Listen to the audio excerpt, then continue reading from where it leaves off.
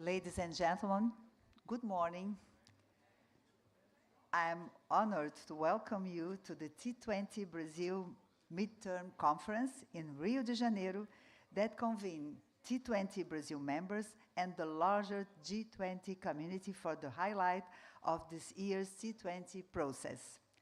Over these 2 days, policy experts have the chance to review the progress made throughout the year and propose fresh ideas and avenues for collaboration leading up to the G20 Summit in November and beyond.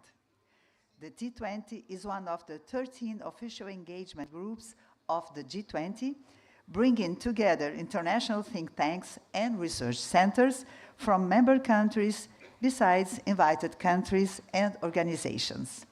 The primary goal of the T20 is to produce, debate, consolidate, and present policy recommendations to the leaders of the largest international economic cooperation forum. The T20 Brasil Midterm Conference is organized by SEBRE, IPEA, FUNAG, Rio de Janeiro City Hall, and BNDES, the Brazilian Development Bank, and is sponsored by CAF, Equinor, Veirano Advogados, AWS, the Amazon Web Services, Microsoft, CAS Brasil, and Suzano. We would like to thank our sponsors very much and invite you to watch together their videos.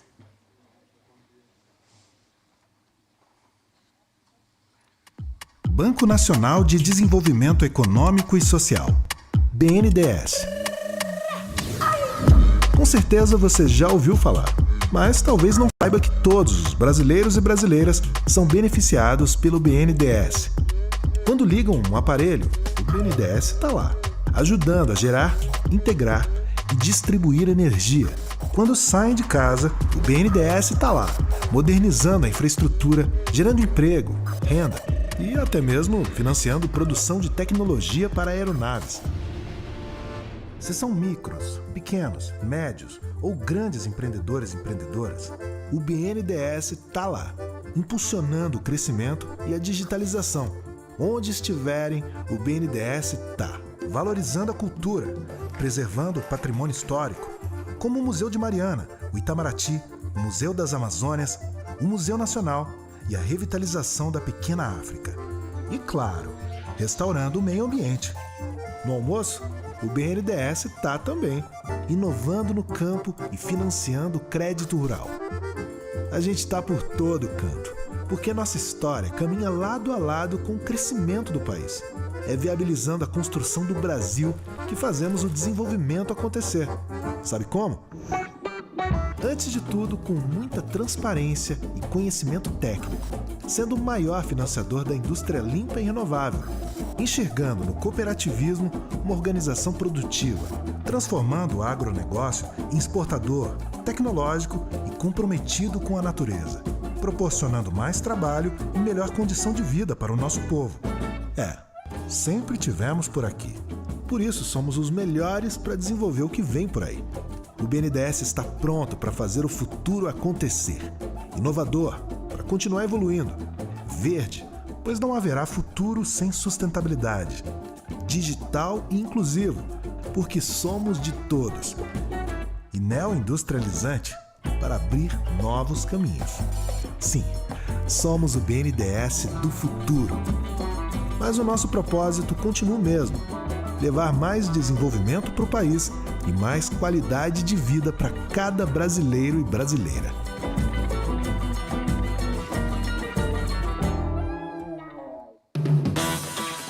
Rio, capital da cultura e da alma brasileiras.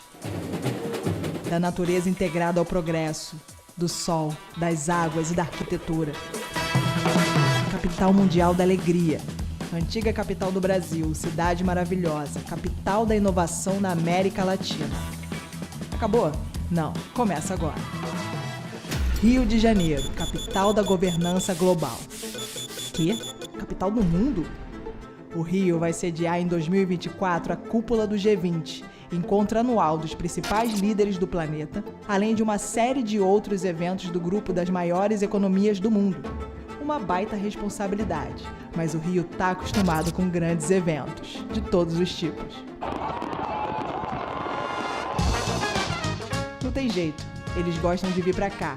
E é aquilo, você pode até sair do Rio, mas o Rio não sai de você. Saudades do Rio no centro do mundo, né? Se prepara que a gente vai ser a capital do planeta em 2024. Rio, capital do G20.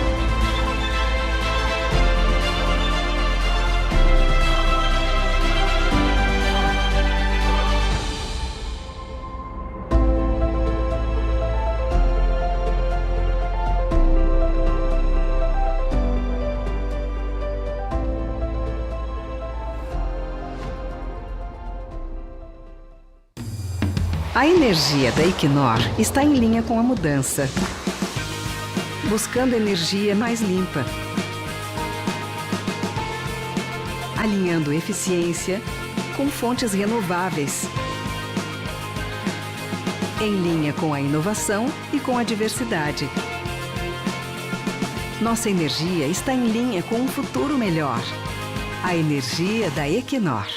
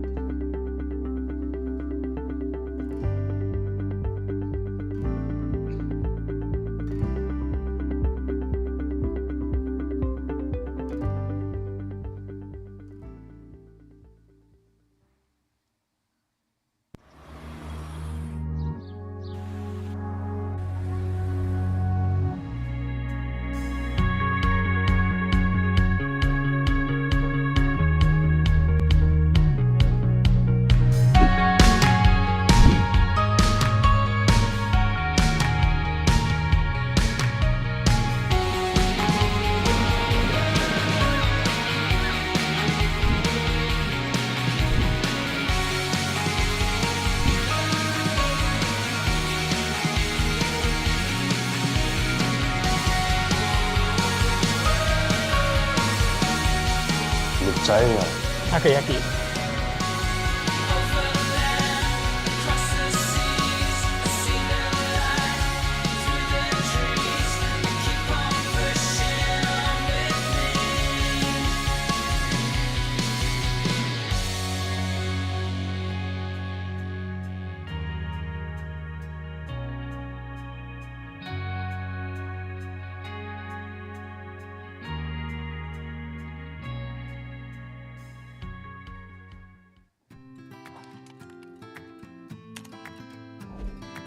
Eu sou o Denis Pieksinski, trabalho como comercial executivo na Microsoft.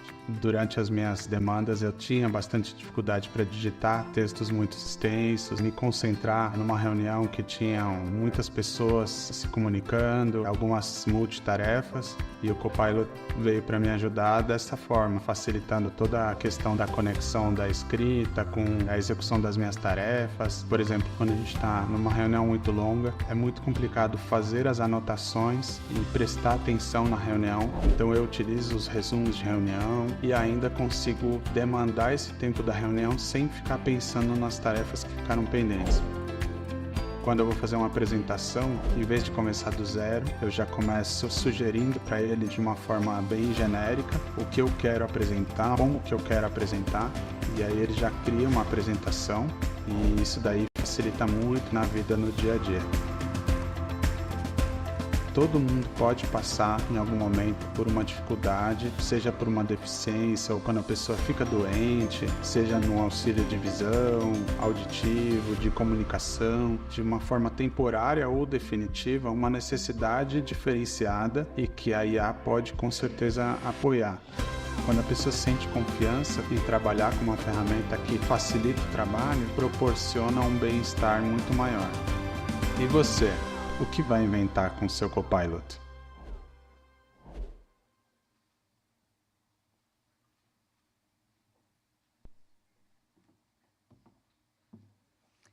Our sponsors. Thank you very much for this opening ceremony. We have the honor to invite to the stage Mrs. Helena Tenório, Director of Human Resources, IT and Operations Division at the Brazilian Development Bank.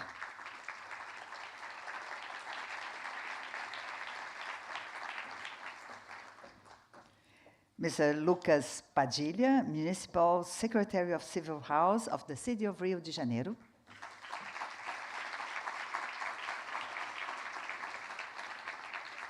Ms. Márcia Loureiro, President of the Alexandre de Guzmão Foundation, FUNAG.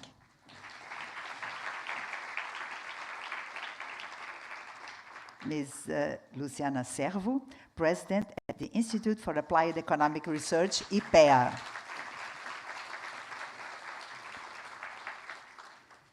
Mr. José Pio Borges, Chairman of the Board of Trustees at the Brazilian Center for International Relations.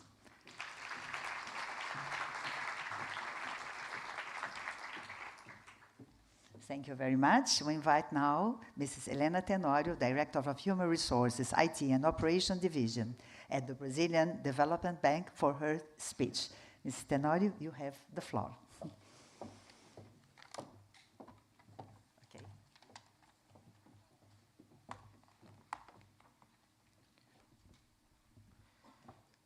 Well, good morning, everyone. Bom dia. This first speech, I will speak in Portuguese, but I was told that the rest of the discussions will be in English. So, bom dia a todos. Eu gostaria de saudar essa iniciativa da conferência, onde serão apresentadas as sínteses de vários meses de trabalho e elaboração e escuta no âmbito do T20, selando em problemas objetivos e concretos. Queria aqui saudar o comitê organizador, formado pelo SEBRE, pelo IPEA, pela FUNAG, aqui pelo lado do BNDES, a organização sempre presente da Lavínia.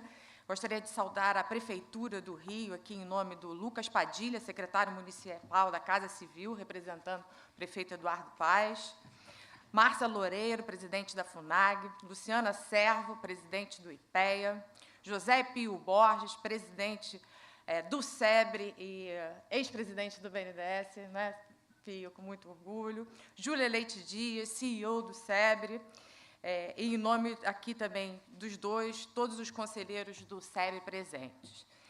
Isabela Teixeira, ex-ministra do Meio Ambiente e conselheira sempre presente também do Conselho de Administração do BNDES, Felipe Reis, Sherpa do Brasil para os G20, embaixador André Correia de Lagos, secretário do Clima, Energia e Meio Ambiente do Ministério das Relações Exteriores, demais autoridades brasileiras e estrangeiras, representante aqui dos patrocinadores que apresentaram aqui esses belos vídeos no início, representantes de todos os think tanks e outras organizações nacionais e internacionais aqui presentes.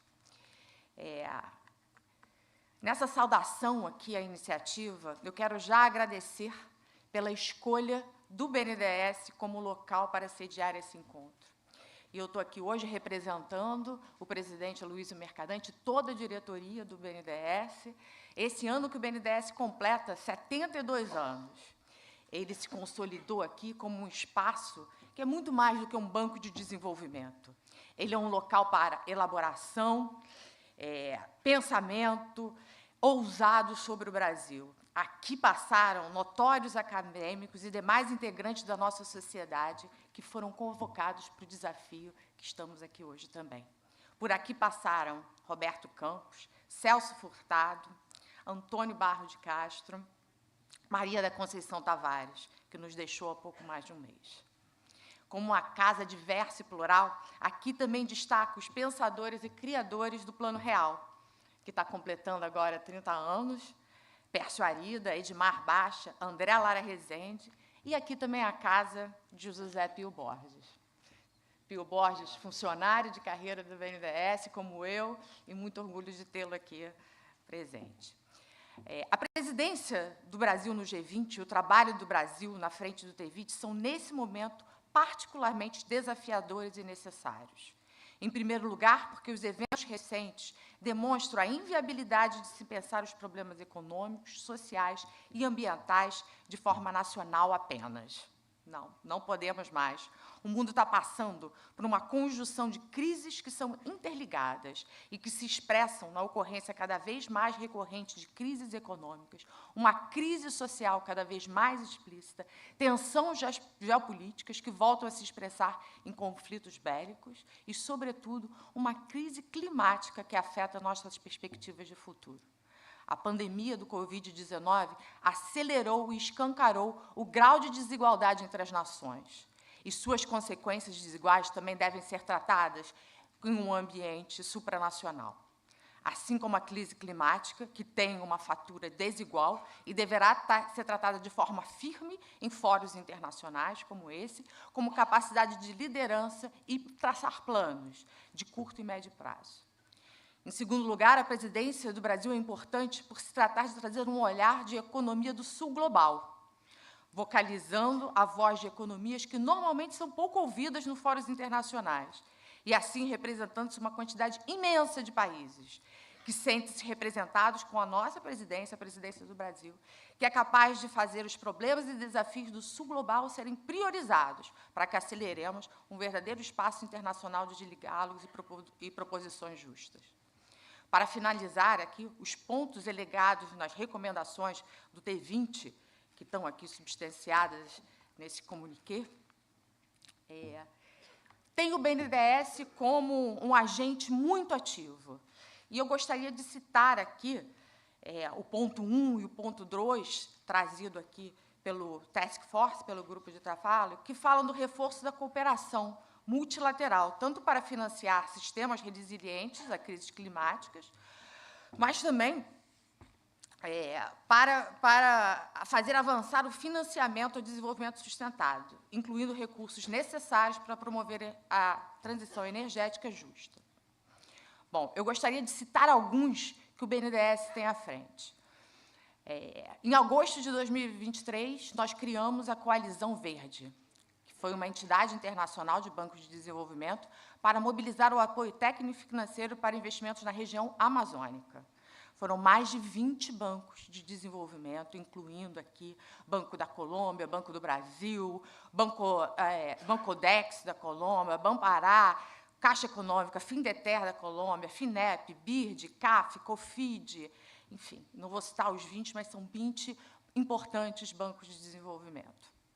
No mês seguinte, já em setembro de 2023, assinamos um acordo de cooperação com a FAO para a elaboração com a preservação da Amazônia e outros biomas, como o Cerrado e a Caatinga. Também, ainda em 2023, uma assinatura com a AfD, da França, de uma cooperação para desenvolver uma diretriz brasileira de baixo carbono, climaticamente resiliente e socialmente justa. Também tivemos um contrato de captação histórico. E, olha, eu participei aqui intensamente da história dessa captação com o FIDA, e falo aqui em nome, com muito orgulho também, da diretora Tereza Campelo, que apoiará com 1,75 bilhões, 1 bilhão e 750 milhões, para 430 mil famílias do semiárido nordestino. É o apoio à agricultura familiar e à resiliência climática. Já nesse ano, a gente também teve um acordo, um memorando com o PNUD, para a colaboração de investimentos alinhados aos ODS, incluindo interoperabilidade de taxonomia, estruturas de bonds, gestão de impactos e oportunidades de investimento relacionados ao ODS. Então, eu peço desculpa aqui se eu me alonguei nos exemplos aqui das ações do BNDES de cooperação internacional, mas eu estou fazendo aqui um pouco uso da minha prerrogativa de anfitriã, mas o que eu gostaria de passar aqui com esses exemplos, a mensagem, é que o BNDES pode ser uma ponte entre a academia, os think tanks, os atores financeiros, o governo, o setor privado, e pode ser, e é, um grande executor de ideias e políticas públicas. Mas eu termino por aqui a minha fala, porque hoje o protagonismo é de vocês, vocês que fizeram esse conjunto de propostas pelo T20, se debruçaram, pensaram, discutiram com a sociedade civil. Tenho certeza que a gente terá um dia muito produtivo de debates e pensamento crítico. Muito obrigada.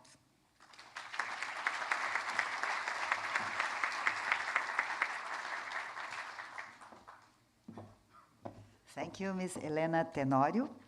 And I invite our next speaker, Mr. José Pio Borges, Chairman of the Board of Trustees at the Brazilian Center for International Relations.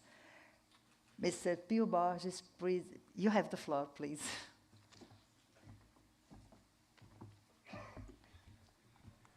Thank you. Querida Helena, Lucas, Márcia, Luciana, I was prepared to speak in English, so I apologize. I didn't know that the opening would be in Portuguese. But good morning to all of you, and welcome once again to the T20 Brasil Midterm Conference. Throughout the day, today and tomorrow, we will be discussing policy recommendations that resulted from the T20 process so far, based on the policy briefs that were received and reviewed by the 6 T20 Task Forces. These recommendations cover agendas that are critically important to the G20 member countries and to Brazil specifically, ranging from climate change, sustainable development, energy transitions, and digital transformation, to the trade, international trade, and reform of multilateral institutions. They are the cornerstone of global governance and financial architecture. When SEBRE, the Brazilian Center for International Relations, was founded 26 years ago, the concept of think tank was something new in Brazil. SEBRE was a pioneer institution in paving the way to consolidate the think tank ecosystem in this country, which today is vibrant and diverse. Therefore, participating in the organizing committee of the T20 Brazil is the role that fits perfectly into our mission and history. We work alongside FUNAG, Alexandre Guzmão, with Márcia, and the Institute of Applied Economic Research, IPEA, Luciana, to coordinate the work of 121 think tanks that participate actively in the T20 Brasil Task Forces. Other institutions contributed by submitting almost 1,000 policy briefs that were received. It was a difficult but very fulfilling task. As the only member of the organizing committee that is a non-governmental organization, SEBRE played the important role of representing part of the Brazilian civil society's interests. SEBRE understands that the policy recommendations that come out of the T20 Brazil process must have synergies with, but are not necessarily restricted to the priorities put forth by the Brazilian presidency of the G20. The objective of the T20 together with the other engagement groups, is to guarantee that civil society can influence the official G20 agenda, to inform decision-making processes and participate in the design of new international cooperation pathways to address global challenges. Among the several topics that are currently being discussed by the T20 Brazil community, SEBRI considers that energy transition and digital transformation agendas are the key drivers of economic growth and social development in the 21st century. Furthermore, we believe that promoting economic growth is the most effective strategy and structurally combat poverty and hunger in the long run. SEBRI has specific programs dedicated to these topics and has been working continuously with actors in the public and private sector to guarantee that Brazil has a solid energy transition and digital transformation agenda that goes beyond the G20 and can be further developed in other multilateral forums that are rapidly approaching, such as the BRICS Plus Summit and the COP30 next year. SEBRI is focused on identifying topics that can build a common roadmap linking these events, these three events, understanding that they represent a unique opportunity for Brazil to consolidate its role as a key player in the international scenario, leveraging the country's competitiveness and opening new pathways for sustainable economic growth.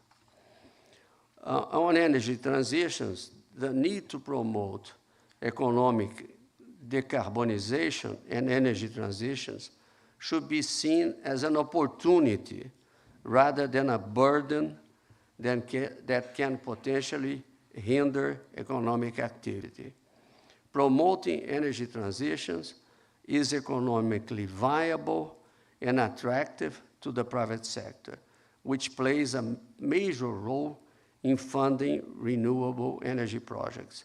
Private capital can amount to approximately 3/4 or 75% of the resources needed to finance global energy transitions, which, according to the International Energy Agency, should correspond to an annual investment of $4.5 trillion until 2030. Even though concessional funding through grants and multilateral development banks can be strategically too important to de-risk investments in low-income countries, promoting international cooperation on best regulatory practices and on the creation of favorable conditions for long-term financing, lowering the cost of capital and creating healthy business environment that can leverage allocation of private resources is the important priority for us. The G20, in partnership with the United Nations Framework Convention on Climate Change, should establish common guidelines for the regulation of carbon markets and other payments for environmental services, including the consolidation of markets for biodiversity credits, guaranteeing that the quality of traceability and carbon biodiversity credits is critical to avoid greenwashing and leverage the role that these markets can and should play in the transition to low-carbon economies. As a country that detains critical natural resources and some of the world's most important biomes, including the Amazon rainforest, Brazil is an environmental powerhouse. No other agenda does the country hold this amount of soft power and international recognition? In a context where the world is discussing economic decarbonization and energy transition, Brazil has most of the competitive advantages that are necessary to lead the way. An approximately 90% renewable electric matrix, projects that are attractive to the private sector, such as investments in sustainable fuels and resources from fossil fuel royalties, and subsidies that can be redirected to fund energy transitions. In terms of digital transformation, alongside energy transitions and directly contributing to leverage them, digital transformation is the other major pathway to economic growth in the 21st century. Developing countries can and have been investing in the digital economy as a strategy to increase economic productivity, create new jobs, promote social development, achieve higher living standards, and accelerate progress towards the Sustainable Development Goals. In this sense, supplementing public policies that link the digital transformation and sustainability agendas is key. Digital public infrastructure and the platformization of public service can improve resources efficiency in critical sectors such as energy, health, and transportation. Reducing energy consumption and waste through decentralized smart grids is a major opportunity. One very promising example and concrete example is Power Hive, a company headquartered in Berkeley, US, and Nairobi, Kenya, that develops scalable, bankable, off-grid utility solutions to promote access to clean energy in remote areas. Disruptive technologies such as artificial intelligence are already part of our day-to-day lives. Even though these technologies entail risks that must be addressed, of course, the opportunities that arise from the dissemination can significantly outweigh the threats. In order to leverage the opportunities that arise from AI and other technologies, increasing investments in education, capacity building, labor force reskilling, and in the attraction of new talent to the digital economy should be a priority for the G20. From excellence centers de excelência in Sergipe, Brazil, to the Burkina Faso Institute of Technology, BIT, digital transformation is promoting access to quality education and creating new job opportunities in developing countries. The G20 should promote the establishment of new funds and creation of public-private partnership that contribute to the research and development initiatives such as these.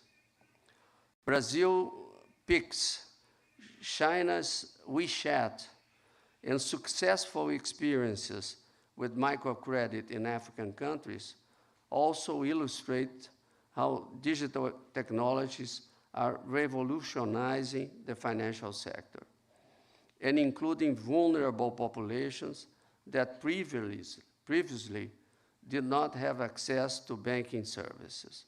These examples demonstrate that digital transformation can be leveraged to promote social inclusion and mitigate structural inequalities.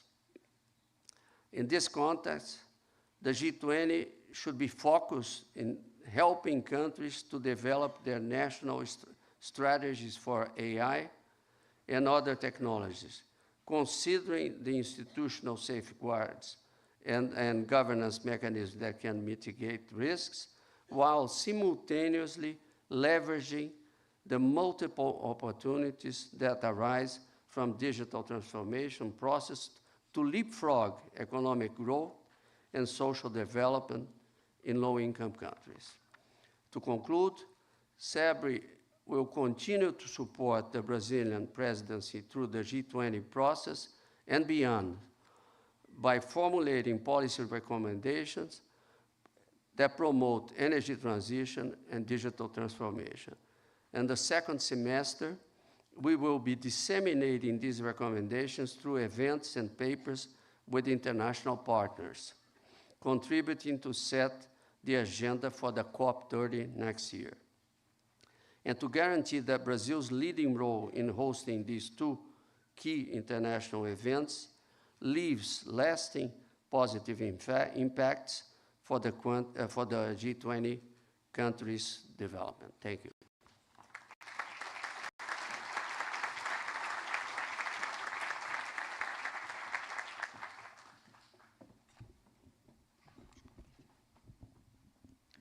Thank you.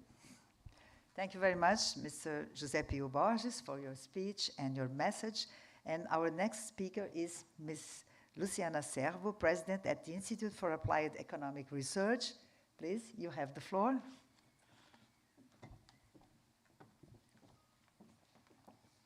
Acho que está bom a altura. Muito obrigada. Bom, primeiro, bom dia a todas as pessoas presentes aqui. Aqueles que se deslocaram de longe, aquelas que se deslocaram de longe para estar aqui com a gente, meu muito obrigado. Eu queria cumprimentar a Helena Tenório, agradecer ao BNDES, por meio da Helena, sua presidência e diretoria, por nos receber aqui hoje, nesse banco que é tão importante para o desenvolvimento brasileiro e faz parte da história do Brasil. Queria agradecer também ao Lucas Padilha, a recepção nessa cidade, que hoje está mais maravilhosa com esse sol. A gente chegou aqui com a chuva e todo mundo meio estranhando a cidade do Rio com chuva, mas ela continua sendo maravilhosa, e por todo o apoio também no evento.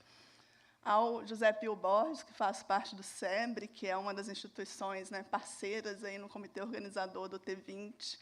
E não poderia deixar de destacar, né, as parceiras, a Júlia, que é diretora executiva do SEBRE, a embaixadora Márcia Loureiro, presidente da FUNAG, com quem a gente tem trabalhado desde maio do ano passado.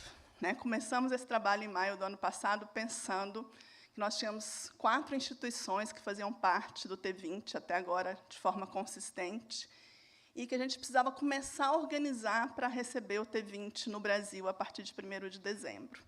Era um grande desafio para a gente. Primeiro, porque éramos 4 instituições, ficamos 3 no comitê organizador, e a gente sabia que isso seria insuficiente para organizar um T20 Brasil.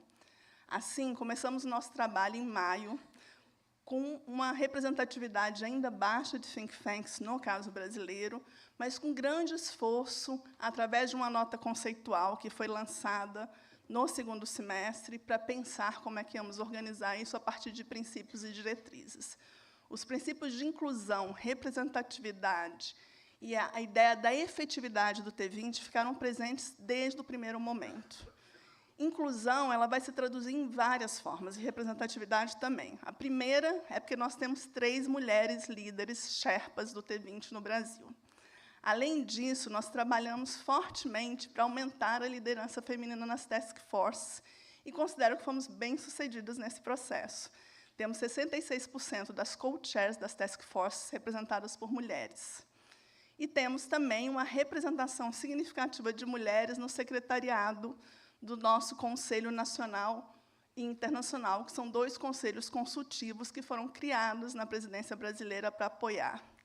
Esse trabalho, que começou em maio de 2023, ele vai ter os seus resultados a partir dessa participação logo após a cúpula da Índia, né, o Summit da Índia, porque nós começamos a conversar e dialogar com os think tanks nacionais e internacionais para montar essa estrutura que viria a ser o T20 Brasil.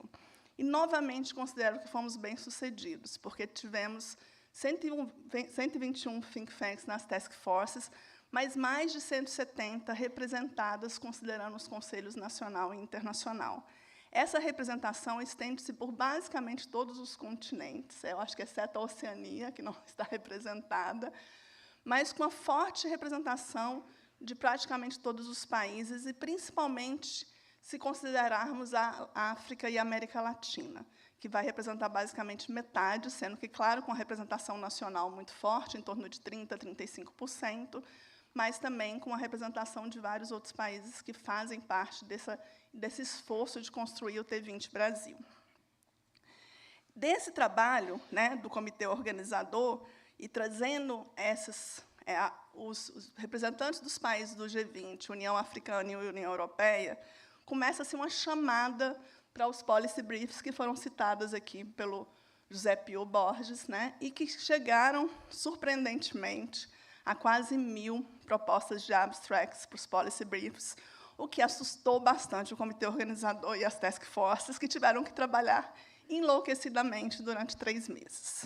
A gente pede muito obrigado e desculpas, mas também achamos que foi muito interessante a gente perceber a qualidade do resultado final dos 436 que foram aceitos numa primeira leva e depois os mais de 370 que ficaram no nosso processo de seleção para formar o que seriam as bases da construção de um comuniqué. Eu não poderia deixar de destacar também que esse processo de construção ele sempre considerou alguns outros pilares.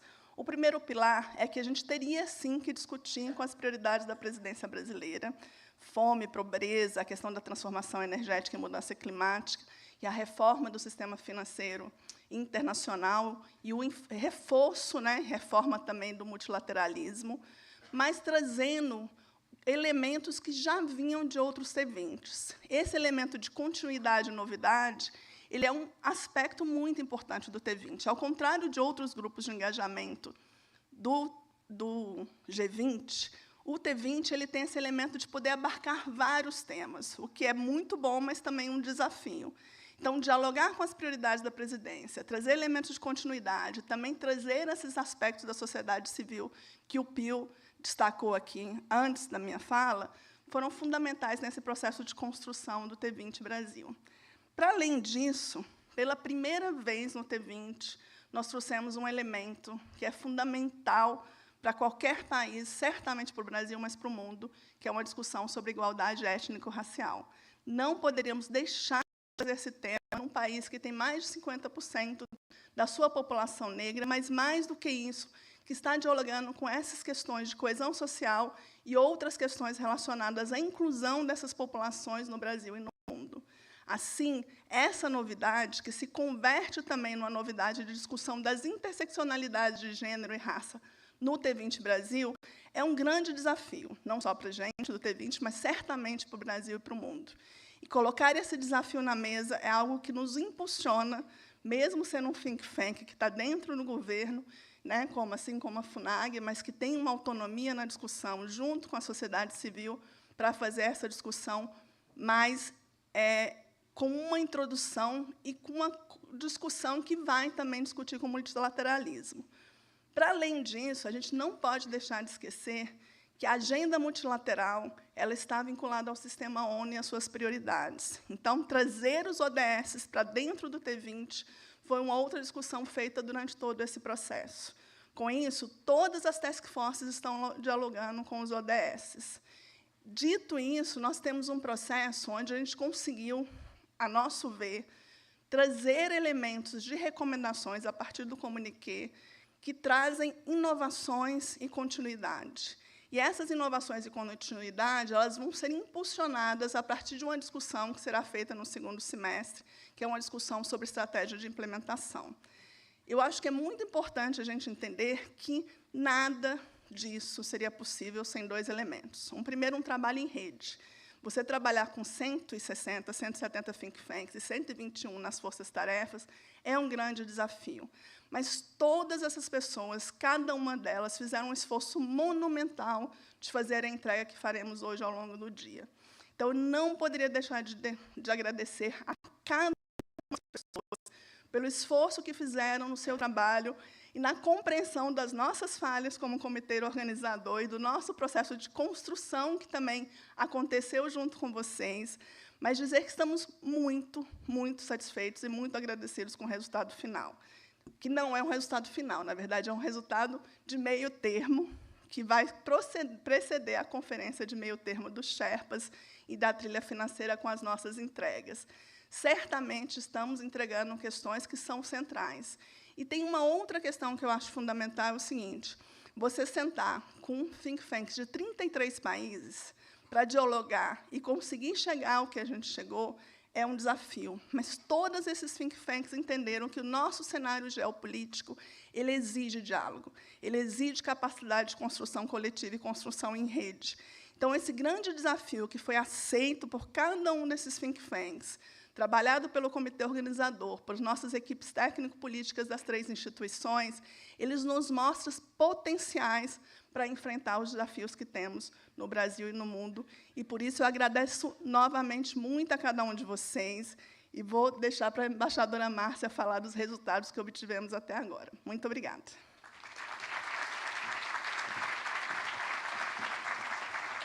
Thank you very much, Ms. Luciana Serbo, for your speech, your message.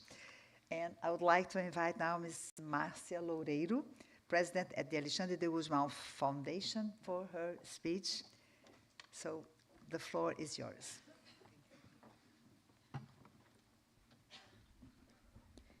Bom dia. Também quero começar com um agradecimento ao BNDES, na pessoa da diretora Helena Tenório, pela acolhida generosa, também a Prefeitura do Rio de Janeiro, representada aqui pelo secretário da Casa Civil, Lucas Padilha. O prefeito Eduardo Paes mobilizou a equipe dele desde o primeiro momento para acolher o T20 aqui.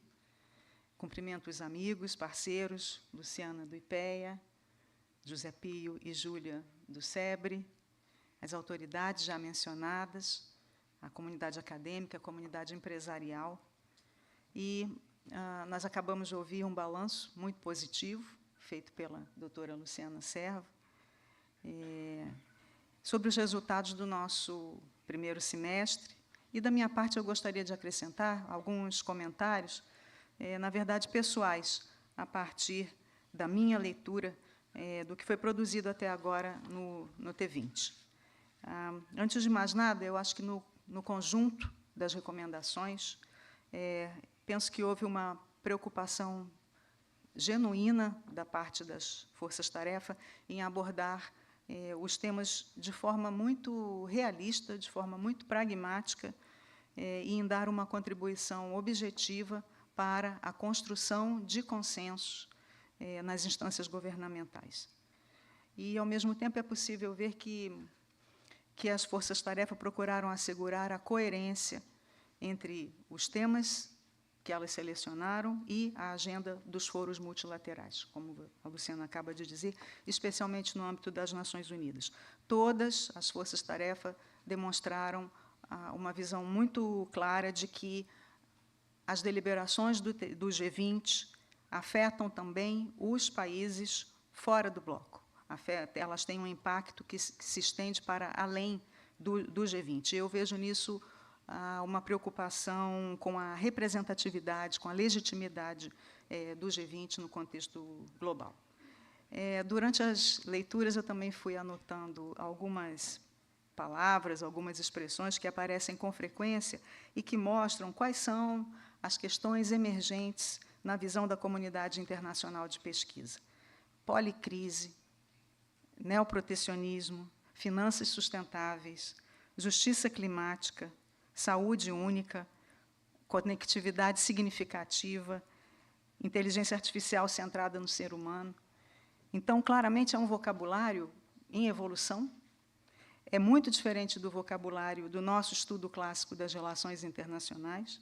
Então, essas são as novas complexidades, não é? Os nossos novos desafios.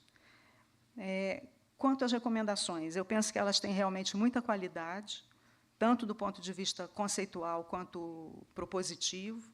De maneira geral, acho que, em primeiro lugar, se verifica no T20 um apoio muito claro à proposta da presidência brasileira de criação da Aliança Global contra a Fome e a Pobreza.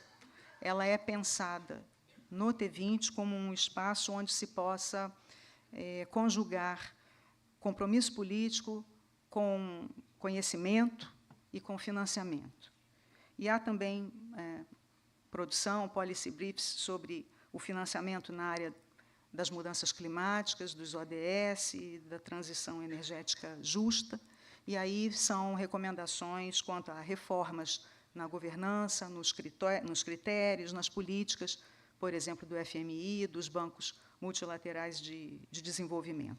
Na área de comércio internacional, a importância de renovar os mandatos da OMC também é destacada. E, ainda nessa área, a importância de evitar que critérios e padrões ambientais venham a gerar restrições e distorções ao comércio internacional. Também há interessantes contribuições conceituais para o desenho de uma futura Convenção Quadro das Nações Unidas sobre cooperação tributária internacional. Além disso, os policy briefs enfatizam sempre a importância de ouvir os entes subnacionais, ouvir, envolver e apoiar esses atores com financiamento, com capacitação.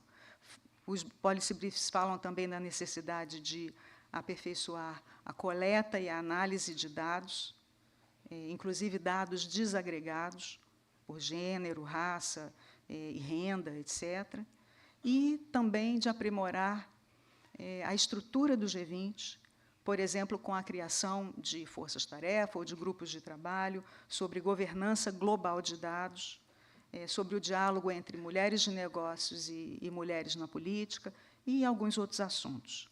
E, por fim, as forças-tarefa fazem também recomendações sobre avaliação de desempenho do G20, ou seja, o aprimoramento dos mecanismos do G20 para avaliar o cumprimento dos compromissos já assumidos pelos governos. Essa lista, evidentemente, não é exaustiva, são apenas alguns tópicos e propostas que chamaram mais a minha atenção na leitura do que foi produzido. Enfim, agora, chegamos ao midterm, as forças-tarefa fizeram um grande esforço para atender ao chamado do Sherpa do Brasil, no sentido de entregar as recomendações neste momento, em tempo hábil, para que elas possam ser analisadas no segundo semestre, mas o trabalho do T20 não se esgota aqui, evidentemente. O nosso foco agora passa a ser na implementação, como refinar, como depurar, como complementar as recomendações, e, com isso, nós esperamos dar uma contribuição adicional para que as propostas sejam efetivamente incorporadas às decisões dos líderes, porque esse é, afinal, o nosso objetivo último, não só do T20, mas de todos os grupos de engajamento, a participação com influência real sobre os processos decisórios. Esse é o trabalho que nos espera, que, na verdade, já começou ontem, e eu penso que começou muito bem. Eram esses os meus comentários que eu desejava compartilhar aqui, e eu concluo agradecendo a atenção, agradecendo mais uma vez a acolhida do BNDES e felicitando a comunidade do T20 pelo conjunto do trabalho que está sendo realizado. Muito obrigada.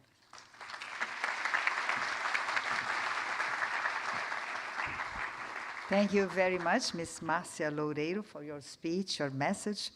And now I would like to invite to the rostrum Mr. Lucas Padilha, Municipal Secretary of the Civil House of the City of Rio de Janeiro. Please, Mr. Padilha.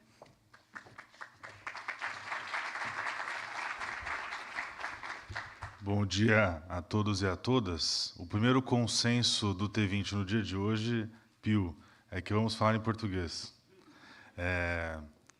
Eu acho...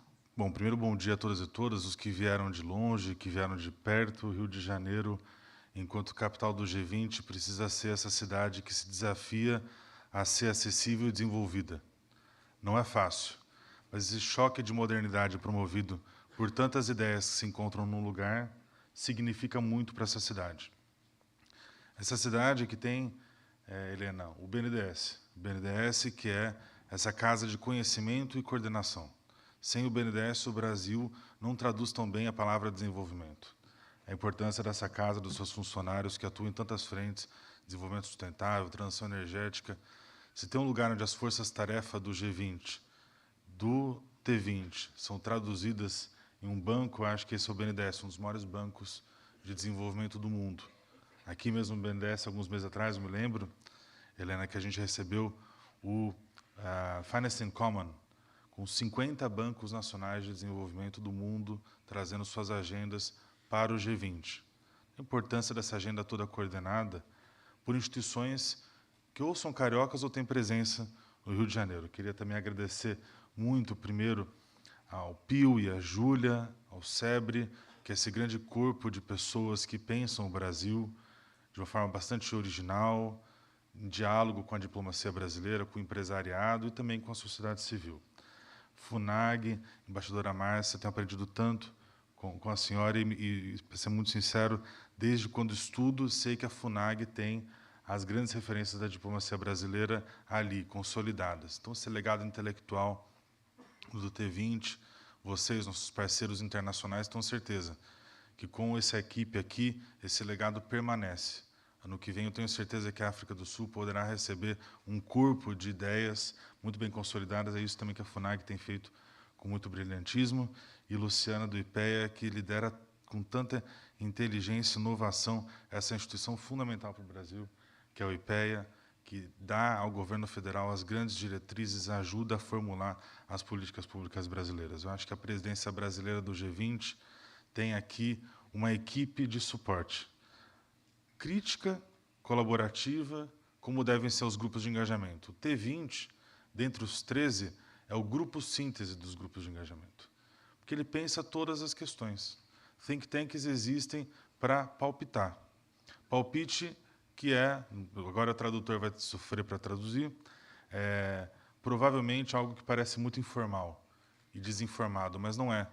Os líderes precisam ser constantemente influenciados. Essa influência é o objetivo principal da existência de um think tank, que dialoga com a ciência, com as várias academias, não é? E o Rio de Janeiro quer ser a cidade dos think tanks. Até porque seria ignorância não reconhecer que a gente está próximo da Academia do Machado de Assis, ministra Isabela. E ontem que a senhora me disse o seguinte, está na hora do Brasil, o Rio de Janeiro ser devolvido ao Brasil. Eu acho que esse ativo que o Rio de Janeiro significa para o país e para o mundo está muito bem representado nessa comunidade, na comunidade das universidades, Luciano, na comunidade das empresas. As 5 maiores empresas brasileiras estão no Rio de Janeiro. Isso é uma lembrança, isso precisa ser dito, com a importância de ter aqui essas instituições. Então, essa conexão de todos os atores que fazem o G20 no Rio faz dele a capital do G20 para muito além da vontade e da capacidade da prefeitura. Mas essa foi a visão do prefeito Eduardo Paes há um ano atrás. Júlia, embaixadora Márcia, estivemos juntos ali e o prefeito falou, olha, esse G20 não é só a cúpula, hein? Esse G20 também tem o T20. Então, o T20 foi a porta de entendimento da estratégia do Rio Capital do G20. Por isso que essa conferência aqui de midterm consolida a estratégia da cidade, de inserção internacional, de suporte à política externa brasileira, as prioridades tão valiosas, embaixador André, da presidência brasileira, e essa relação positiva entre um governo local e seus projetos e o governo federal com sua visão de desenvolvimento. Isso é impossível sem a comunidade internacional. Não é sobre nós, é sobre vocês. Então, como eu encerro aqui a abertura, eu queria aproveitar para agradecer a todos e todas e dizer o seguinte, o que o Brasil garante a vocês todos, aos 20, 21 e tantos convidados de organismos internacionais, é que existe espaço e existe intenção em ouvir e levar em conta, né, Felipe, a mensagem dos grupos de engajamento. Não à toa, esse Midterm Conference do T20 acontece simultaneamente ao do Science 20, ao do Oceans 20 e também ao do Civil 20. Então, os grupos de engajamento estão trabalhando juntos com os seus próprios Sherpas e com os Sherpas que negociam a mensagem dos líderes do G20. Quem quiser falar de G20, que venha ao Rio de Janeiro. Veja aqui minha professora Vera Torsten, assim, eu fui seu aluno lá na FGV de São Paulo. Tivemos que estar aqui no Rio de Janeiro, capital do G20, para poder discutir um pouco mais próximo dos nossos Sherpas durante essa semana. Então, é uma semana muito importante para a cidade, para o país, com essas várias reuniões de midterm, o mundo se encontrando por aqui, e com essa grande reunião, que é a segunda reunião dos Sherpas, que acontece aqui no Rio de Janeiro, onde, pela primeira vez na história do G20, os grupos de engajamento participam. Essa mensagem do presidente Lula, ressoada pelo prefeito Eduardo Paes, que nos deixa muito felizes. Possibilidade de uma sociedade civil mundial, de diversidade, de países e sistemas políticos participarem. Não é à toa, não é fácil, o multilateralismo é um esforço que exige falar muito, gastar saliva, como diz o ministro Recupero, para explicar os 30 anos do real, gastar saliva e ouvir. Então, esse espírito do multilateralismo está tão vivo nos think tanks, está tão vivo aqui no Rio de Janeiro, que faz a gente acreditar que as 3 prioridades da presidência brasileira e as muitas recomendações serão ouvidas. Então, muito obrigado a todos e a todas. Tenhamos todos um bom dia.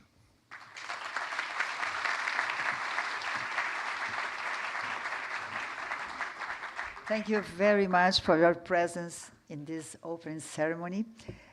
All of you, Luciana Servo, Lucas Padilha, Helena Tenório, Márcia Loureiro, and José Pio Borges, thank you very much for your presence. Now, I would like to, gostaria de pedir a vocês que se coloquem in the middle of the stage, please, for the photo, official photo, por favor.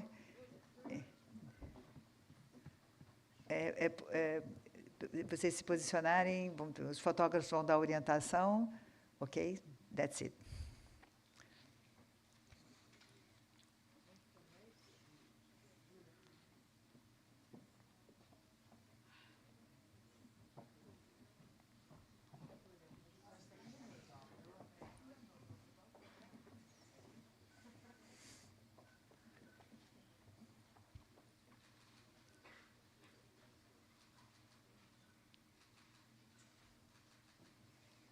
Ok, thank you very much. Muito obrigada.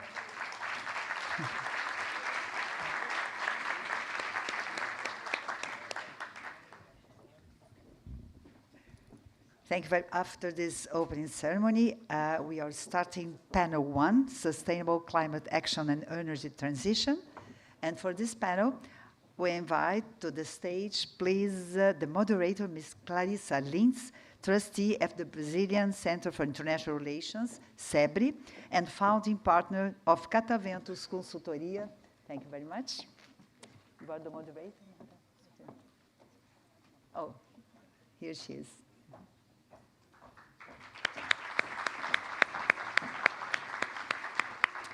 I would like to invite Mr. André Correia do Lago, the Secretary for Climate, Energy and Environment of the Brazilian Ministry of Foreign Affairs. Welcome. Thank you very much for your presence.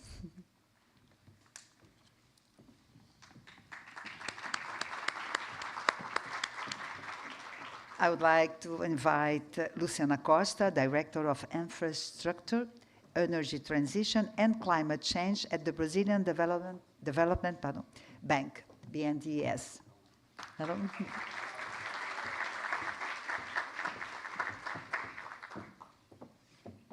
I would like to invite Maria Neto, Executive Director at the Institute for Climate and Society.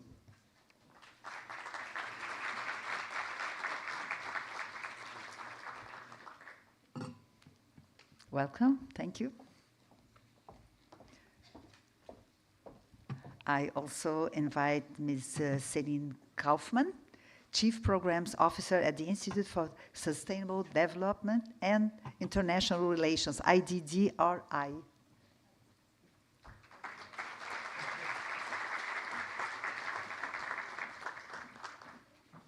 Thank you very much. And the participation online of Mr. Ben Weissman, Executive Director for Capital Mobilization at Glasgow Financial Alliance for Net Zero. He's online. Hello. Have your seat, please. You can have your seat. And Mr. Weissman, can you hear us? It's okay? Can you hear us? Okay. Clear. So see you soon. You will participate online with us. See you soon. Thank you very much for your participation. And to start panel 1, I give the floor to the moderator, Ms. Clarissa Lins. Thank you. Mm-hmm. Is it on? Yes. Okay. Thank you very much. So, good morning, ladies and gentlemen.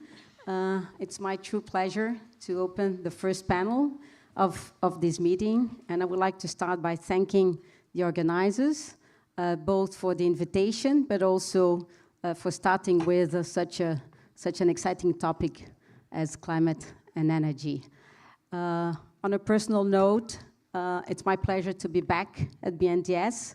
I spent 4 years here as advisor to the CEO, and I had the pleasure here to work also with José Pio Borges when he was the CEO. So it's my pleasure to be back here. Luciana, thank you very much for hosting us and for all the support provided to T20 and to SEBRI in particular. So I have the pleasure to have with me here on the stage Ambassador André Correa do Lago, Céline Kaufmann, thank you for coming from Paris, Luciana Costa, Maria Neto, and online Ben Weissman.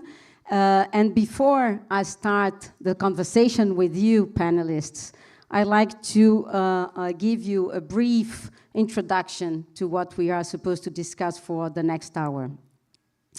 So the first topic I'd like to briefly cover with you has to do with the need for adaptation. As you all know, 40% of humankind is already living in highly climate vulnerable areas around the world, having to deal with impacts that could have been avoided or at least mitigated. According to the insurance industry, global natural disaster last year resulted in above average economic losses totaling roughly $380 billion, being more than 20% above the previous 20 years average.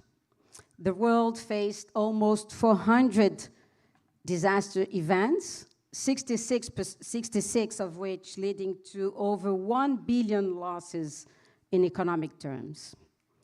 The climate events accounted for almost 3/4 of those economic losses, which means a total of 280 billion in 2023, of which 60% were not covered by insurance, so really meant economic losses.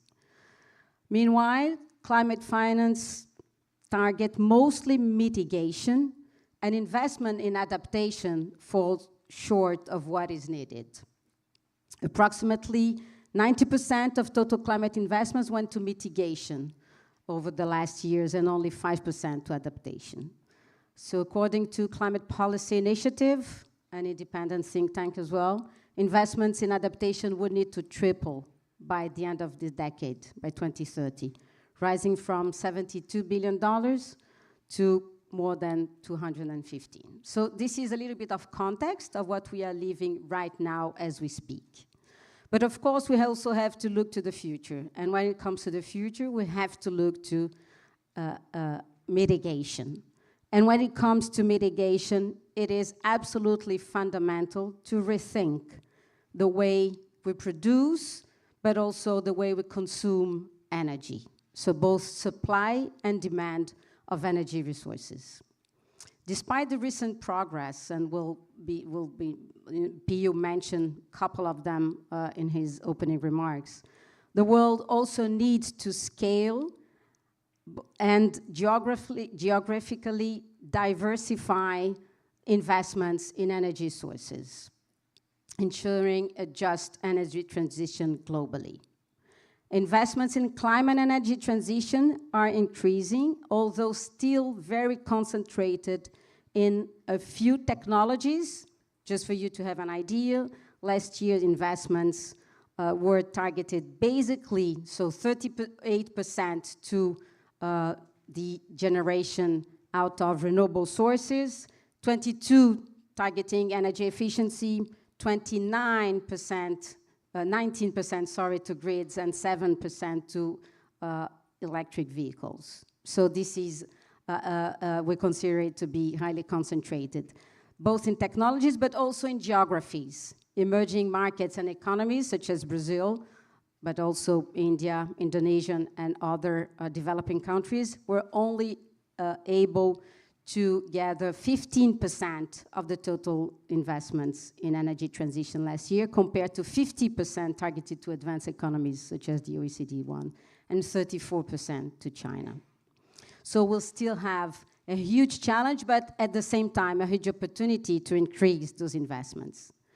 And where does Brazil stand in all that? And that has to do with us. We understand at T20 that Brazil can play a central role in global discussions covering climate change, but also energy transition, both due to its vulnerability to extreme weather events. We've been experiencing that in many locations, the most recent one in Rio Grande do Sul, but also due to its leadership role in assuming global mitigation and adaptation agenda as the leader and the president of the G20 agenda, and also for the COP30, being the host of COP30 next year.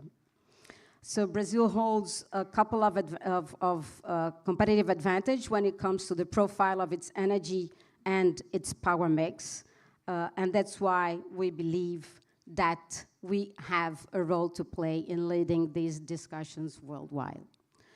So to explore a little bit more about those topics, but also linking them to the T20 recommendation, I would like to engage with my dear panelists, starting with Ambassador, although he asked me to be the last one, but there's no way we can start this conversation by not calling him first, and then Maria Neto. So I will ask one question to both of you, Ambassador and Maria Neto, which is, given the 3 priorities of the Energy Transition Working Group at the G20 agenda, and just to share with the audience those priorities, which are accelerating the financing for energy transition, but also tackling the social dimension of it, so fostering a just transition, and finally, incentivizing the development of sustainable fuels.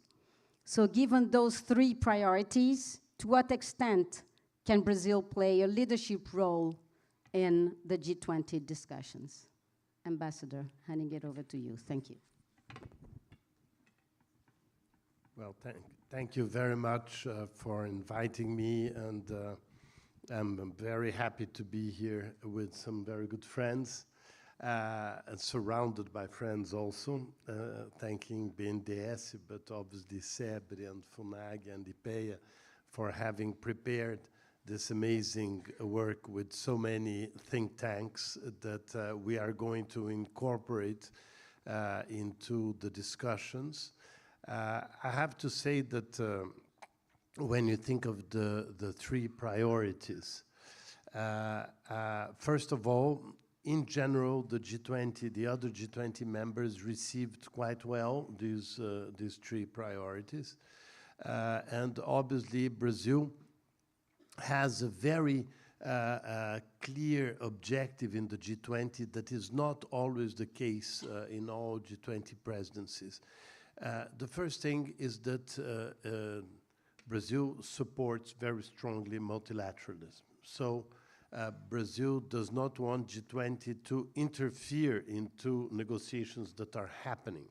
But Brazil wants the G20 to strengthen what has already been approved multilaterally. So this is the first thing that I believe that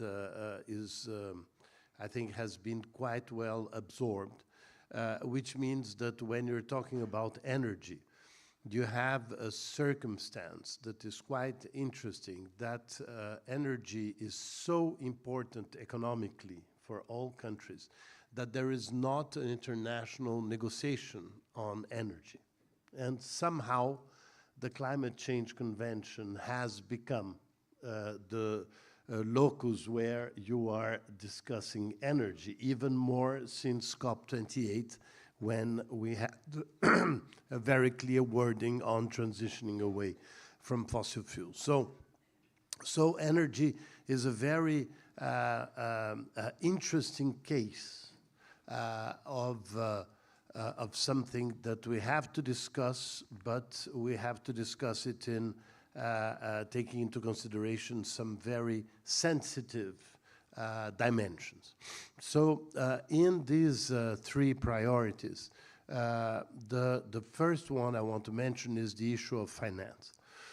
Why this issue of finance, because many people believe that in the climate change convention and other multilateral fora, you have created a series of funds, a series of contexts in which you can get resources for what is needed.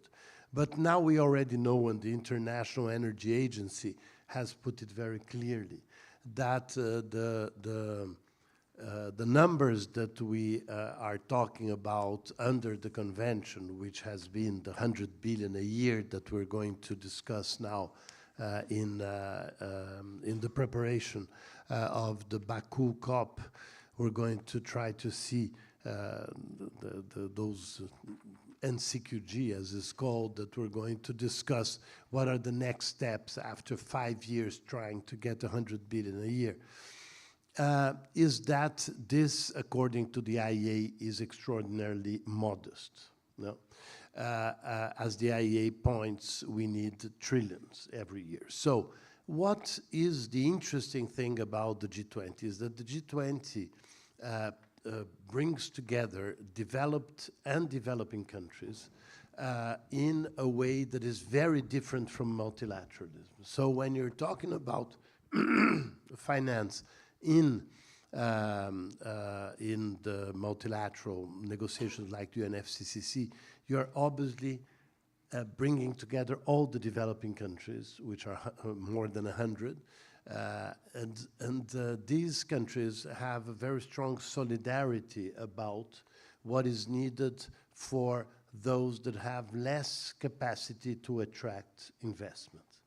What is, I think, very important to point when you talk about energy in the G20 is that the developing countries in the G20 have a very important role in energy and have a completely different circumstance because they are investable countries. No, it's countries where you can make very important investments. So it's very different to talk about private money under the UNFCCC because it's interpreted by developing countries as developed countries running away from the obligations that we interpret in the UNFCCC shows very clearly that developed countries should support developing countries.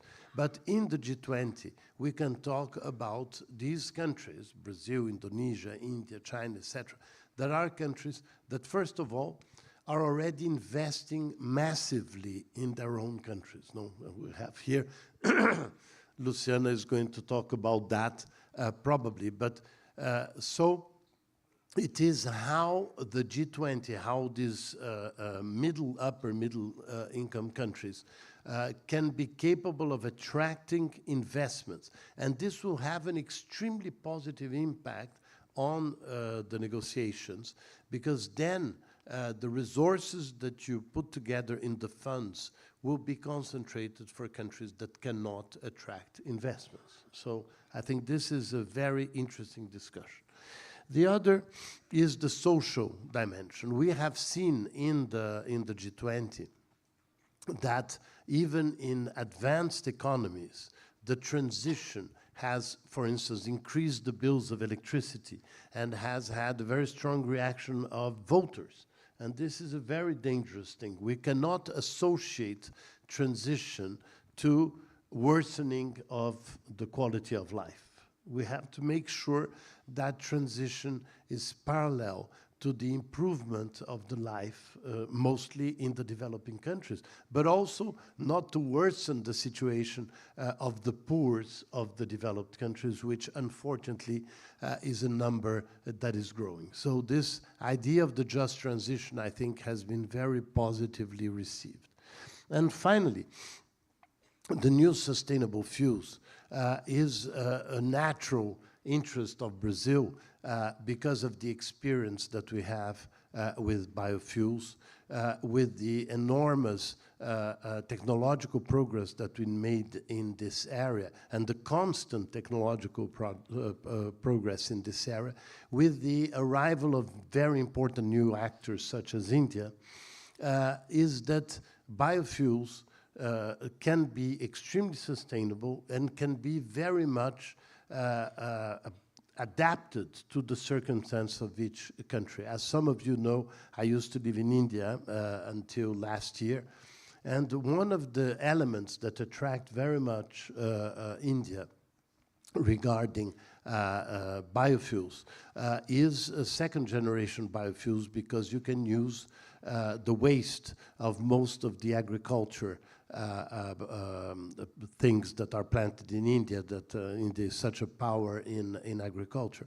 But why this thing? Because one of the main complaints of the Indians is the pollution in their cities. And the main reason for the pollution in Indian cities is the burning of the waste of agriculture crops. So the biofuels not only reduce their imports of oil, and they use 85% of imported oil, but also they improve the quality of the population, so you have a very strong support on that. There are many other reasons, but if you take each of the countries, and then you have some countries where biofuels are not the good solution, which is normal because they are small or because they use their land for other things, they have other priorities.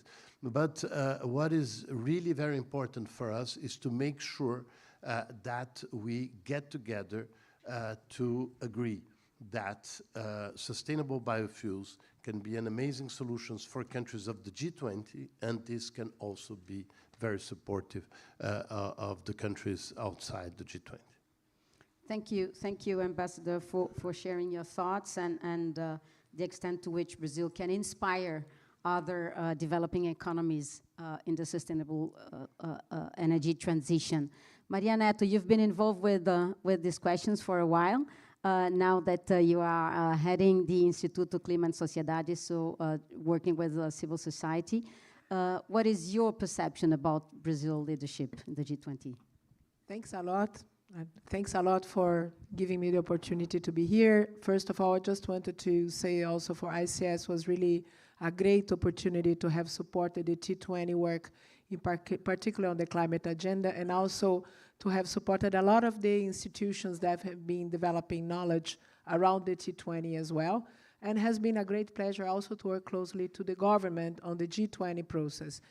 Couple of thoughts on the three priorities and how we are seeing that as an opportunity, and certainly it is already being an opportunity for Brazil to lead. First of all, I think by the government of Brazil having initiated the presidency, the idea of a task force focused on climate, it has kind of put this topic at the center. As you were saying, there are a lot of conversations that are already happening on the G20, for example, about international financial architecture, rethinking how we can scale up investments for sustainable growth. But by focusing also this on the task force on climate and saying we need to focus on how these instruments can scale ambition on climate, and particularly when we talk about renewables, I think it brings a lot of opportunities for innovation. So we have been seeing, and next week there will be in Belém the meetings on the task force. I think there is good movements on a lot of things. For instance, de-risking instruments, how we can use them to leverage investments.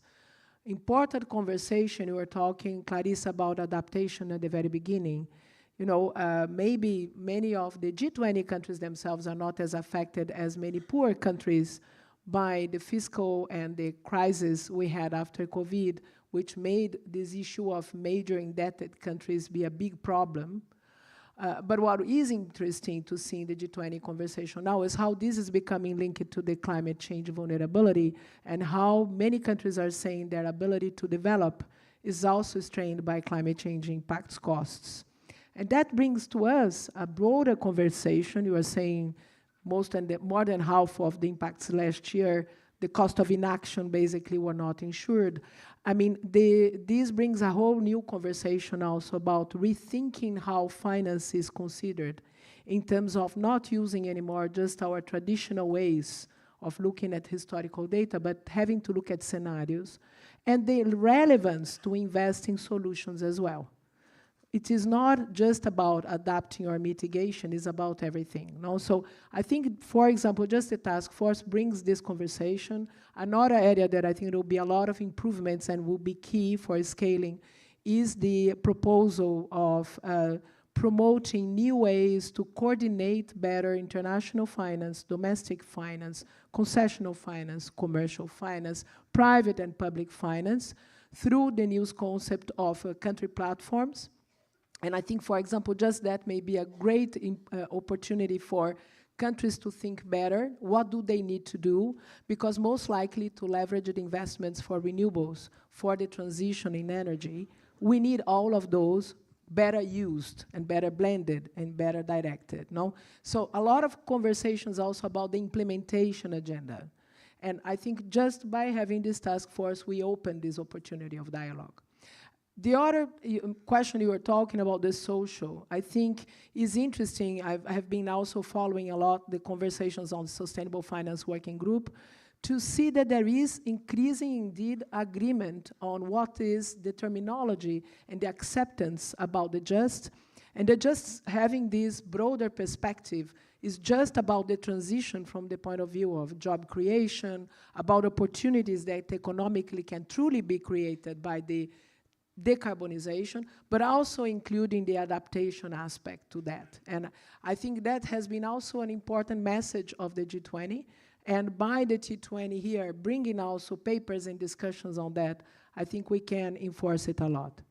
Finally, on the biofuels, I think André said already a lot, but I want to add another layer that I think is extremely important. We have an opportunity, and it's not for all the countries indeed, but for countries with a large space as Brazil, for not only producing second-generation biofuels, such as, for example, sustainable aviation fuels that could reduce emissions considerably, or, for example, methanol for shipping, okay? We can have impacts that are important on what we call bunker fuels in the UNFCCC, but we also can, with that, promote forest restoration. We can promote local species that can be more efficient than just soya, for example, macaúba and other nuts. We could have a lot of innovation developed by Brazil. It may not be immediate, but it is a great opportunity for Brazil and for other G20 countries with similar conditions to innovate, and it is part of the solution on the ambition of 1.5. This nexus, I think, about the nature-based solutions and renewables. And I think this is something we need to explore more, particularly for countries like Brazil that have these two opportunities there, and where, as Andrea was saying, maybe the issue or the problem of fuel and food is less complicated than other countries. Thank you. Thank you very much, Maria Neto. I think you brought a very important topic to the table. Just transition is not only about mitigation anymore, it's also about adaptation. The nexus between nature-based solution and sustainable fuels, which is absolutely fundamental, but I believe that we should use our case to influence also global standards, which is not that easy when it comes to developed economies to accept all the solutions. That's why I'm looking to you, Celine. You're representing.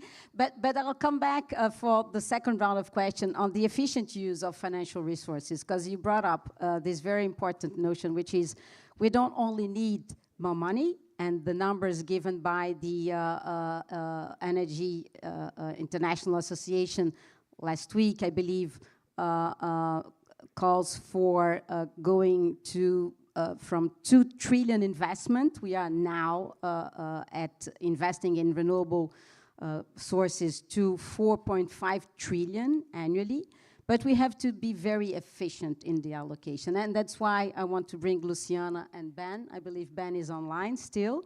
But when looking, to what we have to do, we have to strengthen.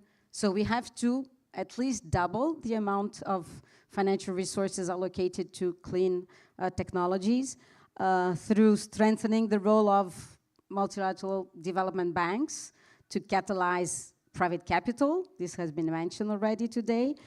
We need new and innovative mechanisms to mobilize private capital, but we also need urgently more money. So how to do this, Luciana? And I've been sitting here at BNDES for over the last year and a half, so very great experience. But how can countries and financial institutions overcome, you know, these huge challenges, but also take the benefit of these huge opportunities that we have in front of us?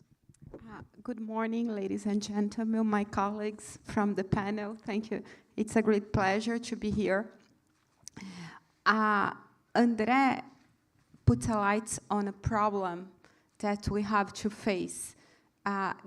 Transition is about huge investments and a lot of new technology that the world has to develop in a short period of time, and that is an inflationary world. Energy will cost more. Energy has a great impact on inflation that will put a lot of pressure on population to request solutions on who is going to pay the bill. It's not just about a huge amount of money, but in the global south and for developing countries, money costs much more. We have much higher interest rates. And those projects that we are talking about, projects on adaptation, mitigation, it's not just about energy, it's about infrastructure. And every time that we analyze a project in the global south, in an emerging market, the cost of capital is the biggest part of any cost in a project. When we go to a developed country, real estate, technology are the biggest portion of the cost because their money costs less. So how are we going to fix that? Brazil is a special case. Brazil has the most renewable energy matrix and power grid in the G20 precisely because BNDES has been part of succeeded policy in the past. BNDES helped the country to put the hydro electricity in place. BNDES has helped Brazil to scale up solar and wind. Today, solar and wind in Brazil can be financed by the financial market, capital markets, private banks. But in 2005, when BNDES started to finance wind and solar, of course, capital markets and commercial banks, they didn't have appetite for such risk. Now, what's our challenge? And just talking about Brazil. Brazil is ahead of India, the United States, Europe, China, in terms of energy, renewable energy. They need to be where we are. They are lagging behind, they are running. But we need to continue to keep our leadership. We need to develop SAF, biofuels, biobunker, e-methanol, hydrogen. Those projects, they have a higher risk embedded. Money for those type of projects needs to be more patient because the cycle is much longer. In my opinion, we need to put a price on externality. Price on externality is not there. G20, COP30, those are the forums to discuss how we put a price on externality. Carbon needs to have a price. Brazil needs to, so we need to, on the energy transition, it's about low carbon fuel, green hydrogen, methanol, biobunker. We need to start, Brazil, in our case, it's very a black or white scenario. We need to control deforestation and to start restoration to meet Paris Agreement. I mean, our carbon doesn't come from industrial process or energy. It comes from land use and deforestation. I mean, we need to address our biggest problem, and currently, it's very, very difficult to finance any restoration project.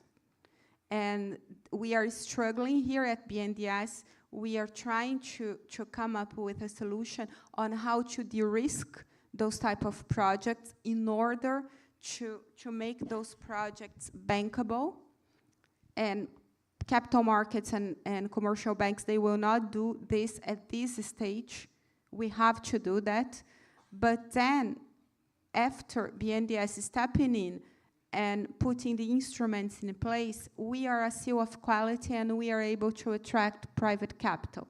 So that's precisely what we are doing. Last year, in energy transition and infrastructure, BNDES has financed 79 billion reais in project finance. And we have been very innovative in some non-recourse project finance in Brazil, which is international practice, but it's not a practice in the local market. We are starting to do that. 2 weeks ago, I was in Europe and I heard from a CFO from a huge global infrastructure company, and he acknowledged that BNDES has been very innovative in Brazil. And he told me, Luciana, commercial banks in Brazil, they are not prepared to follow BNDES yet. And then I told him, not yet, but BNDES launch and then they come. So we have to be trendsetter in terms of the way we structure projects. And then, of course, there is what Mariana has to mention. We need to rediscuss international architecture, because the way rating agents and the way regulators impose a penalty on developing countries, and for any loan that we make in a developing country, the capital requirement is much higher, and that means higher costs for our financing. So we need to address that on a global basis, and that's what the diplomacy from emerging market countries and from Brazil, they are doing, and they have to do, because it's very complicated to fix this. But once we address the higher need of capital requirement for emerging markets, that will release a lot of capital, and that will reduce the cost of capital in emerging markets. And last, we are trying to address FX risk. The Minister of Economy has launched a program, EcoInvest. I don't think it will solve all the problems of FX risk, but it will help to reduce the cost of debt. I don't think it's a program that will address FX risk for equity. I think that in the end of the day, equity needs to come and run and live with FX risk, because you cannot. It's very expensive to, even with this type of program, to hedge equity risk.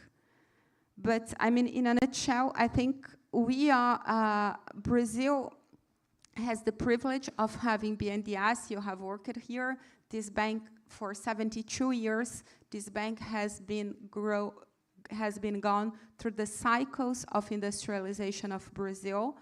This is, I mean, this moment, I mean, we have a huge window of opportunity. We face all the challenge of cost of capital.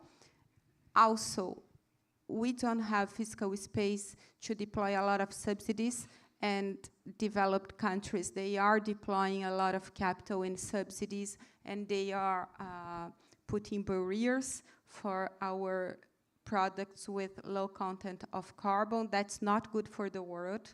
because but I mean, we have to live with that. Brazil has the privilege because you all mentioned our comparative advantage in terms of natural resources. We have to be smart and understand how to play. But in a nutshell, I'm cautiously optimistic. I think that Brazil will be able to find a way. Other countries in the Global South, I mean, we need to be together with them. We need to help them, because there are countries which have much greater challenge to face. Thank you very much, Luciana, for sharing your pragmatic understanding of what is at stake and how to overcome a couple of those challenges, dealing with a higher cost of capital, dealing with foreign exchange risks, but also highlighting the need to price externalities. So basically the need to put a price on carbon as well. And Ben, now it's your turn. I hope you are still with us online. So Ben Weissman is Executive Director of Capital Mobilization at GFANS. Thank you, Ben, for joining us online. Could you please share your thoughts on how to really deal with those financing challenges that we have ahead of us from a GFANS perspective? Of course, and thank you, Clarissa, and thank you to the T20, to Sebri, to Bandeas, of course, for hosting this and for having me here. And apologies that I'm not there in person. And it's a real honor to join a panel with such great partners here. So just quickly in terms of what GFANS is, so we bring together the net zero committed financial sector globally. So something around 675 financial institutions from more than 50 jurisdictions who are all committed to net zero by 2050. And to Maria's point earlier, this isn't just about aligning your portfolio. It's about what can financial institutions do to actually support the net zero transition globally. And so we sort of focus on what are the tools that financial institutions need. So things like net zero transition plans, and we're proud to work with a number of governments globally to sort of support implementation of net zero transition planning, and also work with the G20 Sustainable Finance Working Group on that, which we're a knowledge partner to. But it's also about ensuring that we have a common approach to transition finance globally, sort of a principles-based approach that's focused on supporting the transition across the economy.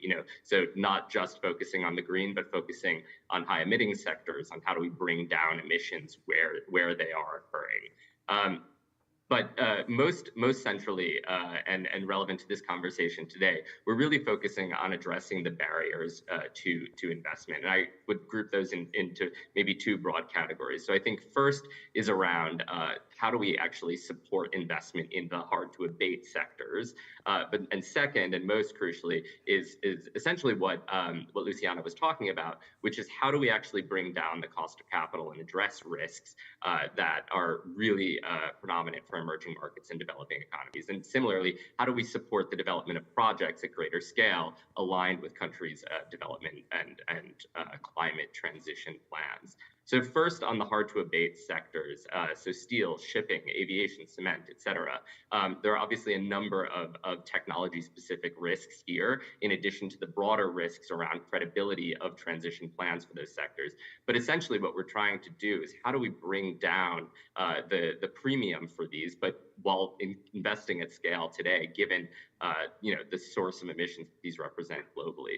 And so last year, our co-chairs, Mark Carney and Michael Bloomberg, they joined with the COP28 president, Dr. Sultan, as well as the UNFCCC's executive secretary, Simon Steele, to launch something called the Industrial Transition Accelerator. And GFANS is the private finance partner to the Industrial Transition Accelerator.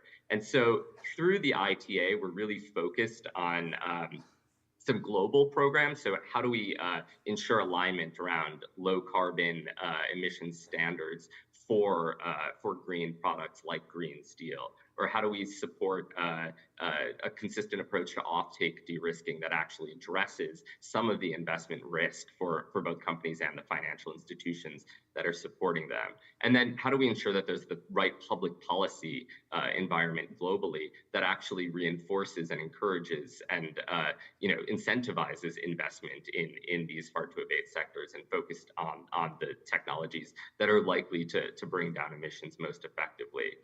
In addition to this, we're also working on launching a number of country-level programs to support, specific portfolios of deep decarbonization projects. So really, how do you look at a green steel project today that's not getting off the ground, and how do you figure out the financing levers, the de-risking levers, et cetera, as well as policy levers that will actually ensure that project can take off? And then second, on the point around investing in emerging markets and developing economies, this is sort of central to GFANZ's work since we were founded about 2.5 years ago. And so there's a number of different things that we need to do, bringing together the public sector and the private sector, both at country level and then globally, to try to address this cost of capital barrier, as well as the other kinds of barriers, the types of risks that need to be better managed and better distributed across the financial system. So first, and to Maria's point around country platforms, GFANZ has long supported this approach for bringing together the different actors, the different stakeholders in countries' climate transitions, and trying to figure out how do we work together, better coordinate different sources of financing around ambitious climate goals. So GFANZ is the private finance partner to the Just Energy Transition Partnerships, or JETPs, in Indonesia and Vietnam, where we're working to support the development of really robust energy transition investment plans for those countries, really bringing in the perspective of private finance to help identify what is going to be investable and how can the government's plan be aligned with that, and also support high ambition in terms of, for example, in the Indonesian case, accelerating the phase out of coal and finding mechanisms for financing coal phase out. We're now working with public sector partners, so multilateral partners, to really mobilize investment into specific energy transition projects here. And I think critically, again, to Maria's point, we need to figure out how to better coordinate the sources of finance, making sure that we're making best use of sources of finance from multilateral institutions, from public development banks, from governments bilaterally, and then, of course, from the private sector.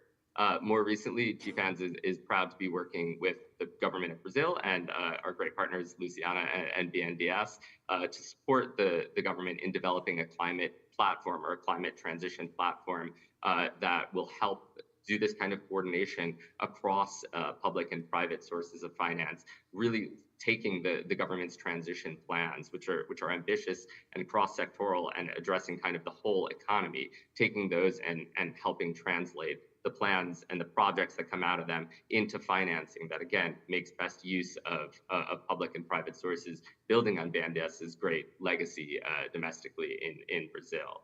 And then in addition to the country platform work, we've also done quite a bit to look at how can the multilateral development banks, which again are massive sources of finance and also advisory work for governments and for the private sector in many developing and emerging economies, how can we work with them more effectively to help them better work to scale the amount of private mobilization that they're able to do? So GFANZ serves as the secretariat, if you will, for the World Bank's Private Sector Investment Lab, which the president of the World Bank, Ajay Banga, launched last year with Mark Kearney and Sriti Vadera as co-chairs. And so through that lab, we've really been working directly with the president of the World Bank and his whole leadership team to identify what are the ways in which looking at different products and different approaches that the World Bank, the IFC, MIGA apply, how can we work to identify new solutions or improvements to existing solutions to, again, accelerate the degree to which they're able to mobilize private investment. And so looking at things like guarantees, where the private sector identified the World Bank's provision of guarantees as a really effective tool for certain kinds of risk mitigation, but it finds it challenging to actually access those guarantees now. The products are not well understood in advance. In some cases, they're just operating below scale. And so we worked with the World Bank around guarantees. Just a few months ago, actually, at the G20 in February, the World Bank announced that they were developing a cross-institution platform for guarantees that'll really simplify the ways in which the private sector can access it, help them innovate, bringing together the different strengths of the private sector and public sector arms of the bank, and ultimately support them tripling guarantee issuance. And they launched that platform yesterday, so we're really excited to partner. And I think there are a lot of other areas. You know, Luciana mentioned foreign exchange risk, critical risk for the private sector in many countries. We probably can't address it, to her point, around equity investment, but on debt, there are a lot of opportunities where the World Bank and other MDBs can learn, for example, from the Eco Invest program in Brazil, and from other tools that are actually working at bringing down the cost of hedging, so that the market can potentially provide these services, which are critical, and need to reach a scale that would be bigger than the MDBs are able to provide. But there needs to be some degree of support, and the MDBs can play a more effective role at mitigating the risks that they are better equipped to take. And just lastly, you know, we've talked a bit about mitigation and adaptation. GFAN's, again, focused on the transition. We are very much focused on the mitigation side of things. But I think it's important to recognize that there are critical areas in which the private sector should be and is already thinking about adaptation and resilience. I think first around infrastructure, you know, the infrastructure investment needs to scale radically for the climate transition, but for broader development goals, ensuring that investment is done with resilience at the core, and that different kinds of sustainability labels that exist for infrastructure, that they are out the resilience of those infrastructure projects. I think that's critical here. Maria brought up nature-based solutions, and it's come up in a few different ways. I think thinking about the degree to which a lot of different types of nature-based solutions provide both adaptation benefits and mitigation benefits, I think it is really central here. And I think the private sector will increasingly be thinking about how they achieve both. But I think again, it's really going to come down to what is investable for the private sector, much as it has on the mitigation side. And I think, you know, the kinds of lessons we're learning on de-risking projects, de-risking types of investments, and then also just working and to coordinate action across government, across multilaterals, and across the private sector. I think the same lessons will absolutely apply on the mitigation side as well, and identifying what works and how do we radically scale those solutions. Thank you so much, Ben. I think you provide a very interesting lessons from what you are learning, right? I understand that it's a process, it's a journey, but you mentioned a very important aspect that we sometimes forget to also focus on, which is how to engage with the hard-to-abate industries. So unless we also consider that they have to have access to fund to decarbonize their processes, will fail also in our targets. So thank you very much, and I believe that Luciana was just telling me that the BNDES, together with the Finance Ministry here in Brazil, will host the platform in Brazil. So we are, as mentioned, lucky enough to have BNDES to boost the agenda as well. Thank you, Ben. So we are coming to our last round of comments, and Céline, I'd like to bring you on board as well. You're coming from France, which is in the news, Leslie. I'm not supposed to ask you to comment on the elections, so I will skip this part, although we are all very curious. But basically, I want to come back to one of the aspects that has been mentioned here throughout our conversation, which has to do with, unfortunately, the less willingness to engage than to collaborate among different countries. So when it comes to climate change and energy transition, we would need more of these kind of initiatives that have been mentioned. So more of collaboration, more of cooperation. And what we've experiencing is an increased geopolitical tension throughout the world and a reduced capacity to really engage. So in this context, what would mean success from where you're sitting for the G20 climate and energy agenda? And I will ask you to comment on this. And then to close our conversation, I'd also like to have Ambassador André's remark on this topic. So to you. Well, can you hear me? Yeah, very well. Thank you very much, and I'd like to thank the organizers, BNDES, but also the organizing committee for the T20 for this great invitation and the organization all along the process. I'm from IDRI, it was mentioned several times, a Paris-based think tank, but I'm also the co-lead, together with SIPO, and Mayara is sitting there, of the Task Force 2 on energy transition and climate. And just to say that that task force was really diversified in terms of the membership, and I'd like to thank all of the think tanks that could make it here because they did an incredible job as part of the task force. You mentioned the French election. I'm not going to comment, obviously, but I'm going to comment on some elections because the question that was asked to me is about geopolitics and how it's going to affect potentially the work of the G20 and more generally the discussions on climate and energy transition. And of course, what we can see, and you mentioned it, is that geopolitics is not very positive for cooperation these days.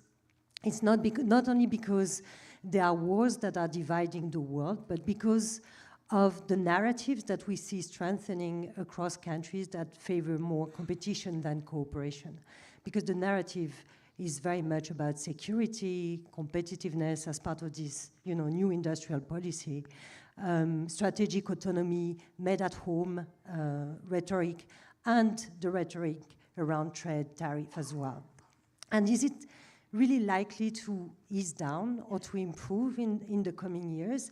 This is where the elections come in, right? Because 2024 is one of the biggest, it's the biggest election year that we've seen, through history, with more than half of the population being called to vote, among which 8 of the 10 most populous countries of the world.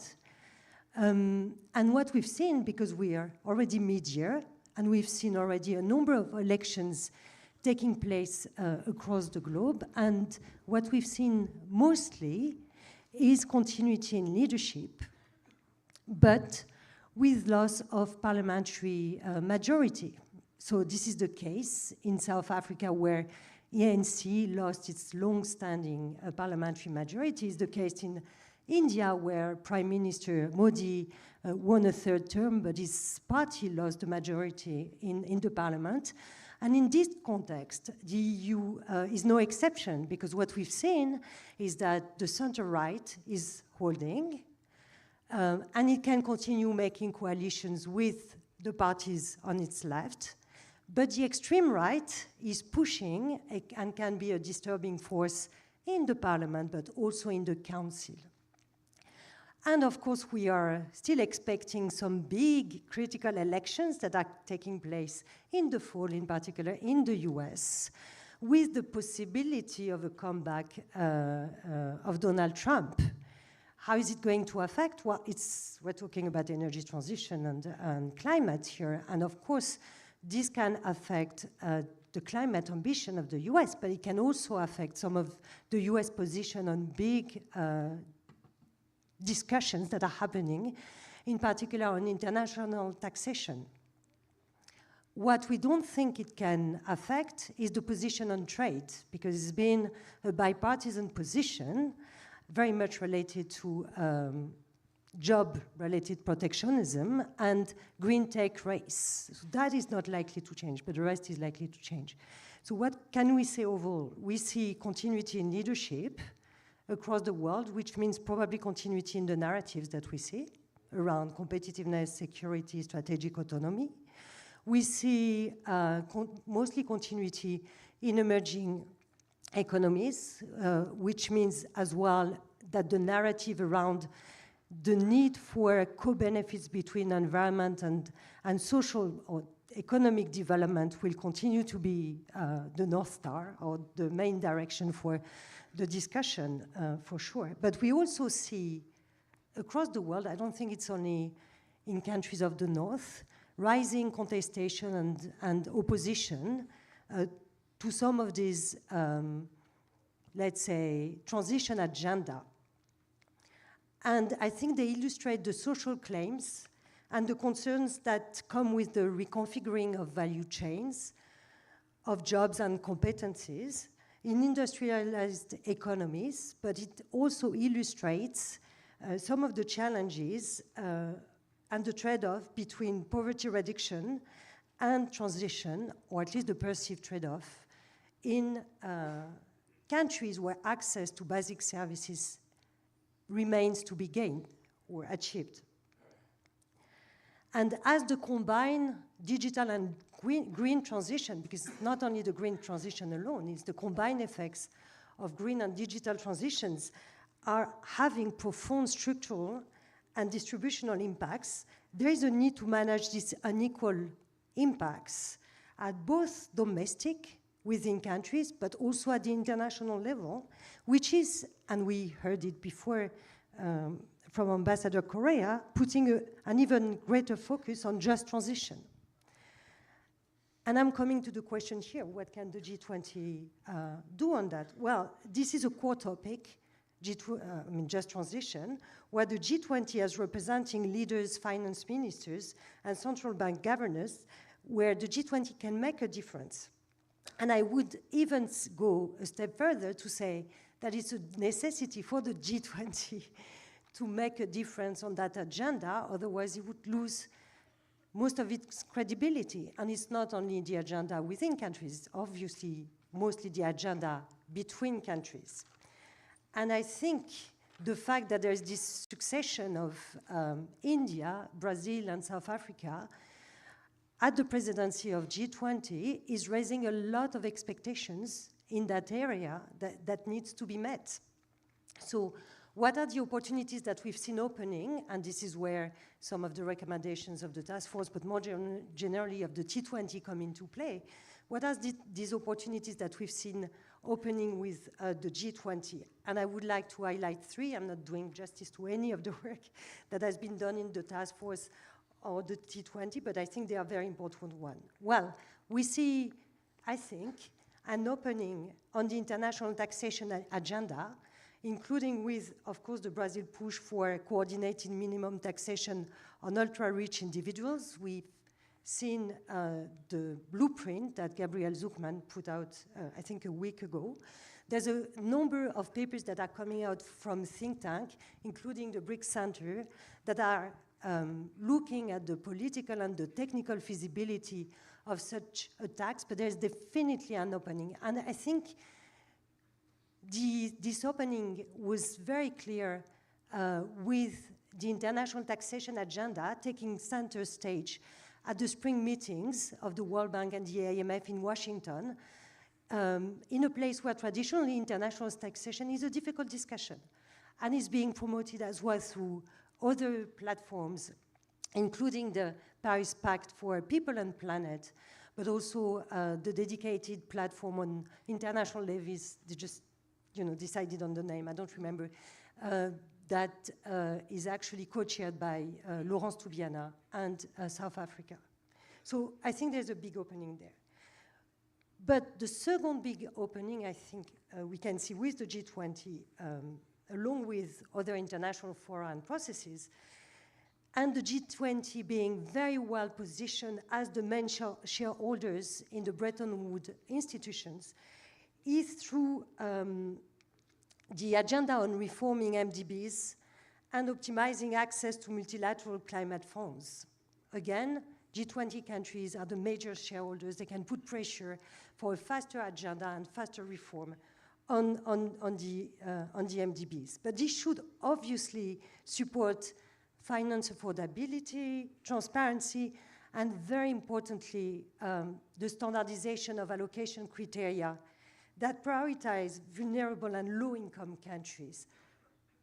and within those countries, the vulnerable communities that are supporting the impacts of climate maladaptation, but also of climate or energy transition reforms as well. And I'm saying this because when you mentioned the limited investment going to emerging economies, this is even lower for all this is. And developing countries that are getting probably 1% of the investment in renewable energies, for example. So having clear criteria that are supporting and, prioritizing vulnerable economies is critical. And the last one is, alongside the supply agenda, finding new sources of finance, optimizing the existing sources of finance, there needs to be a strengthening of the demand agenda as well. And this is where there is an opportunity with the G20 in a leadership role, but also as able to provide some finance and capacity building that is today very fragmented. G20 needs to promote the development of holistic transition plans that don't only look at decarbonization, as you mentioned, but also adaptation, biodiversity, social development, access to energy for all, mitigation of the social impacts, and the reskilling of the labor force as well. It's a very huge agenda, and it needs all efforts to provide leadership, but also support to develop the institutional capacities within countries to meet the supply of finance with coherent and long-term demand. I'll finish and I'll conclude here by saying that, of course, the just transition agenda is a very difficult topic for international cooperation. It's not where countries necessarily want to cooperate globally. And this is typically why we need the G20 to show leadership and to make a difference, including with its connection with the international financial architecture reform, with Brazil connection with the upcoming COP, and I think the Mission 1.5 roadmap was already mentioned. But I want to finish by saying it needs to be an inclusive agenda. Governments alone won't manage to achieve the objective of a just transition. And this is where the involvement of the affected communities, businesses, but also the think tanks that can be proposition force is key. So with that, I would like to thank you again for the opportunity to intervene. Thank you. Thank you very much, Céline. And you've been very clear in pointing out the need to not leaving anyone behind because the political cost of that is really being felt everywhere. Ambassador André, I would like to ask you to close our conversation for us to be right on time. And thank you. Thank you very much. Now, in my first intervention, I talked basically about the energy transitions group, but then I think that we entered into the task force on climate, as Maria mentioned, and the others. And I want to say a few words about that. It's obviously very related. This is one of the great challenges of the G20. But I think that the task force is proving to be what it was supposed to be in the beginning, which was an effort to mix the two tracks. So it was very important that we were able to provoke somehow the finance track and provoke somehow the Sherpa track towards the discussions surrounding climate way beyond the convention itself. And I think that there is a very clear understanding is that to deal with the climate crisis is essentially deal with the economy, and I think that one of the results that we may see from that is convincing the members of the G20 of the importance of mainstreaming climate in all the investments that are made.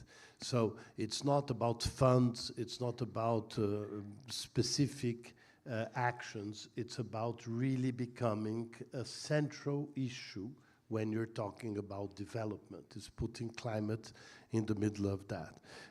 And I think that the leadership of the G20 is not, as many people fear, to tell others what they have to do, but it's the G20 countries to do themselves what they think can be a good example and that others can follow. And I think that we are very much insisting on that. And regarding adaptation, I want to say that we dealt, adaptation is one of the 4 priorities of the Climate and Environment Sustainability Group. And it was a very interesting choice because in the middle of all that, we unfortunately had the tragedy in Rio Grande do Sul. But we had some very interesting presentations on how the private sector can contribute to that effort. But I think we have to have very clearly that adaptation is mostly an issue of the state, mostly an issue of concessional finance. It's very different from mitigation, and we unfortunately we already entered in loss and damage, so we are really going down on touching people's lives and how people are really reacting to that and how complex it is to deal with that. But it's definitely here to stay. So I would like to say that we believe that we are thinking of planning in a different way, I think.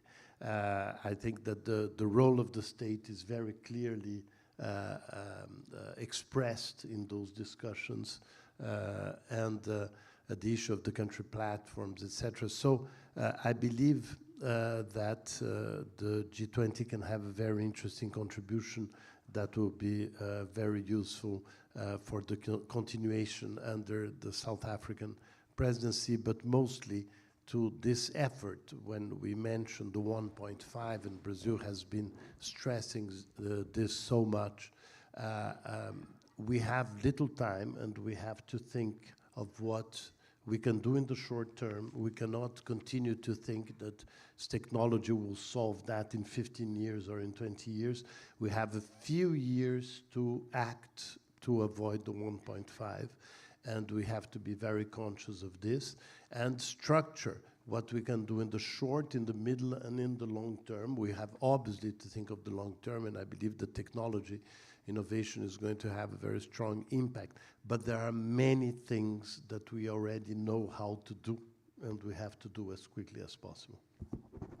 So on this note, I would like to thank you very much. Maybe two words that caught my attention, at least from our very rich conversation, to be as efficient, but also as inclusive as possible in our planning, but also in our execution plans. So with that, I would like to thank you very much. Thank you, Ben, as well, for joining us. You'll miss Rio, which is a really great city, especially this time of the year. But thank you for joining us online, and thank you very much, Maria Neto, Ambassador André, Luciana, and Celine. Thank you.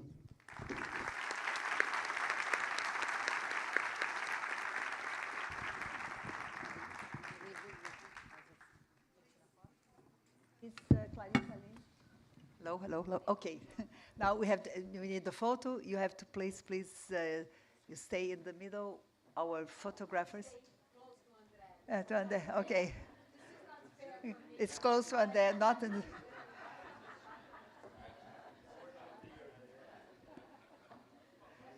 Is Ben on the photo? Yes.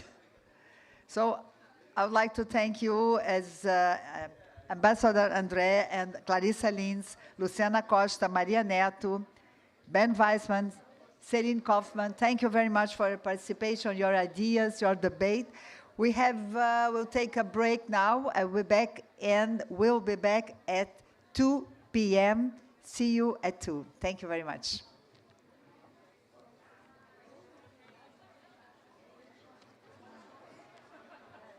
Thank you, Weissman.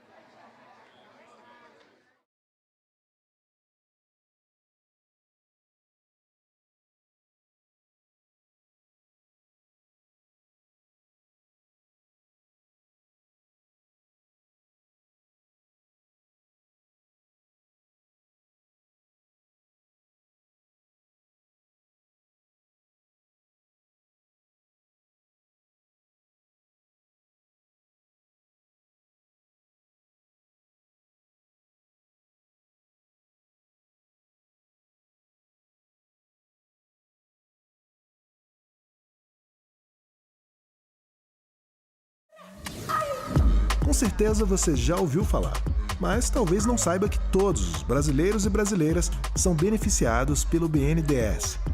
Quando ligam um aparelho, o BNDES está lá, ajudando a gerar, integrar e distribuir energia. Quando saem de casa, o BNDES está lá, modernizando a infraestrutura, gerando emprego, renda e até mesmo financiando produção de tecnologia para aeronaves. Se são micros, pequenos, médios ou grandes empreendedores e empreendedoras, o BNDES está lá, impulsionando o crescimento e a digitalização. Onde estiverem, o BNDES está valorizando a cultura, preservando o patrimônio histórico, como o Museu de Mariana, o Itamaraty, o Museu das Amazônias, o Museu Nacional e a revitalização da pequena África. E, claro, restaurando o meio ambiente. No almoço, o BNDES está também, inovando no campo e financiando o crédito rural. A gente está por todo canto, porque nossa história caminha lado a lado com o crescimento do país. É viabilizando a construção do Brasil que fazemos o desenvolvimento acontecer. Sabe como? Antes de tudo, com muita transparência e conhecimento técnico, sendo o maior financiador da indústria limpa e renovável, enxergando no cooperativismo uma organização produtiva, transformando o agronegócio em exportador, tecnológico e comprometido com a natureza, proporcionando mais trabalho e melhor condição de vida para o nosso povo. Sempre tivemos por aqui. Por isso somos os melhores para desenvolver o que vem por aí. O BNDES está pronto para fazer o futuro acontecer. Inovador, para continuar evoluindo. Verde, pois não haverá futuro sem sustentabilidade. Digital e inclusivo, porque somos de todos. E neoindustrializante, para abrir novos caminhos. Sim, somos o BNDES do futuro. Mas o nosso propósito continua o mesmo: levar mais desenvolvimento para o país e mais qualidade de vida para cada brasileiro e brasileira.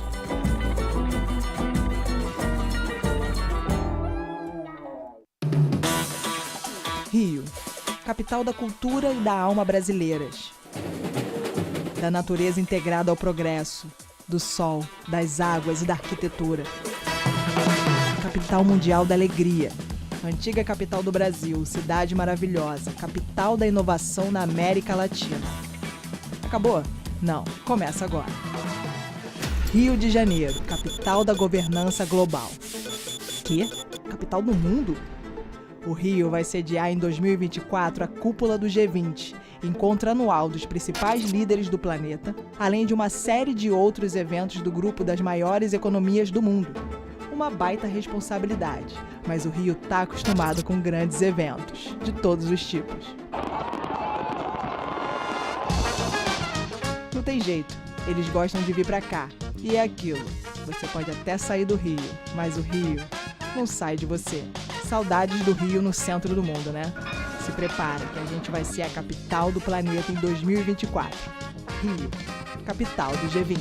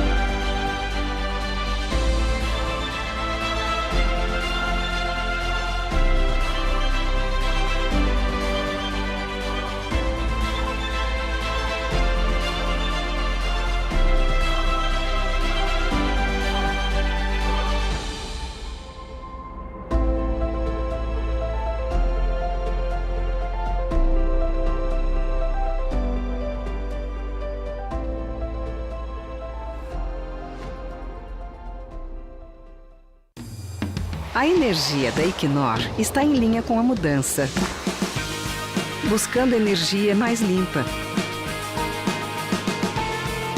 alinhando eficiência com fontes renováveis, em linha com a inovação e com a diversidade. Nossa energia está em linha com um futuro melhor. A energia da Equinor.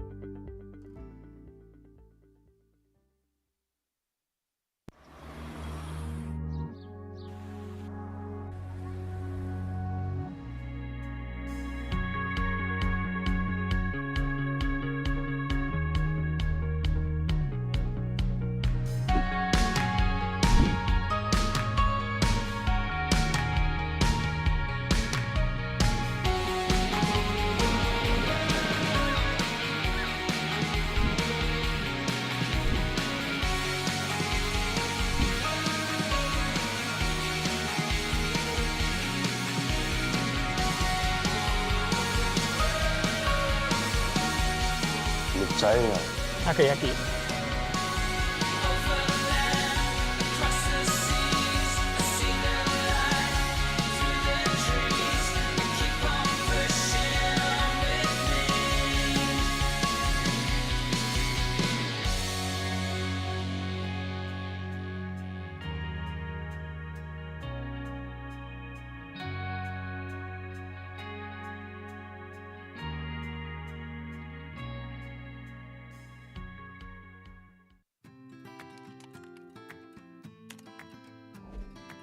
Eu sou o Denis Piekzinski, trabalho como comercial executivo na Microsoft.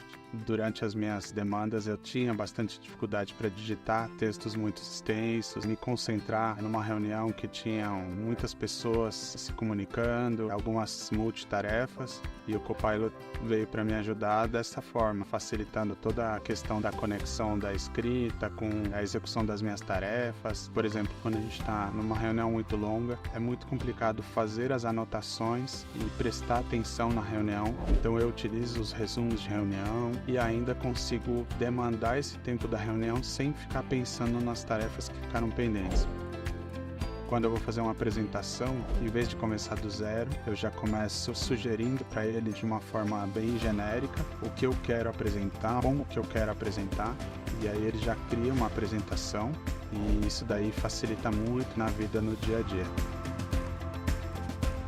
Todo mundo pode passar em algum momento por uma dificuldade, seja por uma deficiência ou quando a pessoa fica doente, seja no auxílio de visão, auditivo, de comunicação, de uma forma temporária ou definitiva, uma necessidade diferenciada e que a IA pode com certeza apoiar. Quando a pessoa sente confiança em trabalhar com uma ferramenta que facilita o trabalho, proporciona um bem-estar muito maior. E você? O que vai inventar com seu Copilot?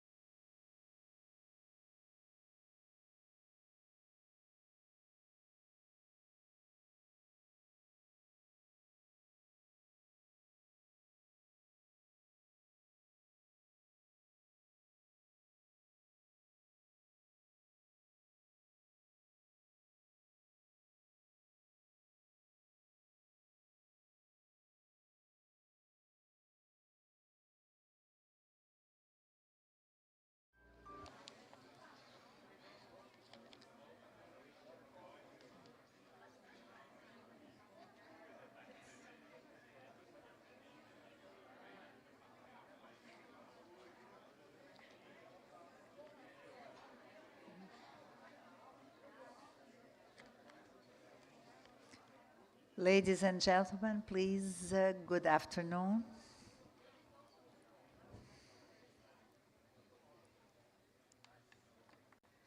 Good afternoon and welcome back to the T20 Brasil Midterm Conference in Rio de Janeiro, and thanks for being with us in such an important day. Starting now, panel 2.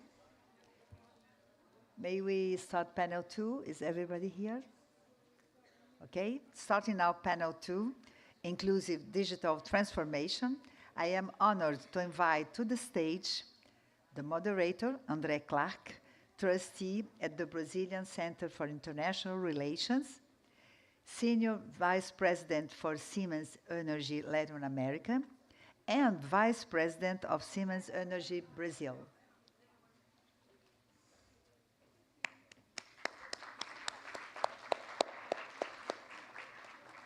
I'd like to invite Mr. Francisco Gaetani, Extraordinary Secretary for the State Transformation at the Brazilian Ministry of Management and Innovation in Public Services.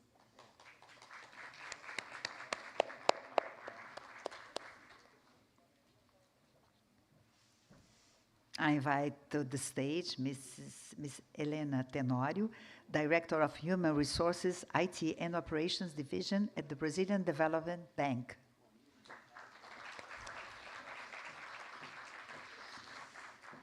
I invite Anirban Sarma, Deputy Director and Senior Fellow at the Observer Research Foundation, ORF.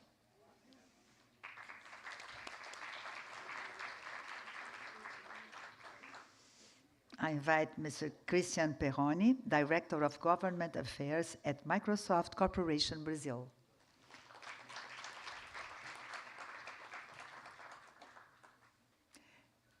And I invite Maria Inês Baquet, Leader of Public Sector Government Transformation for Latin America at Amazon Web Services. Thank you very much. You can have and take your seats. And welcome, thank you. And I give the floor to the moderator, André Clark. All right. Welcome, everybody. Just after lunch, we'll talk about inclusive digital transformation. We have a very interesting panel here. We have government, we have a think tank, and we have two private sector companies, really large companies that are shaping part of this digital transition. So I'll start with a brief, let's say, way on how we conduct the panel. I'll ask the first question to each one of you. You have 5 minutes to answer as you see fit. And after that round, we go into debate. I think that the debate is even more interesting than just answering individual questions. I hope you provoke each other. Digital transformation in a world of Cold War, in a world of AI, in a world that needs a better use of our resources, is what we're living on, right? This is our reality. All this, together with the threats of energy transition and the intensity at which the digital is occupying space in our lives, make it for a quite challenging perspective. I'll begin with the first question, which I have written here. I'll start first with the ladies. Helena Tenório. Helena, being the host today, and thank you for being our host. How can G20 leverage international cooperation between national and multilateral development banks to promote the Sustainable Development Goals, specifically when it comes to inclusive digital transformation and sustainable transformation. Elena, the floor is yours. Thank you very much. Also, first, I'd like to congratulate the task force number 5 on choosing the 6 key focus areas and put the inclusivity, ethical considerations, and social justice as a guide. And certainly, it will influence the digital work group from the G20.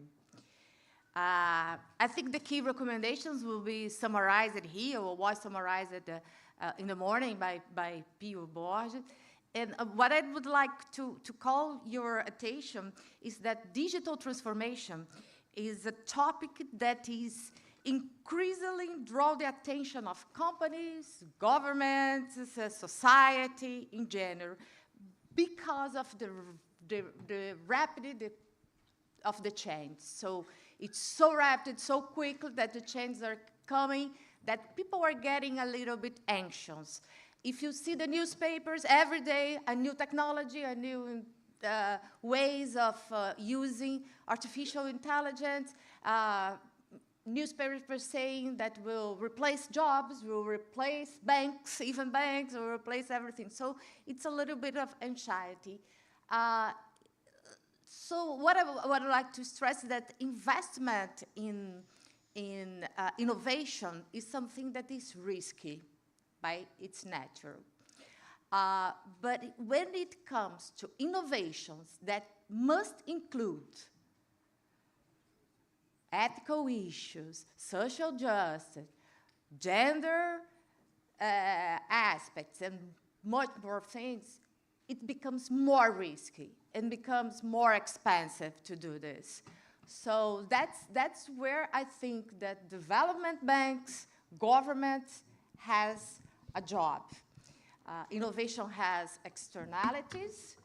Now people are talking about positive and negative externalities of technology. So I think government has a role to play regarding guiding this kind of innovation.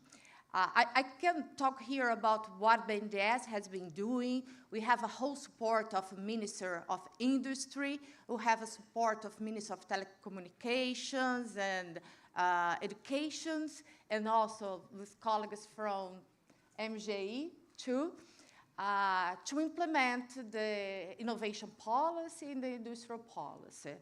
And the goals of SDG, going particular with the questions, the goals of the G20 and the SDG, they will need resource mobilization of $4 trillion. That's the UN saying.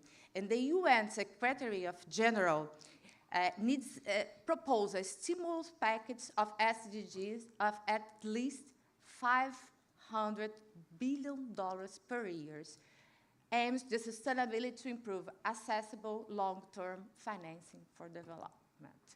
So that's the number that we are talking about, and that's why we need all kinds of financial support. We have to leverage the financial institutions, development banks, multilateral banks, and leverage it with the private commitment. So beyond this funding cooperation, mobilizing international resources and establish a blended financing with a private partnership must guide the international financial structure. I think we have another panel talking about how we need to rethink the Bretton Woods institutions and the financial system.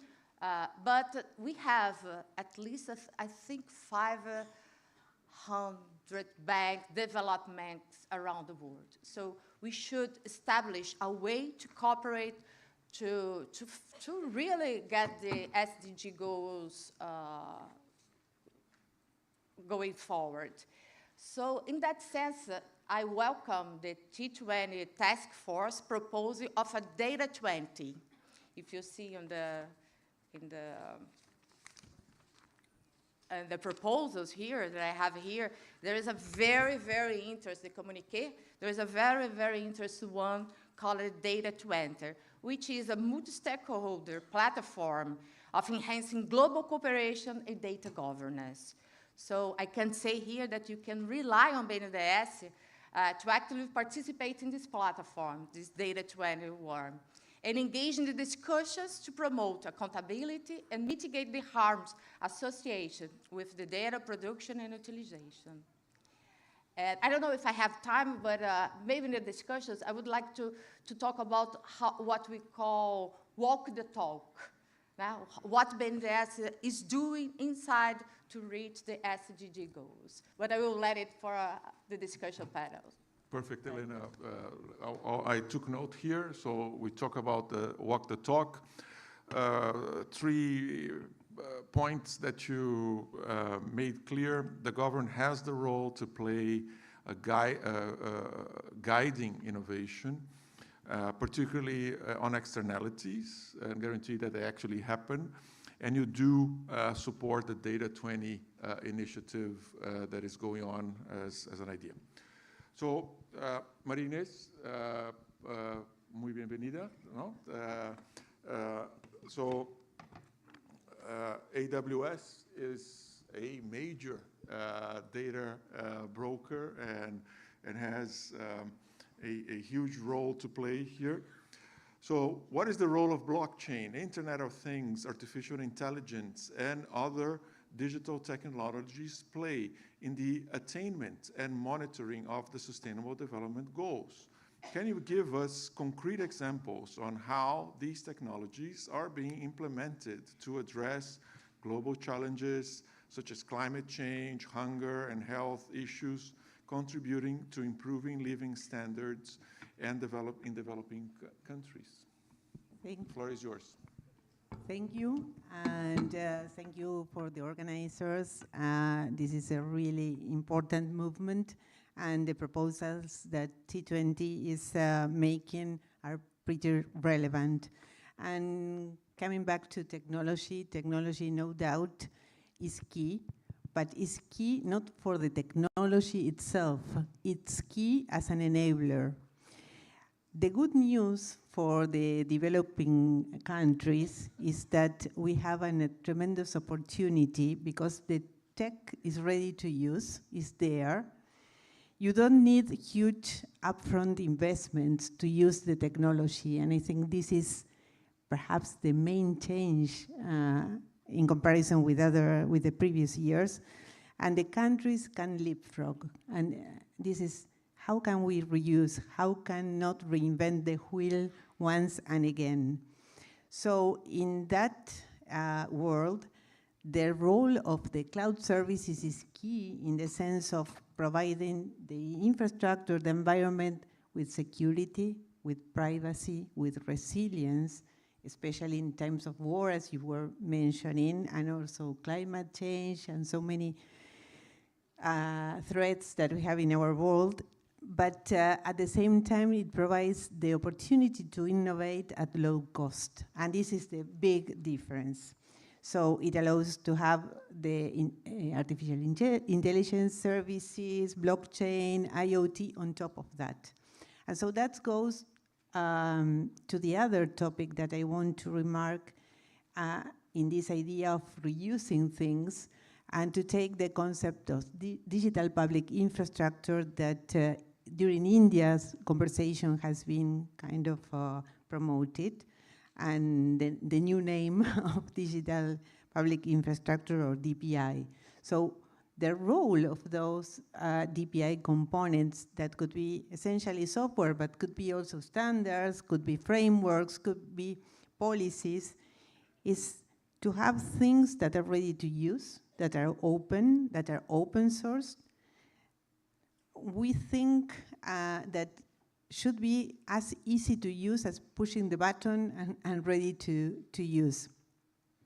And this is perhaps the main challenge, how to reuse that, because globally we have plenty of different solutions that are really interesting, but there is a little bit in terms of reusing those things. So the opportunity is really huge in reusing, and so you can accelerate, countries can leapfrog, and also those pieces of software or policies can be ready to be used by public and by private sectors. Let me provide some examples. I would begin with what I consider the building block for any digital transformation, which is digital identity. And India is a fantastic example of that. So setting the basis for having every single individual in a country with an individual with a digital identity allows those people to execute, to trade, to be a citizen in the global economy. So that's key. And that software and that solutions are today ready for being replicated in other countries through different agreements that we have, the institution have, for example, MOSIP. And so any country can use that. So beginning with that, payments, it's another very good example of a piece of software that can be reused once and again, and that provides a lot of digital inclusion and financial inclusion. UPI in India is an example. PIX in Brazil is a fantastic example. So something that is created and everybody can use that. Interoperability, X-Road, for example, from Estonia. In health, the usage of AI in health, we can talk the whole day about the different examples, but the productivity, the improvement in productivity and efficiency that you can have for every worker is amazing. Just an example, imagine the doctor using the piece of service that can transcribe the conversation in between patient and doctor, and so when the appointment ends, he has everything ready, and the doctor, he or she did not need to write down anything. IoT for fire detection, for example, is another thing. So perhaps the challenge here is how, and this is something that has been mentioned here and in other panels, how to move from theory to action. And that's the challenge. Very, very good. I wonder if you, in the second round, you would like to recommend something, because the point that you just raised also requires guidelines on security of data, and by a long shot, we do not have a global framework for that. This is a T20, so we, as a panel, we should come out with certain recommendations, and I wonder if you'd like to, given what you just spoke, which is quite relevant, the good news, the low cost of innovation, the digital public infrastructure, which is necessary, the whole open source idea, and the role of the private and public sector working together, also on security and standards and ethics and guidelines. It would be lovely if what you're thinking about that in the second round. So just that. All right, let's go with the gentlemen. I'll start with our think tank here, an Indian prominent think tank that has been developing thoughts on development and digital inclusion in India, which is a beautiful, beautiful case globally. Also in a very interesting place of the world, also having its issues with the war or digital war, and having to make choices as a country on not using certain digital services inside India. Dr. Urban Sarma, I'll address the first question.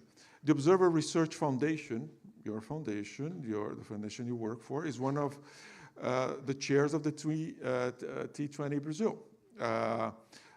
Task Force 5, which focuses on inclusive digital transformation. Could you please share with us the many policy recommendations that this task force proposed to the G20 and your thoughts around that?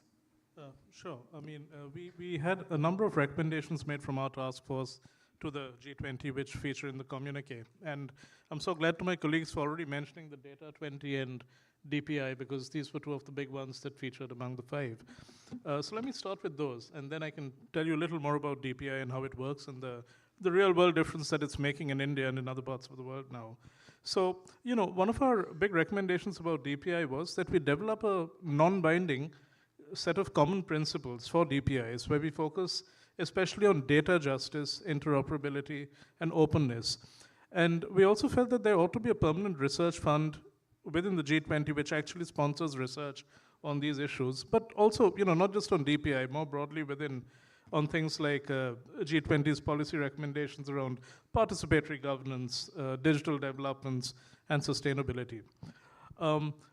Another of the big ideas was around data. Data governance and management is really a key issue, and the importance of this lies in the fact that this really underlies many of the other conversations happening within the other task forces. So data is really the new oil. It is at the basis of it all, and unless, you know, data is governed in a secure, well, confidential and safe manner, many of the other things that the G20 and the T20 are trying to do will really fall apart.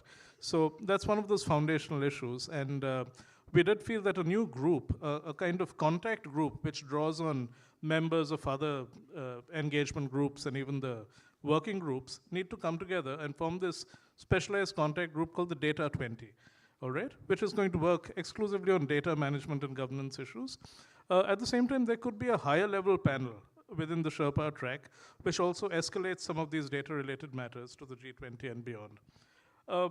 Now, let me do a slightly deeper dive into the issue of DPI first, okay? Now, the idea is not new. India really has been quite a pioneer as far as DPI goes, and I'm fortunate to have been part of the process because I was part of the Indian T20 last year as well.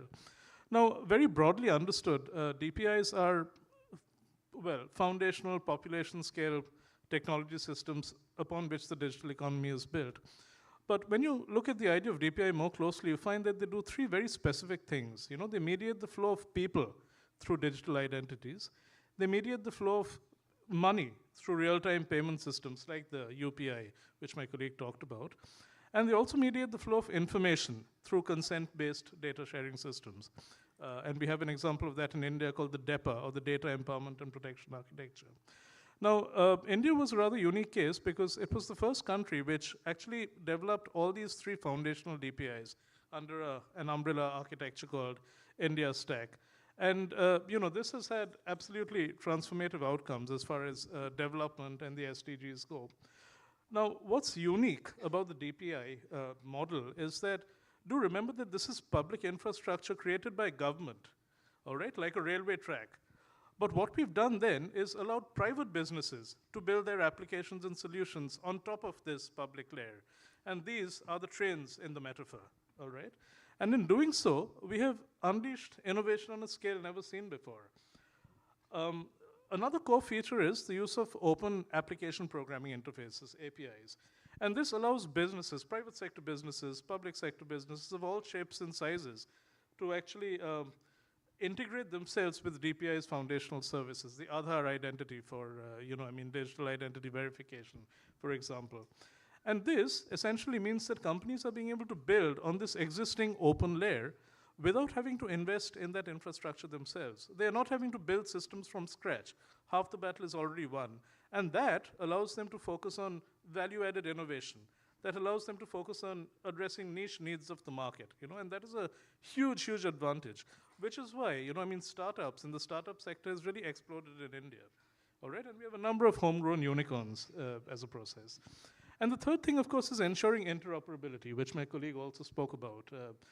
It's very important that private businesses, while they compete with each other, can also integrate seamlessly with each other. And the effects of this are palpable in spaces like digital payments, where you have different banking systems, different mobile wallets being able to work with each other, unleashing, great convenience for users, also opening up competition. Now, I'll just very quickly, in a couple of minutes, draw your attention to 3 successful use cases to give you an idea of the scale on which a model like this has proven useful. Today, 99% of all Indian adults use the Aadhaar digital identity, and this is being used to avail of a vast array of public and private services. One of the key successes around Aadhaar has been the way it has helped enable digital financial inclusion. So Aadhaar, when seeded with mobile phones, helped people to open their bank accounts exclusive through mobile phones. And this was done to open 510 million bank accounts in India. Okay? And what's important here is 60% of these mobile and Aadhaar seeded bank accounts have been opened and are independently operated by women. So we have women's empowerment being unleashed on a massive scale because of something like this, all right? And this has also led to India's financial inclusion program becoming, the largest in history. 510 million accounts have been opened. Till date, $25 billion have been deposited into those accounts, okay? I mean, these are direct benefit transfers, cash transfers, and that is a massive help to people, not just living below the poverty line, but others in the low middle income groups as well. And during COVID, for example, it was these cash transfers through these bank accounts which actually kept 87% of the Indian population afloat and able to access their funds at a difficult time like this. The impact of DPI in the fintech space has been phenomenal, all right? And this is largely because of the UPI, the Unified Payment System. Today, India makes 30 million UPI transactions every day, and this has become the largest digital payments market in the world. In fact, you have the Indian payments market first, and then you have China and 4 others, and India is actually higher in terms of volume and transaction value than all of those put together, right? So that's the scale we're talking about. What's important from the point of view of competition is there are homegrown startups. Like in India, we have this major unicorn called PhonePe, which is the #1 payments app and payments company there now. All right, they are head and shoulders above the other payment companies there in the country operating. Google was lured by the Indian UPI market, and in 2017, Google launched its first product designed exclusively for the Indian market. It was called Google Pay, and it would operate using UPI, right? But PhonePe is miles ahead in the game. They're actually #1 by a massive margin. Second comes Google Pay, and the third is another Indian unicorn called Paytm. Now, far below Paytm and PhonePe come WhatsApp Pay and Amazon Pay, all right? So what this means is, this is technologies like the DPI and the UPI, these are leveling the playing field in a way that has not been done before, all right? So homegrown unicorns, homegrown startups are being able to compete neck to neck with big tech firms, and the incumbency of big tech in other parts of the world is not necessarily an advantage in a context like this, because DPI is a great leveler, all right? And finally, of course, there is the idea of the data empowerment and protection architecture. This is a way of giving users consent. I mean, users have full power to grant consent to have their financial personal data, sensitive data shared with financial providers. So you have, let's say banks, insurance companies on the one side. These are, the providers of financial information. And then on the other, you have providers of new fintech products, financial services. In between, you have these consent managers, okay, which allow an individual to decide exactly what sort of information he or she wants shared. When you do that, privacy is secured, #1. But on the other hand, it also enables competition, because very new, very customized kinds of financial products, insurance products, can be developed for individuals. And this is, again, something we see happening in India. So really, DPI has multiple advantages, and I'll stop here and we can come back to some of these later. Thank you. Thank you. Francisco Gaetani, as we had a very nice summary from Anirban on what's going on on our G20, T20. How does the Brazilian federal government view the potential implementation of the key policy recommendations put forth by the T20 Brasil Task Force number 5 on inclusive digital transformation, summarized here by our colleague Anirban? What is your vision of the possible adoption by the G20 of these recommendations? The floor is yours. Good afternoon. Thank you very much for the opportunity of being here with all of you, so many friends. Congratulations to the organizers, especially to the leading institutions of T20, SEBRI, IPEA, FUNAG, ORF. It's really a privilege having these discussions, open discussions about the possibilities that these times are offering to all of us. Well, I'd like to begin saying that we take India experience very seriously. September last year, Minister Dweck was invited to participate at the UN Assembly and give a talk about DPI. We have never heard about DPI. Then we did our homework. She did her conference. Then we went to India in February. I am the president of the and advisor of the minister, to Bangalore and Delhi. We were very impressed. When we discuss ICT transformations, we usually pay attention in the US, Europe, China. And then they were doing something very different in India that the UN somehow adopted, internalized. And we realized that there are different ways to explore the ongoing transformations in this scene in the world. This was in February. Last month, we sent a mission with people from DataPrev, SERPRO, the Ministry of Management Innovation, Ministry of Education, policy people and technical people to understand in depth the potential of the DPI approach towards digital transformation. And we are working on it. And we are working on it because somehow T20 enabled these discussions, open room for these conversations. You have several NGOs in these conversations. It's not a debate monopolized by the state. Sometimes the state has difficulties in dealing with oxygen, innovation, transformation. And we think that we have to discuss these things seriously. Why?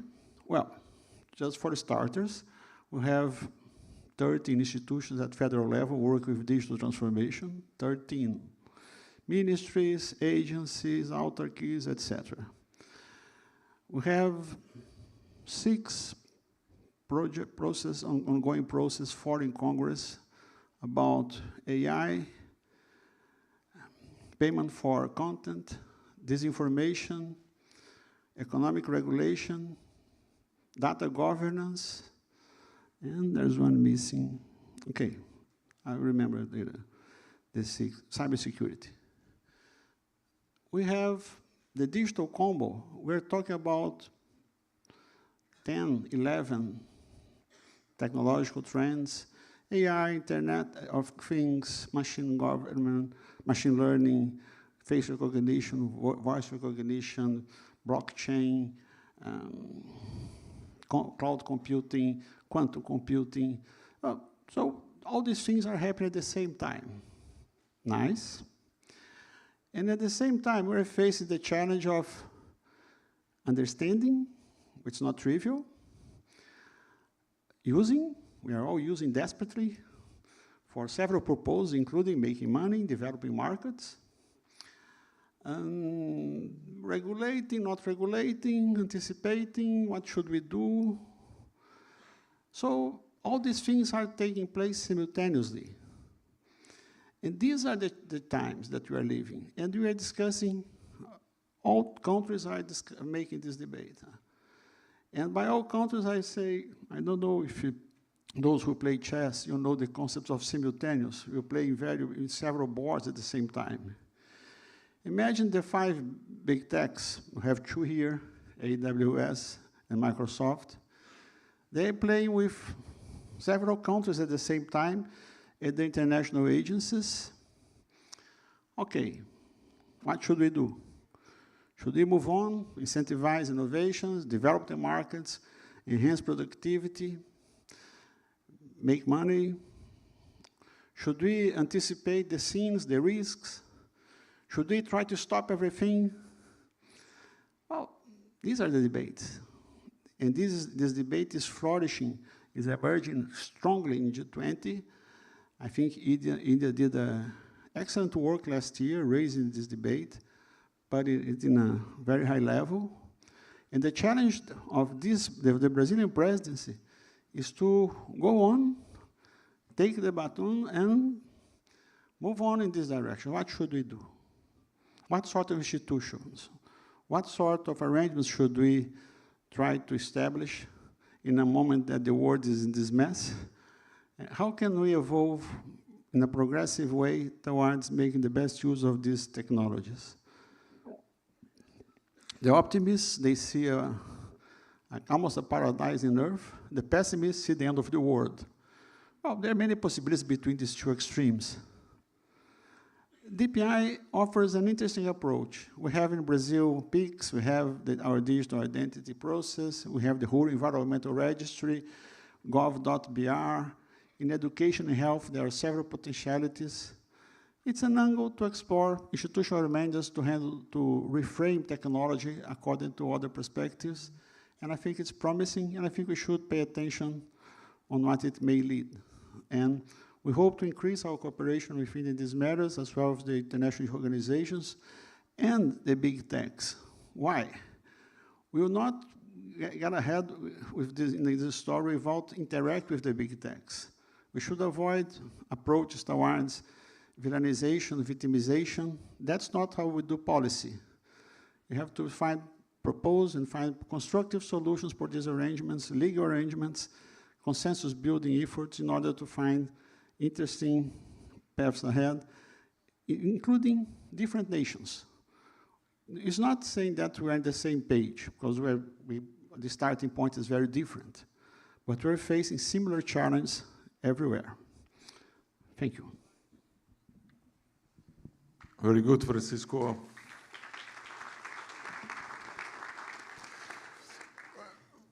To deal with simultaneity, or the solution is keep walking. So, right? So that's what I got here. So, and of course, learn with cases such as, for instance, India, where we have so much to learn from. Christian, Microsoft, newly come policy maker to act in the Brazilian territory, be very, very welcomed. Advancements in data mining techniques, including neural networks, have allowed us to process, disaggregate, and interpret huge amounts of data. How are these technologies being implemented to inform evidence-based policy making, contributing to the design of public policies that address the specific needs of different communities? The floor is yours. Thank you. Thank you very much. It is fantastic to be here with such amazing people. Then you all raised very important points, and I think I just have a little bit to contribute. I will start exactly where Mr. Gaetani finished. I think we have to understand the opportunities here, and I will focus specifically on AI in terms of what are the main issues that we are discussing. So what are the situations that we can develop that may be under a responsible baton of the whole organizations that we work with. And I'm not saying organizations in terms of, Microsoft or AWS or any company. I'm saying organizations in a much broader sense, in an understanding that we are working in a community with civil society, with different organizations, with the government, and in an ecosystem where different companies are working in parallel and together in cooperation. So that being said, we also have to recognize that there are certain risks there. One of those risks is obviously dealing with different ideas and how we manage to have this in a responsible way, bringing all together, being representatives and having a very responsible and responsible AI usage in the future. So how to deal with these amazing opportunities that we have here and the potential risks that we can face. And I do think it goes in two different levels. One is a national level. So at the national level, we have to create ecosystems that respond to this opportunity and these risks in a very responsible manner. This creates a situation where we have to deal together in this ecosystem with the government, with big companies, with the small companies, and with civil society in a multi-stakeholder manner. But we also have international risks, or risks that spill over beyond the borders of the countries. And that's why I think it is a fantastic opportunity to, in the G20, to discuss how we should address those opportunities and those risks that go beyond each country. And I would say that the basic recommendation that the G20 can and should achieve is to create situations where we can find alignment. Alignment between different countries, alignment between how to deal and create governance institutions and governance arrangements that will both promote responsible development and responsible innovation, and also curtail potential risks that may exist. And I think internationally, we have been discussing this under at least 3 different banners. And the first banner has been how to create security and safety. And particularly safety is one of the most interesting ways because, well, Mr. Clark here started with saying that we are at war. I would say that we're not exactly at war. We are actually trying to face different risks and basically different tensions worldwide. And I would say that this depends on creating this infrastructure, organizational infrastructure that will be very safety-pronged. And this has been discussed in the past in the AI Summit in the UK, and one of the main issues that we can arrange within the G20 is think about if the Bleachley Declaration hasn't been in a good, let's say, beacon towards what we should agree. And particularly, I would say the national safety institutions and a network of national safety institutions that we can create that will provide a basis for us to have common standards, common understanding of what are the security threats and safety threats and how to address those threats in a way that is both good for different nations but also creates this overall international governance infrastructure. And the second manner that can be discussed is how, for instance, countries can and should take a look at the processes that we have internationally, like, for instance, the Hiroshima AI process. And particularly, I would say, not so the process itself or the whole thing, but the idea that we can have codes of conduct that will create also a main floor for companies to develop and ecosystems to develop in a way that is responsible. And the third way I would add is to think about one word that one of our peers here discussed, which is interoperability.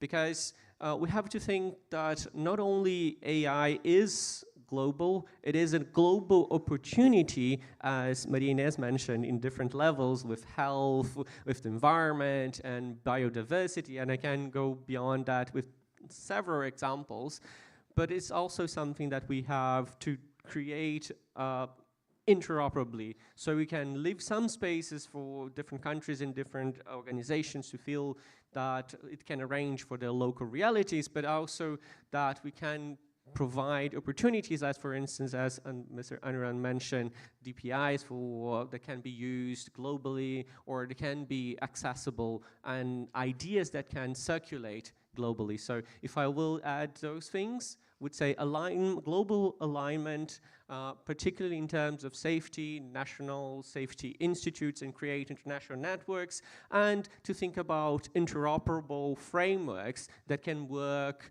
not only in one specific country or in one specific context, but may allow for us to benefit all and have access to those benefits of AI, those benefits of digital transformation for all of us in the future. So this is our first start from that. Thank you. Very good, Christian. Thank you so much. So I think we went through the first round of questions just to break the ice, and I'll do a little bit of an inversion here on how to discuss.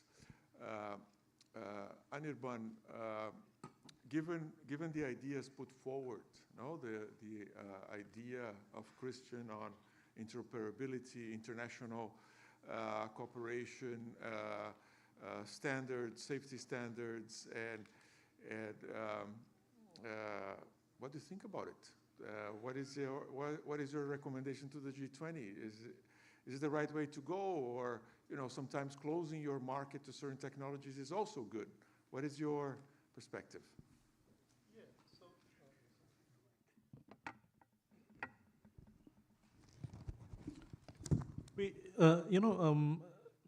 Something we talked about quite a bit within our task force, Christian, is very much in line with what you just said. One of our major recommendations around AI was, in fact, to establish a global AI accountability framework, all right? And this was going to integrate technical, public policy, and regulatory efforts. And we felt it ought to focus on human-centered AI applications and to foster public scrutiny, especially where high-risk AI tools are involved, all right? And now, AI has, well, it's one of those double-edged swords. Technology is what we make of it, but AI is being equally used for malicious purposes and for very, very positive ones. So on the one hand, AI is responsible in some ways for the rising tide of cybercrime. AI is being used for newer kinds of cyber attacks, very complex ones, which are very difficult to fight in any reasonable way. But at the same time, AI is making strides in health. It is combating desertification. It's being used to help achieve a lot of the SDGs. Okay, so it's both. It has its positives and its negatives.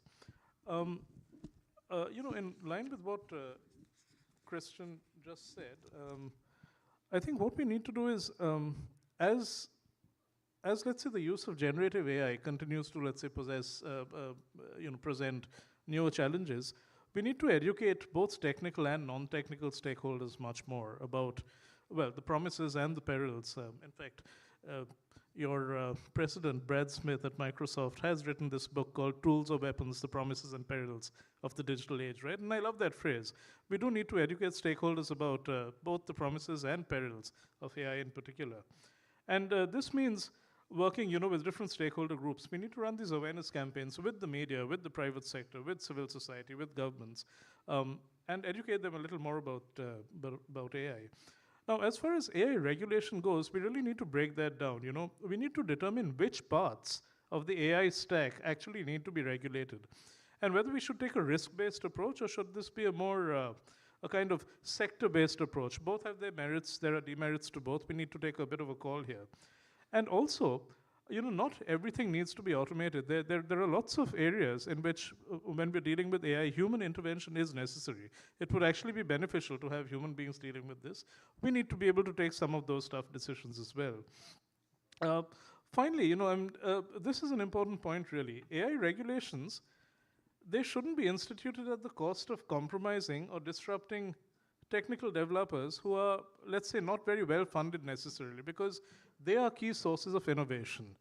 Okay, so regulation should not stifle innovation at any point. And the larger tech firms have deep pockets. They will find a way to continue innovating. But then there are lots of smaller, highly innovative startups and developers.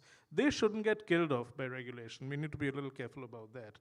And finally, of course, we need to nurture and advance AI ecosystems at every step. And when I say AI ecosystems, I really mean 4 or 5 different pillars. You have academia, so there need to be lots of collaborative training programs to make youth industry ready in terms of AI, all right? So you have academia, you have startups, you have the governmental institutions and policymakers themselves, and you also have multinational corporations who are major investors and innovators as far as AI is concerned. I think that may be one of the ways to go about Excellent summary. What do we regulate in AI, how regulation does not stifle innovation, and how to nurture an ecosystem. Those are, I think, 3 really big ideas. I'll go back to government on both Francisco Gaetani and Elena. I'll start with Elena first. Elena, you just said, I want to talk about walk the talk. And given a little bit on our discussion on AI, on digital, on ecosystem, regulating, and everything else, whilst Francisco thinks about regulating AI, I know it's a fight, going on. Elena, what did you mean on walking the talk? I will explain my concern about walk the talk. I was participating last week in a summit, and the topic is the role of CIOs, Chief Information Officers, in the ESG agenda. And the summit made a poll among the CIOs, and what is really caught my attention is that the CIOs' participation in the strategy of their firms, the companies that they work, is very low. I mean, technology is a part of strategy.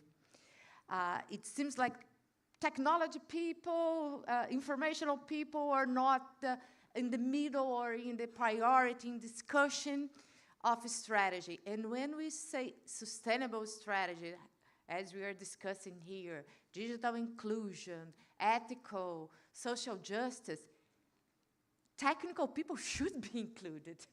If they are not included, we're gonna not use it, not gonna take the best of our technology. That's what caught my attention. So I came to BNDES and see what we are doing and what my area, the IT area, is doing regarding those issues. And then I listed and I said, well, we have an agenda to go, but we are doing our homework. And I will just say some examples for the audience here, and maybe the think tanks and the persons who worked at the task force, we could exchange some experience and help me with that. Regarding DPIs that Gaetani mentioned, I think gov.br is our major DPI. So that's where I started. BNDES is using the .br for all clients' credit assessment. So we are using the major government DPI platform. We are part of the Open Bank initiative of our central bank. Open banking, as you know, is also a database and a data exchange that is improved the credit system.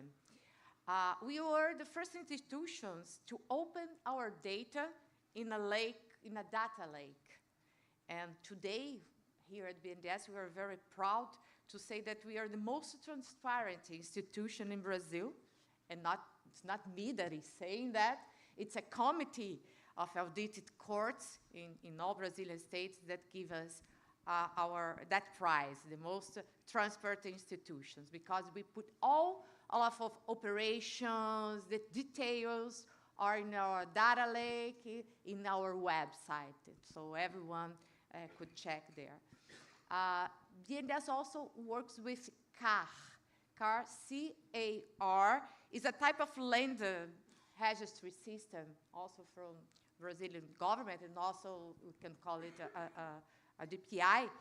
And we are very innovative to cross-checking the car, the land registry, with maps of deforestation. So if you see if there is a deforestation in the area, we don't give credit. I'm finishing, but we coordinate a network of a blockchain initiative also. And we have here, to finish, sustainable criteria in our technology supplier contracts.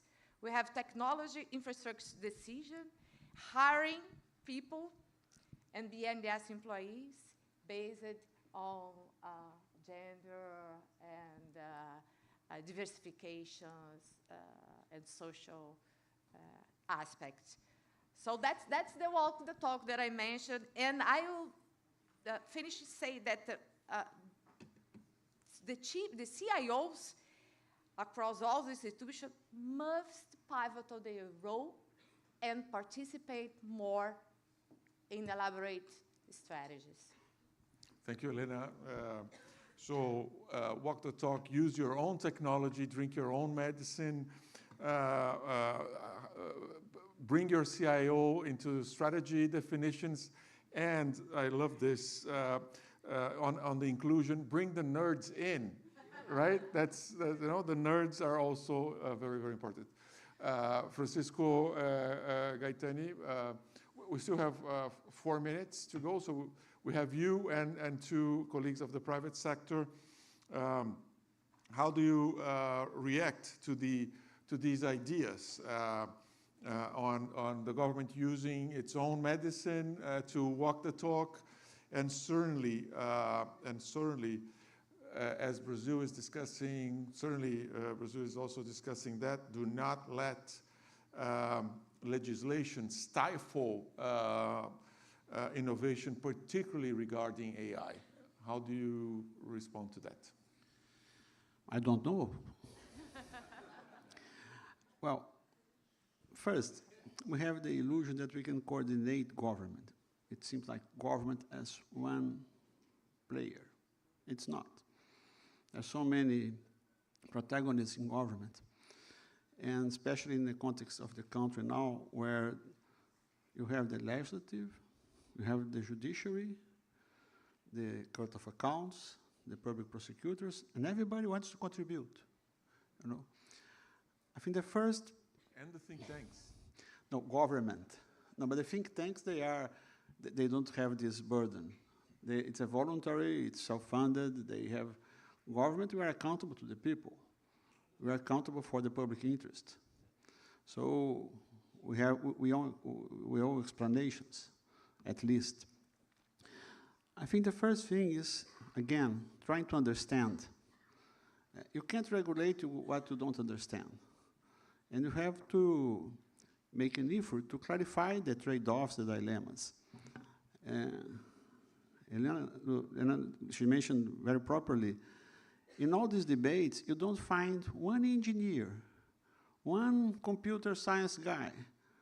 So if we're talking about solutions, nobody in the room usually is able to provide alternatives, to think differently about the alternatives.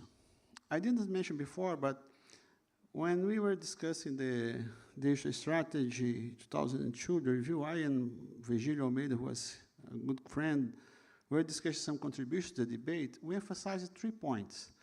The first, Christian mentioned security. This new world affects individuals, firms, governments. You have to find a way to create a safe environment to these transactions. Second, the governance of these arrangements. This is not trivial. India's experience is heavily based on the third sector, which is very interesting. Not only the firms, not only the government, but also the third sector. We have to clarify our expectations regarding the third sector in Brazil, the heterogeneity, the potential of the third sector, but it's not so trivial. Many people here think in terms of government and firms, and in a very polarized way, which should be cooperative. But I'd like to put some emphasis on the third element that we suggested at the time. The question of human capital. We have a huge challenge in terms of forming, training, reskilling, upskilling, and especially regarding the question of jobs. Not Steve, but all respect. But the jobs in terms of posts, work, employment relationships, this is changing in a way dramatically fast. And we are not even talking about that. And in a country like Brazil, I think that these issues should be addressed in this debate. And in the government, I think sometimes we act like children when they are learning to play football. All the children go with the ball. And then the ball goes there, everybody goes there. We have to specialize the conversations in order to work in depth what we can do. We just recently, the Ministry of Management Innovation launched a strategy about digital government, which is important update of the government's efforts. We have several, in all these domains, we have guidance documents. The documents usually are good, interesting, but they have one of our cultural sins. Too many priorities, too many ambitions, lack of resource, lack of metrics, but that's how we work. It's in our political culture. Fortunately, the third sector, the business, they are moving faster and they're trying to be more surgical and looking for prioritizing things in a different way. Because we have to move in this competitive world. Brazil does not have a lot of time to make its choices. In the principles of DPI, of the India experience, they emphasize, like they mentioned, interoperability, modularity, frugality, open source, but there's one feature that is very important for us, scalability. You need scalability. You need to begin big. You need to begin massive and frugal. It has to be cheap. We have to think in different terms. In many ways, we sometimes get trapped in our own assets instead of being clear about the priority, strategic about our initial goals in order to move ahead. We have this mania of trying everything at the same time together. It never works. So the country has a window to make some choices and has to prioritize. It's valid for industrial policy, it's valid for health, for education, for inclusion, for environment, and we have to act properly and in a responsive way in order to change the stage we are in several of these dimensions. The private sector is doing this. The private sector is growing in this area. They are growing 2 digits per year. And the government is still trying to understand.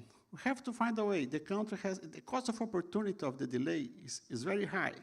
So what we're trying to do is to sort these priorities, interact with the third sector, interact with the big techs, interact with the international environment, international institutions, in order to pursue these priorities.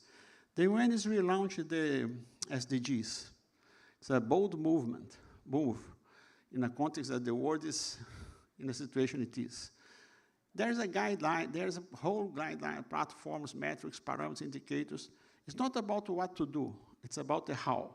And it's exactly in the how that I think that these transformations can make a huge difference. Very good. So time is of essence. Learn with each other.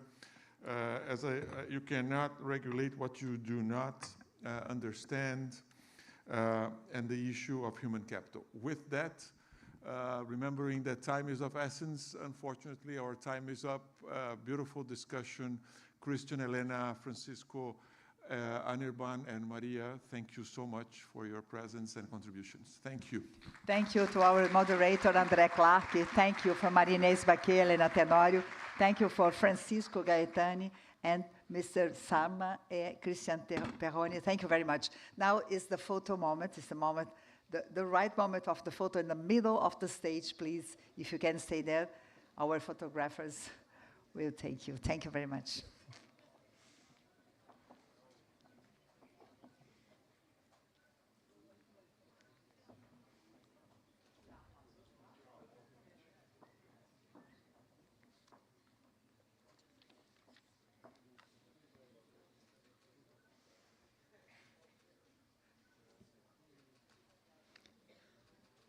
thank you very much again for your contributions, for this rich debate, and for your messages.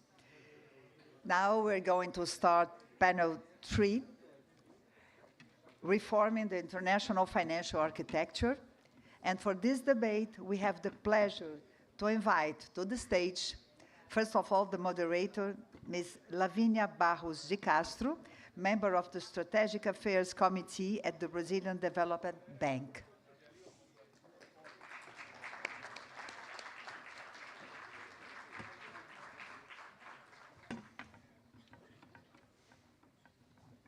I have the pleasure to invite to the stage Ms. Tatiana Rosito, Secretary for International Affairs at the Brazilian Ministry of Finance.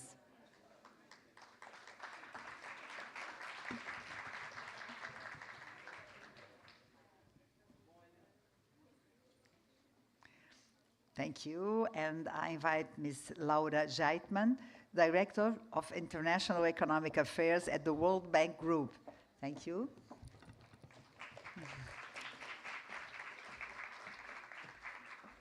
I also invite and welcome Mr. Marcos Caramuru, International Advisory Member at the Brazilian Center for International Relations. Our SEBRI. I invite and welcome Ms. Samia Paiva, Corporate Risk Manager at the Development Bank of Latin America and the Caribbean, the CAF, the CAF.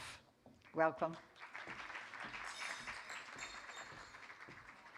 And we welcome Ms. Yabo Masha. She's online with us. Good afternoon. How are you? Ms. Yabo Masha, Director of the Intergovernmental Group of 24 on International Monetary Affairs and Development. Welcome, Ms. Yabo Masha. Do you hear us? Can you hear us well? It's okay? Okay, it's okay. I can hear you well. Thank you very much for having me. We hear you also. Thank you very much. See you soon. You stay with us, and her participation will be online. Now, I give the floor to our moderator, Ms. Lavínia Barros de Castro. You have the floor, please. Thank you very much. Good afternoon. It's a great pleasure and honor to be here to moderate this session with some friends on reforming the international financial architecture with an exceptional panel of experts who I will shortly introduce. So we are going to discuss like 5 topics. The financial system's rules and regulations, multilateral development reforms, addressing debt burden, ensuring a fairer global tax architecture, and also how to improve the SDG financial needs. So I will start with some provocations here with this last point, overall SDG financial needs. So just to give it the context, well, we had several progress. We have like 800 million people now connected to electricity, for example. We have 146 countries already met their track to meet the under 5 mortality rate. We have 95% of the world with broadband access. However, we have, unfortunately, some bad news. We are now on less than halfway till 2030, and the promise are in grave jeopardy, in great danger. Where we stand, we have like 50% of SDG targets on track. 48% are on the track, and 37% have stagnant or regressed. So the SDG great motto was leaving no one behind. But what the pandemic showed us is that we were in the same storm, but not in the same boat. The poorest suffered the most, and we had some indicators going around. So among countries, COVID-19 caused the less developed countries to fall further behind, and advances that had been made in the SDG to retreat in several indicators such as education, health, but also gender inequalities. So at current trends, that's the worst part of it, based on simple projections, there is a risk that the gap among high-income countries and low-income countries will be wider in 2030. 29 points that it was in 2015, 28 points. 28 points. So, but it was not only the pandemic. Besides lingering COVID-19 effects, we have the SDG progress threatened by climate crisis, by conflict and wars, but also of a gloomy global economic outlook. So if we look to each of the 70 individual SDGs, not a single SDG is projected to be met at the global level. We can still change that, but we need a lot of effort. So also, the climate crisis shows us that, okay, climate damage is random. However, fiscal space to respond to the crisis is not well distributed. Climate damage is a debt pusher. It forces countries to borrow and requires extraordinary budget expenditures that are simply not available. So this is one of the reasons that we have to reform the system. We have also good news here. For example, just in May 2024, we have an innovative SDR-based hybrid capital for multilateral development banks, but still not available to national development banks, something that we should discuss.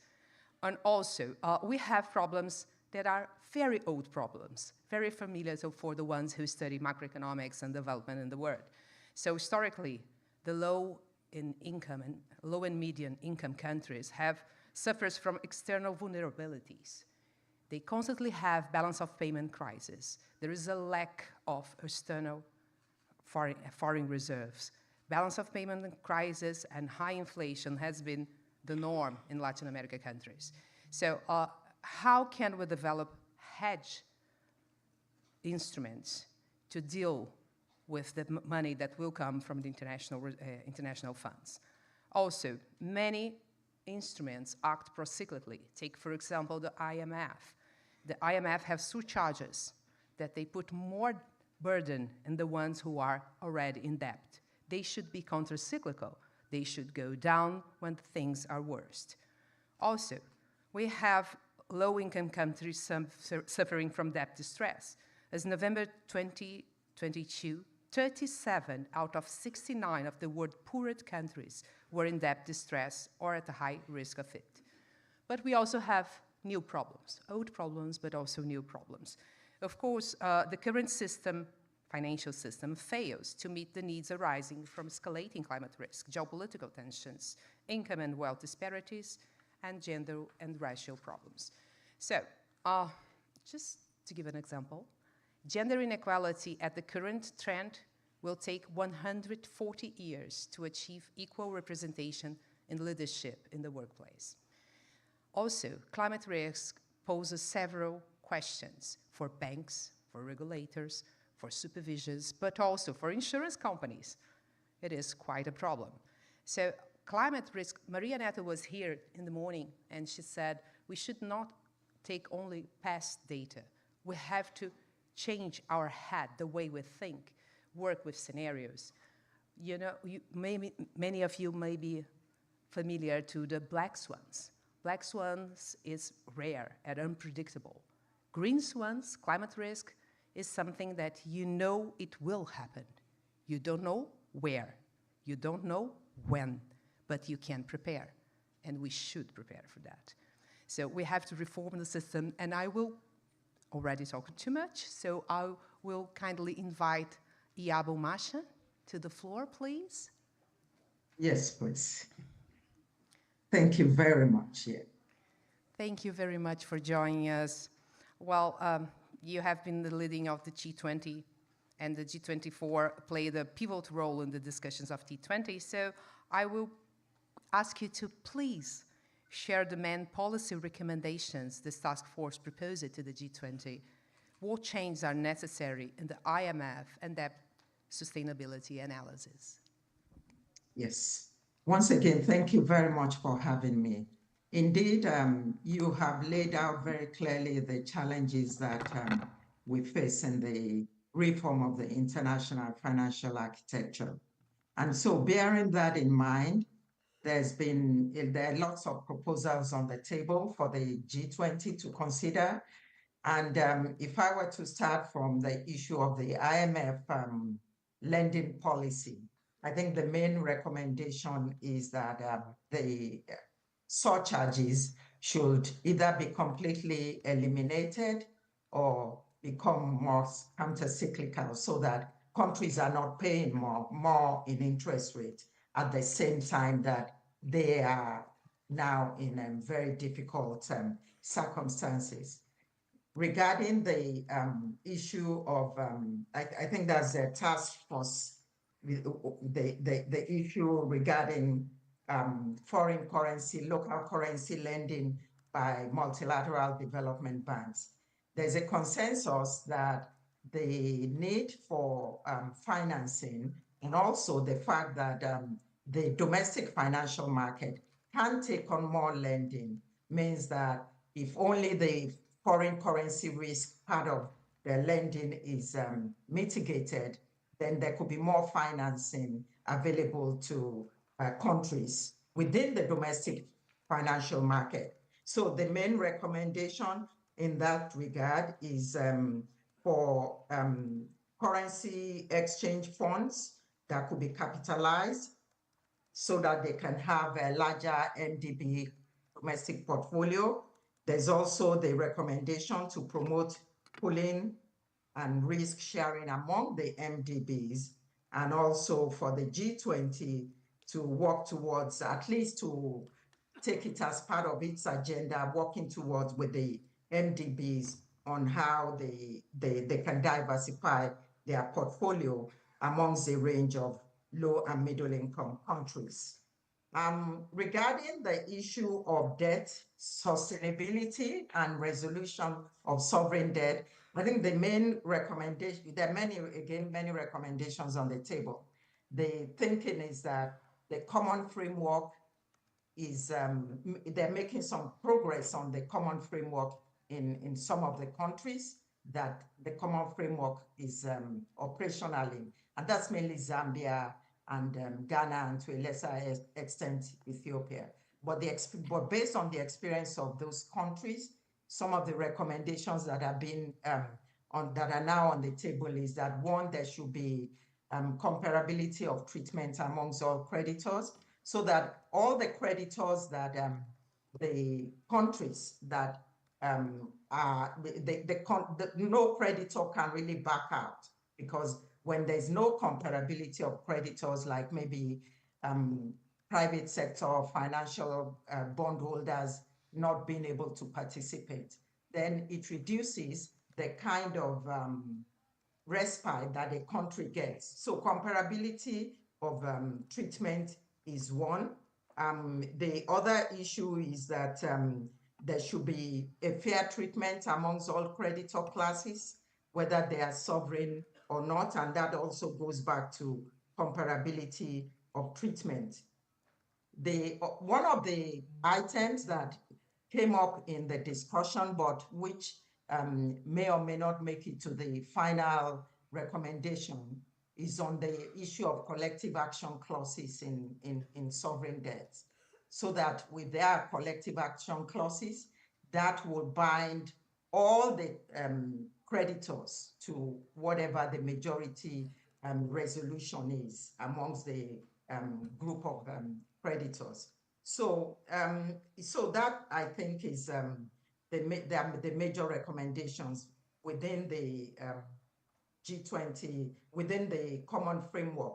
Of course, there's also the discussion of how the IMF should reform the debt sustainability analysis in such a way that it factors in the need for more financing from the both to achieve climate and some of the sustainable goals that you have identified, but also to take into consideration the fact that the framework itself, the way in which the conditionalities are set and the parameters of the framework make it difficult for countries to keep their debt at such a sustainable level that keeps them within the IMF requirements.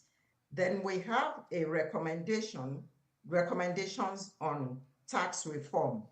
On tax reform, the main recommendation, of course, is the kind of progress that we expect or we're hoping will be achieved in the UN Framework Convention on International Taxation.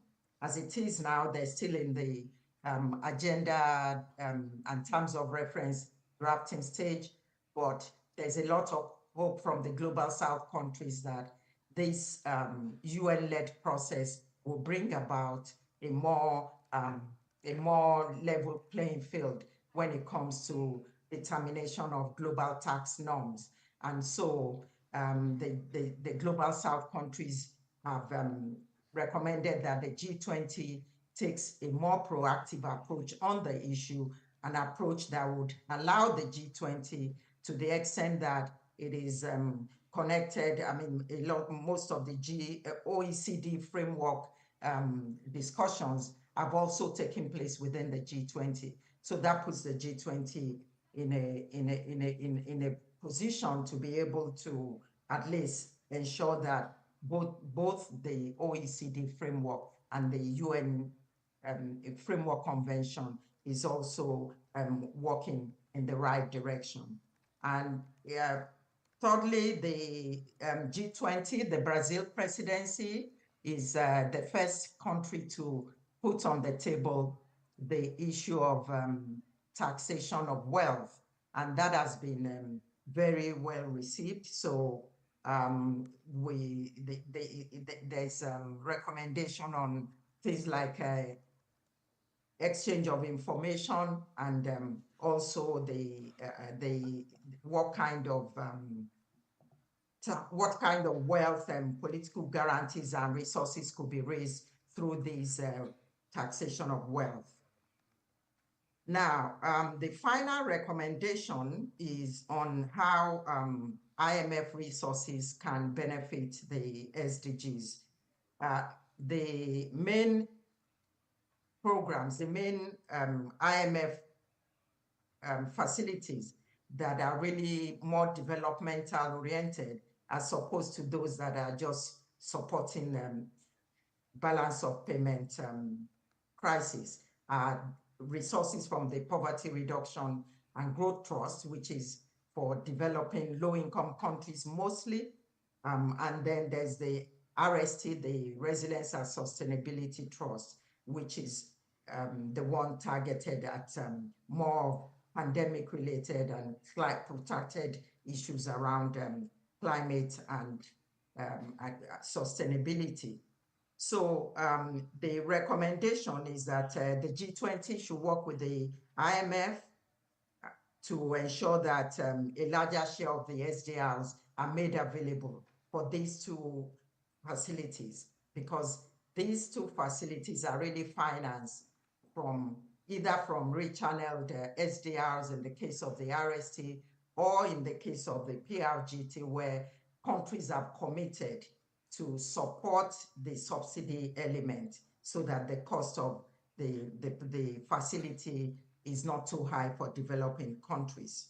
So these are on the major areas relating to these particular topics. These are the main recommendations that have been developed for the G20.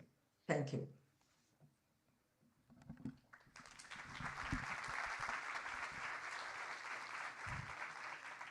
Thank you, Yaba. Great power of synthesis. Thank you so much. I think you made all the a great resume of the recommendations. I would just like to emphasize something here. If we wait until the perfect taxonomy and the perfect model, maybe we will lose momentum here. We have to be bold. And this is why this is about. What this is about. I mean, consider like for the multilateral development banks, for having a AAA credit rating, they have to have a maximum leverage of 4. In Basel Accords, you can go to 9.5.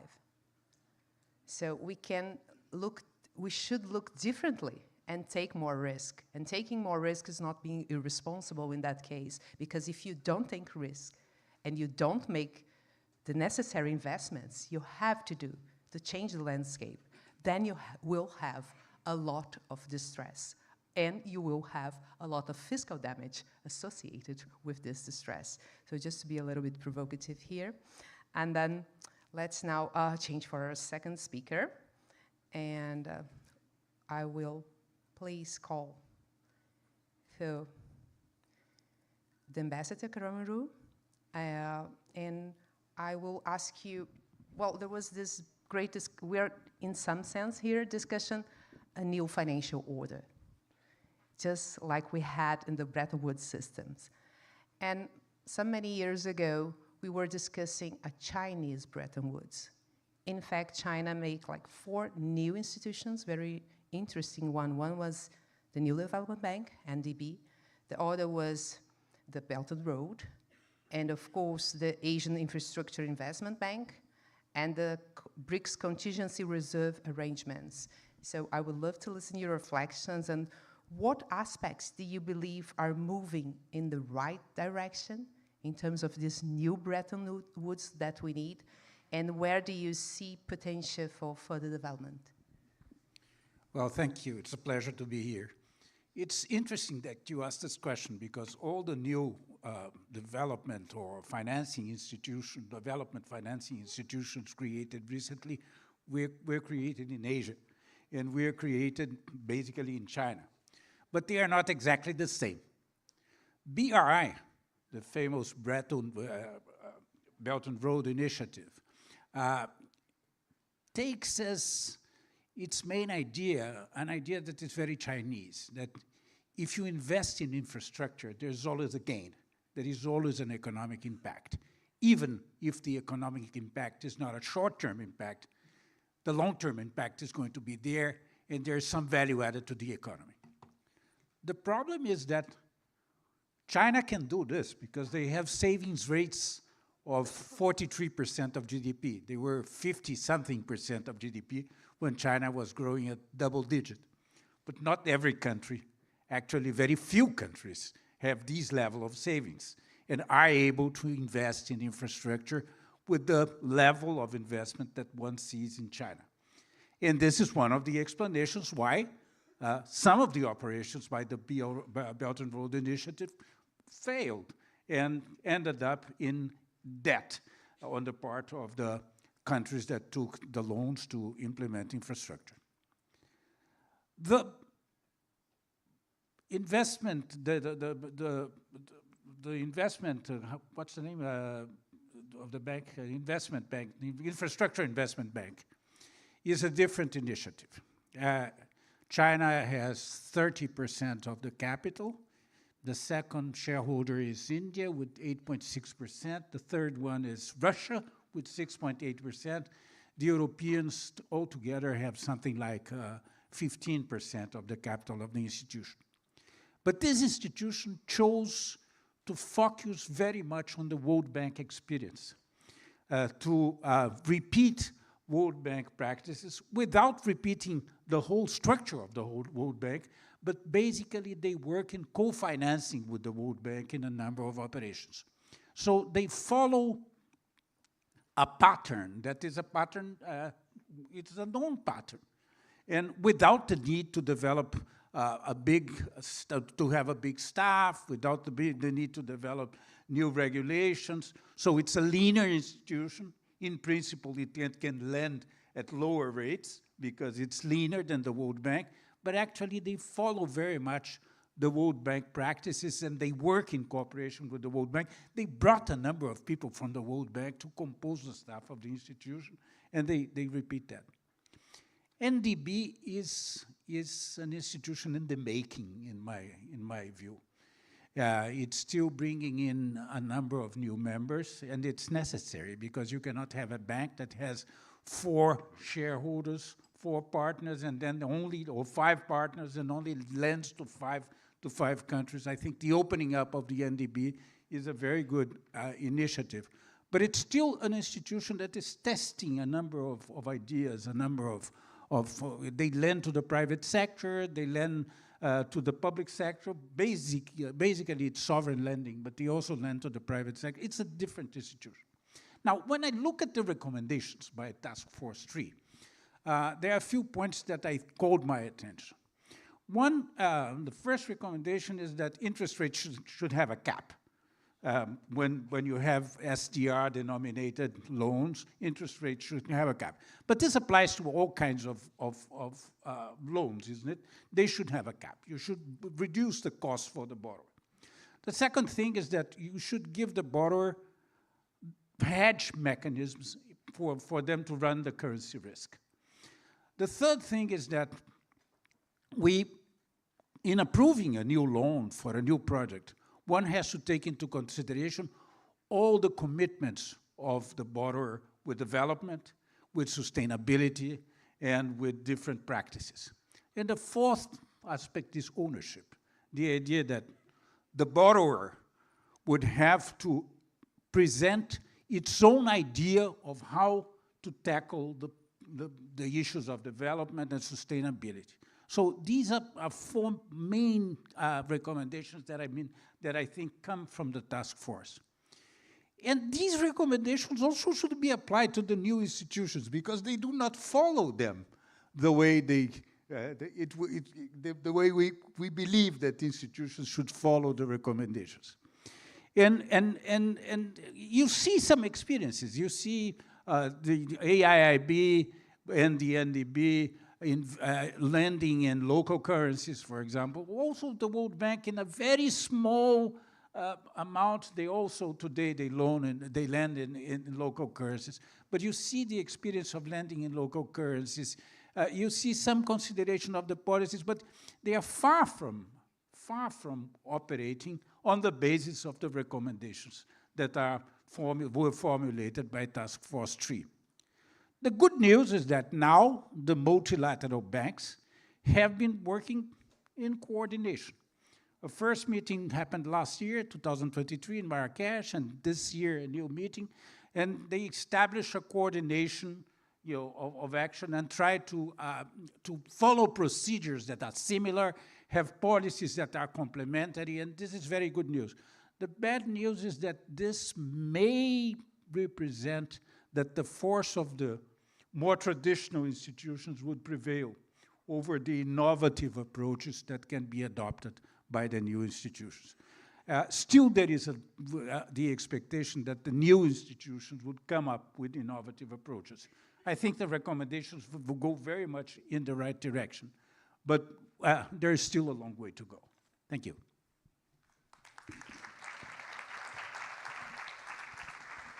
Thank you so much for raising this point about collaboration and the danger to follow the leaders and not being innovative. That's a very interesting observation. And it's interesting that, as a matter of fact, climate is a public good for all. I mean, it's a global public good, as it is health. Nobody's safe until everybody's safe. So it's great that we take this opportunity to it's not only about money, it's also about building projects to collaborate, to learn from the experience of the others. Floods happens in almost all countries, or at least at several countries. What can we learn from past experience, and how can we deal and create what new and innovative instruments working in one place that we can replace and make it bigger? And how can we use that to escalate and go from products to programs and scale up the initiative? So thank you very much for that. Okay, so I will also now call Sami Paiva, while talking about risk. and Sami Paiva is a corporate risk manager at the Development Bank of Latin America, CAF. So this is why I would like to ask her, how can multilateral development banks adjust their risk appetite and assessment models to significantly increase financing available to low and vulnerable middle-income countries? Thank you, Lavinia. Thank you all. Thank you for the invitation. Having me here is an honor to be part of this forum. Not sure. Okay. It's quite a challenge to talk about after just about Marcos, but I will do my best, I promise. And after all the provocations that I have done. So before going directly to the answer, I think that it's important to see the scene and for the non-technical people, talk about the concept of risk appetite. That is very simple to explain, to be honest, very difficult to implement. So risk appetite is basically the amount of risk that we are willing to accept in pursuing our main objectives at strategic and tactical and operational levels. And this is what makes things really complicated because of nature of risk, and also because risk, as everybody said here, is in our day-to-day activities and permeates all the activities of the bank. So, but in principle, you could think, but okay, it could be easy, right? So you just have to list all the risks that we are exposed to and define indicators, thresholds, and then implement it. And everybody's gonna follow the rule because we are very good on following the rules. But the point is that this is not that simple. I mean, everybody is talking about all the risks that is coming along, emerging risk, and all these many and vocal words that is absolutely interconnected. And everybody knows as well that usually the multilaterals have a long story of being a very conservative organizations. And because of this, we try to identify all the risks, honestly, and try to put as much as possible controls and level of controls and try to understand what can happen and ask for several action plans before approving projects, before approving any transaction. This is the way that we are using to work so far. But it never can be at the expense of development. And then when this very conservative risk appetite is challenged by many actors, we start thinking, and you have to think more creatively in order to come up with very innovative solutions for that. And it also is important to make a difference. That it is very, very important to make this difference because in the regulatory work of the banks, the commercial and other regulated banks, we have like the 1, 2, 3 to 4 now, no? Basel requirements that make it much easier to have the standardized approach for capital requirements and risk appetite and all the measures that we have to put in place to define risk appetite. But for the MDBs, this is not the situation. We are not regulated. So there is no standardization in place that tell us how to calculate capital, how to define the risk appetite. There is no rule, I mean, one single rule or at least consensus in our system saying what you have to do. So along the years, what happened is that multilaterals start to define themselves their own methodology and risk appetite. And also because, as everybody knows, I mean, the multilateral business model lay on the fact that we have to have access, ready access to the financial market at the best financial condition, meaning a low interest rate and high ratings. So what the shareholders decide to do is basically to anchor the internal risk appetite to the credit rating agencies' requirements. And even though when, and it is the case for the major of multilaterals, even though when the internal risk appetite framework is in place and at very sophisticated level, in the end, we end up with a situation where we have to accomplish with the credit rating agencies' requirements. And as all credit ratings have their own methodology, in the end, you have to accomplish with the major requirements of them.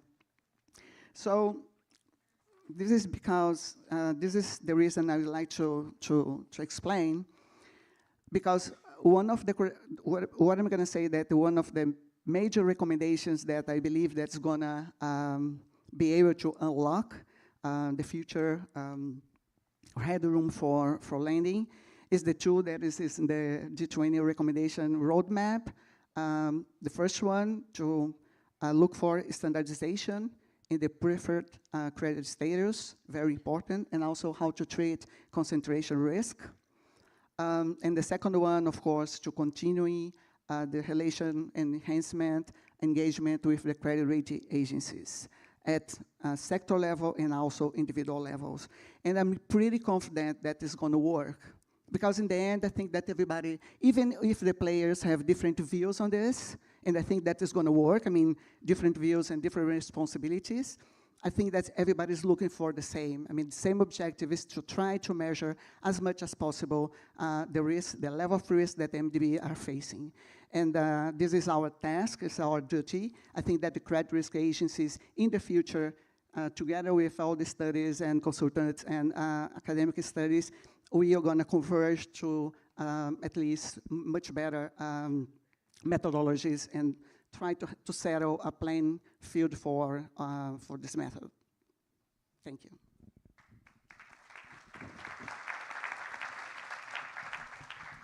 Thank you so much, Samia. You know, I have been a risk manager for 5 years, so I perfectly understand what you're discussing. And as a matter of fact, I had a boss who used to say, you know, Lavinia, managing risk is not avoiding risk, it's managing. So this is, I think, a great tip. So let's move to the floor to the Laura Geitman. So let me just get to the question.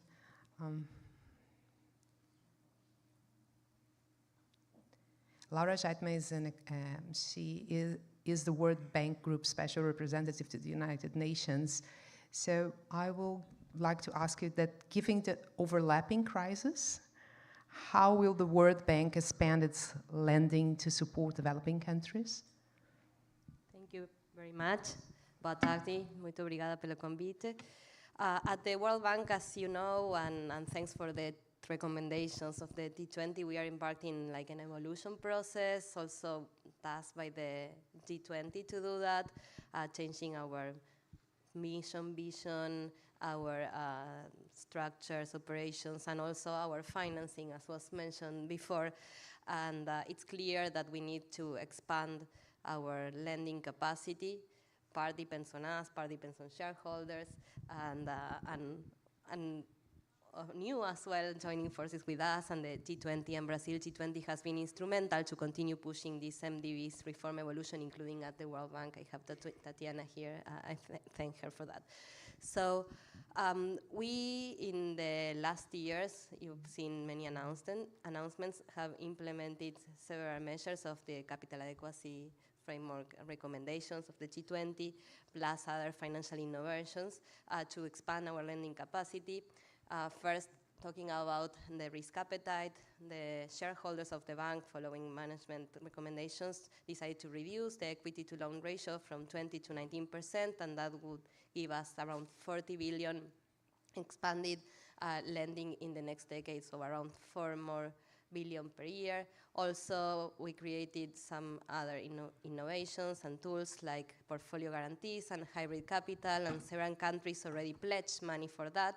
Thanks to the bank's preferred creditor status and AAA, we are able to leverage these donor resources for guarantees and hybrid capital by about 6 to 10, depending on the donor and depending on the instrument. So for each dollar that is given for these instruments, we can provide $8 or $10 for development. So this is very important. This will give us around 70 billion in the next decade with the pledges that we have so far. We've been hearing some from the spring meeting. Hopefully in the G20 we get more, towards the annual meeting more. And we estimate that with all these policies plus other innovations, we may be able to expand by around 150 billion in the next decade, provided strong shareholder support. But also we think that it's key to bring in the private sector, and that's aligned with many of the recommendations that you just mentioned. And our president, Ajay Banga, and the World Bank Group created a group, the Private Sector Investment Lab, of 15 CEOs that are looking at these bottlenecks to prevent the participation of the private sector, and how we can work together to remove those blocks.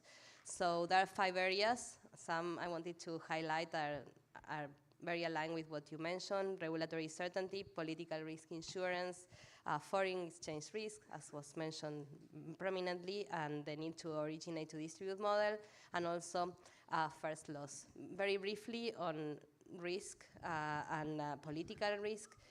As of yesterday, the bank made operational a new guarantees platform.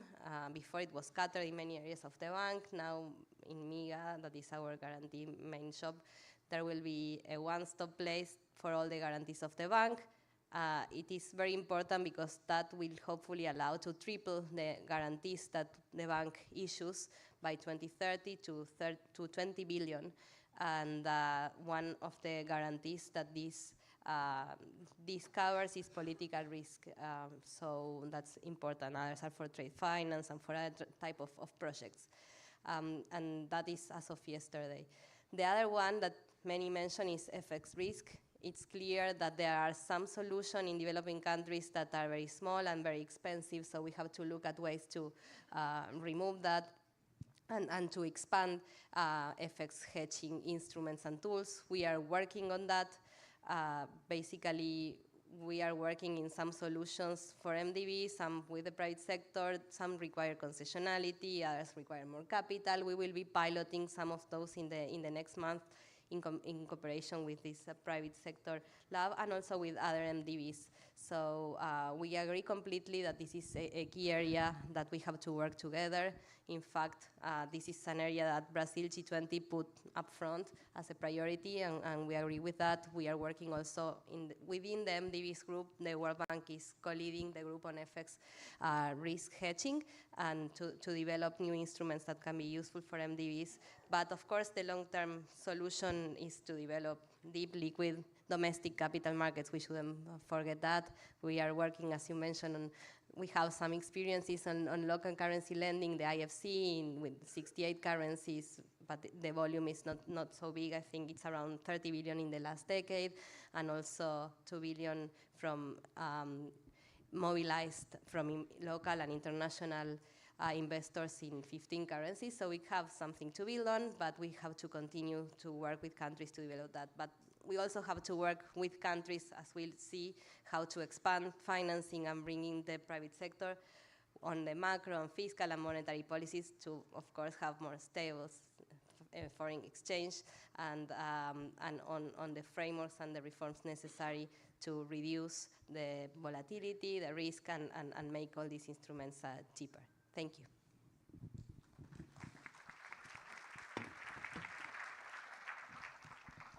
Thank you so much, Laura.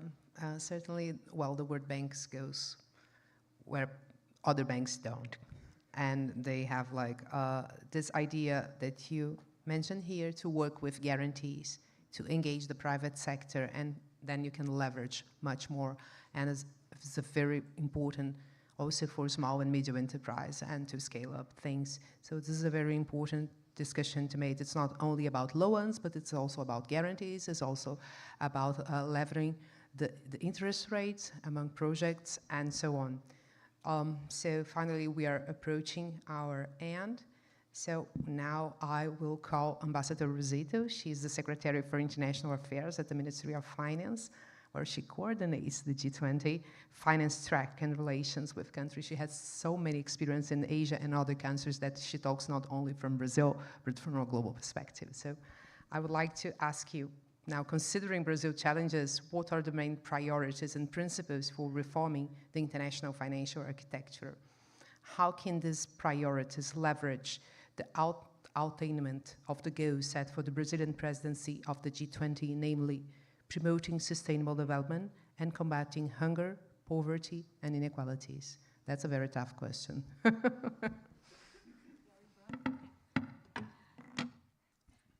Thank you, Lavinia. It's my pleasure to be here today and to share, this panel with so many distinguished and experienced speakers. We have Ambassador Marcos, long-standing expert in finance and MDBs at Sanya.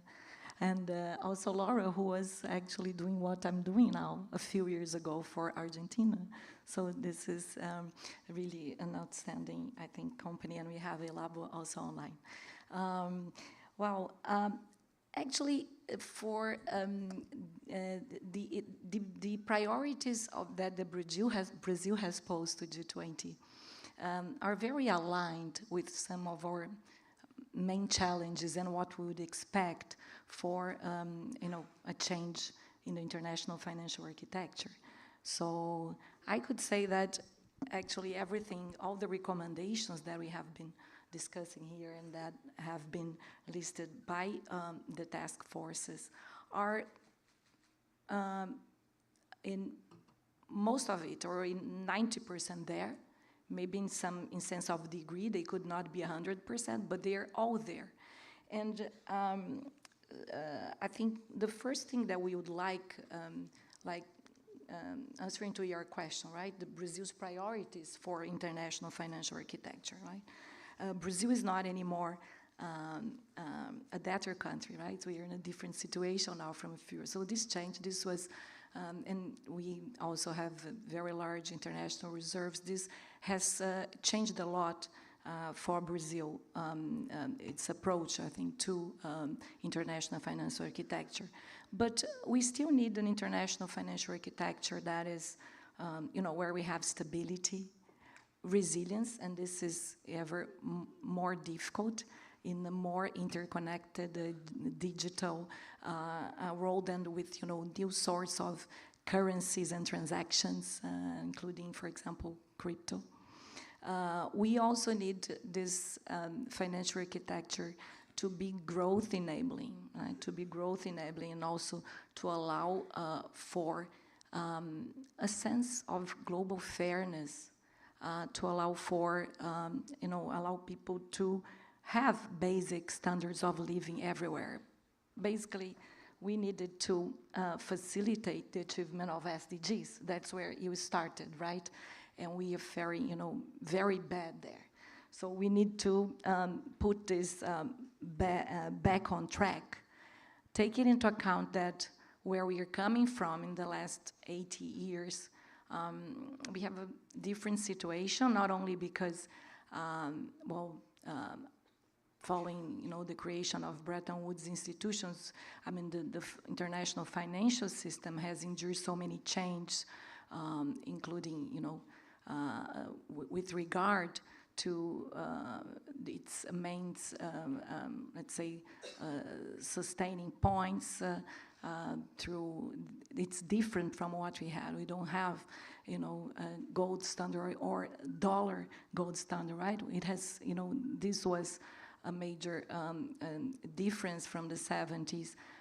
And now we also have different power sharing in the global stage. So many of the points that we have alluded to here, they have to do with this reaccommodation, right? We have Asia and there, China, very proeminently, and this can be felt in every one of the topics that we have spoken of and every one of the recommendations, because, in the end, everything boils down to governance, to, shareholders and their power, and then what they decide.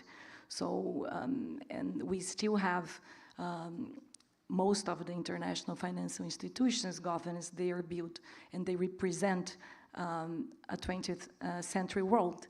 And that has served us and still serves us, of course. And then we are in this new phase. So I thought that it would be interesting for me to share partly of how we are responding to that, also in G20, and also make some comments about the recommendations. We have the issues, for example, of the financial stability and especially IMF, the issues have been highlighted. They are very much part of our agenda, and there we are highlighting also governance. It's not easy to do that, because even if we have perhaps more balance in the G20 between different economies of different size and power, right? It's still so it's not the boards of those institutions where usually, countries like Brazil and emerging markets would have much less power, but not so, but much more than before 2010, but still it's a different situation. So we have been working on, for example, the issues of surcharges are there in the agenda. They are one of the issues that we're pushing for. It's this discussion, so the role of G20 there is very clear, which is to give political signals, and there we have to reach consensus. So for some issues, we can see that G20, of course, also in different years, according to the priorities, will go further.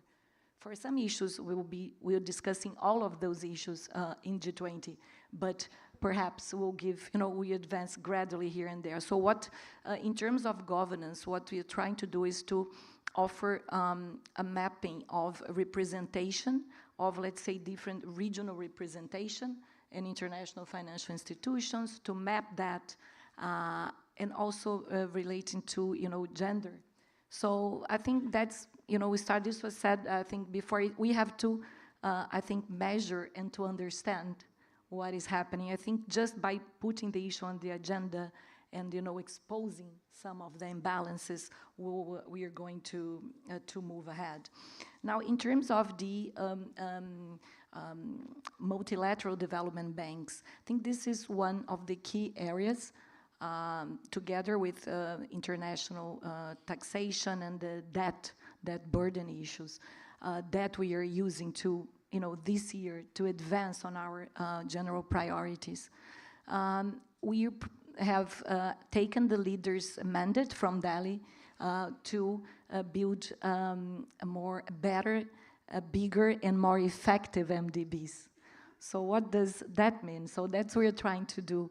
We also, we are recognizing, all the advances and made in previous G20 presidencies, and also what the reforms that have been taking place in MDBs, including the evolution in the World Bank, as mentioned here.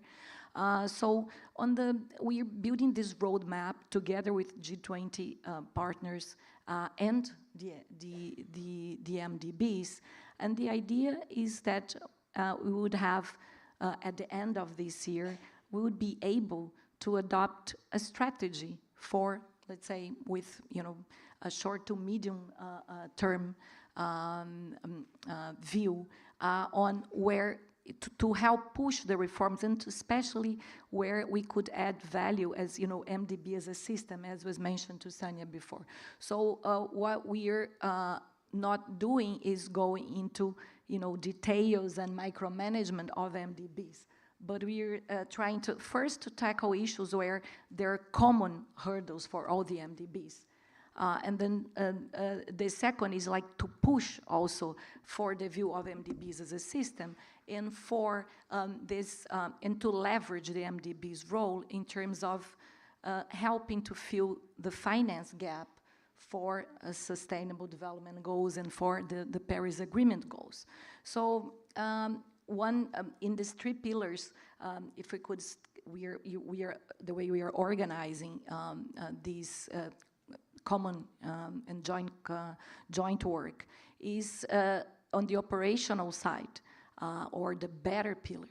We are working on different concepts. For example, one of pushing for country platforms where, led by countries themselves, and that I think MDBs have a role there, not in helping many countries to do that, right? Also in being, once you have, different sorts of platforms, in being there also to helping leverage public and private money, but also to help push a view that is more based in programs rather than projects, and it's more aligned with national development strategies, including national climate strategies and climate plans. So everything has to be aligned. We are also there working on foreign exchange risk mitigation and local currency, as has been said. This also has, it's very much aligned with a Brazil also initiative, which is EcoInvest, led by the Brazilian Treasury, and we are doing that in conjunction with Inter-American Development Bank and the World Bank, and also BNDES, because part of the, the four lines that are being devised, they will be under the chapeau of Fundo Clima. So this, again, just to show that what we are proposing, abroad, it's of, I think, global concern, of emerging market concern, but is also very aligned to our national priorities. And we, of course, talk about operational reforms. There are, many things in terms of harmonization of different standards, of making, having faster access to resources, using country systems, which is part of this proposal that is being built.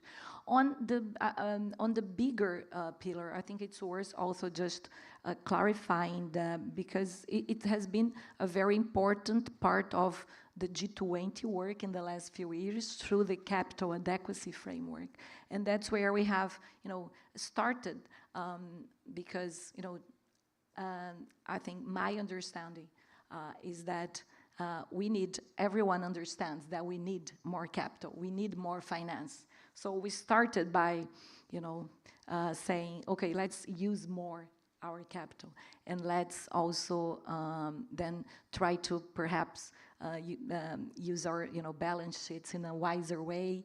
And so capital adequacy framework, it's a very much now a formal part of G20. So it's very interesting because it's was born with Italy, and then absorbed through Indonesia, and then the formal recommendations with the Indian G20 presidency last year. And this year we have a great, even larger pool of MDBs, over 12 banks that actually are, helping, reporting on their capital adequacy framework. So there is, I think, strengthens the dialogue between G20 and the MDBs. But we also, another part of that would be to also, have more capital, new capitalization rounds, which is a very, difficult topic always, but also especially in times of very, large fiscal constraints, where the debt burdens for all countries have risen. We have seen some recent capitalizations, like EBRD, IDB Invest, for example, and so this is an issue that it's very much on the table, and we are studying with the partners, how the G20 can contribute to that, and with its strong political support, but also find ways in which this could be regularly addressed by development banks. Now, on the effectiveness part, and it's very technical, so I think it's always difficult, because we are talking about, alignment of corporate scorecards, and how to really make sure that MDBs, their money is where we need. But I think there is, it's a crucial part, right? Because we should have, in MDBs, there should be a very strong and clear link between the strategy, where the money goes, and then feedback loops onto, is this really, not only where the strategy of the bank is, but where the strategy of the country is. So we should have more medium and long-term view on that. But also, I think it's important, because there is, let's say, I would say not a hidden, but a kind of could be like a false, struggle going on in the development world now, which is this, climate versus, let's say, development or other goals. It shouldn't be there. I think the way that we look at it usually in Brazil is that things go together. We have to combat, climate change and poverty, hunger, and all the, still like have, money for the investments in infrastructure, in education, in health, but it's easier said than done.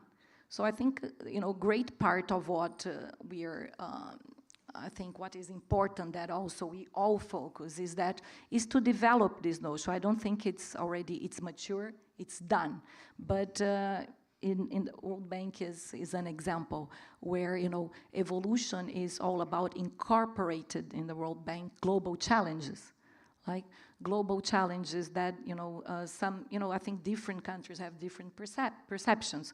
We are all for helping to actually deal and address global challenges, climate, pandemics, and fragilities, but global challenges usually for us would encompass much more. They also continue to encompass hunger, food, poverty, biodiversity, and so on and so forth. So, all the issues related to the SDGs. But I think the only way is really to have this dialogue, and I think G20 is really important to move this ahead.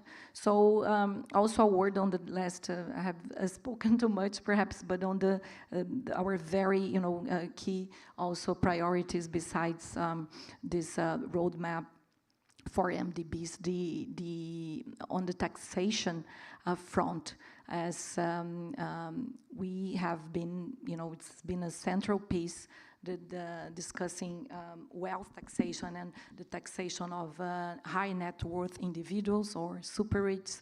I think the idea there is really, again, it has all to do with this sense of fairness, right? I mean, there is no doubt on the diagnosis. World inequality reports help us a lot with that. So we have, 10% of people with 52% of income and 75% of wealth. And we have 50% of people with around 8% of income and 2% of wealth. And still we would like, and of course this has very, negative effects for us as, both as, I think, humans, but also in us in thinking of us as nation and states, rights and issues as like immigration and social pressure, so both within countries and across countries. And this proposal, I think, as was recognized, it's a pioneering thing in the G20. It adds and it builds on the debates that now we are at this phase of having the draft terms of reference for the UN Convention. Also, we have to recognize that a lot has been done in the last decade in the OECD with the BEPS project, and it was not imaginable like 10 years ago that we would have a minimum tax for multinational corporations, which is Pillar 2, and we have. And this entails a lot of cooperation. There is also the convention on we call it the multilateral convention that will mostly address issues of the digital economy that is in final stages. And this involves more than 140 countries, right? So it's not only OECD countries, we're talking about projects that involve 140 countries. And, but it's also very important that at this time, and as the recommendation mentions, we have the UN that brings another environment where you have a different balance of power. And so for us, it's also very important to highlight. We are not talking in the G20, we are not doing really, we are not doing any forum shopping. We want to really advance the debate. This is a crucial issue, and we need all the fora to do that. We'll need the strength and the balance of power at the UN, and we'll continue also to need other fora and this impulse from G20. And finally on that, we have tried to give more voice to raise the profile of debtors, especially from Africa. So we have already organized 2 different ministerial meetings, but one ministerial meeting actually, and one what we call the African-led debate in our last meeting of the International Financial Architecture Working Group that took place in Fortaleza. It was very well received. The issues that have been raised on that, they are, again, I think I alluded to this on that is where we see more clearly this reaccommodation, right? We had for 6 decades or more the Paris Club, where the creditors would meet. Now we have new creditors, not only China, like India, Saudi Arabia, and then they happen to be in the G20. They also, so the common framework recognizes this new balance of power. And the Paris Club took decades to have the sort of institutionality and automaticity that you have now. So the framework, the common framework, has what 3 years, 3 to 4.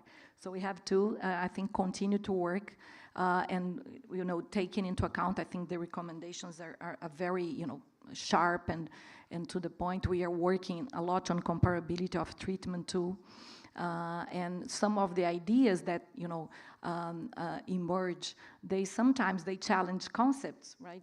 So some countries think, oh, why don't we do some parallel negotiations, actually? But, the way that we are used to do, or the Paris Club are used to do, is always sequential. You must have all the official agreements before, and then, but maybe some countries think, oh, why don't we do a parallel thing? And we are working also a lot, but having very, 2 things in mind to conclude, having, the issues of giving the debtor countries a higher profile and helping, them to bring their voices to the debate, but also working on solutions that could be more structural and long-term, and also solutions that could perhaps avoid some of the liquidity problems of the the current situation. So thank you. I'll stop here. Well, thank you so much, Tatiana. Just 1 minute, please. Yeah, with such a great comments with the 3 ladies here, I would like to ask Professor Maskas Karamuru to make like a final message, like a 1-minute message for us to the closing sector. Thank you so much, Tatiana Rosita. I would comment, but we have no time. I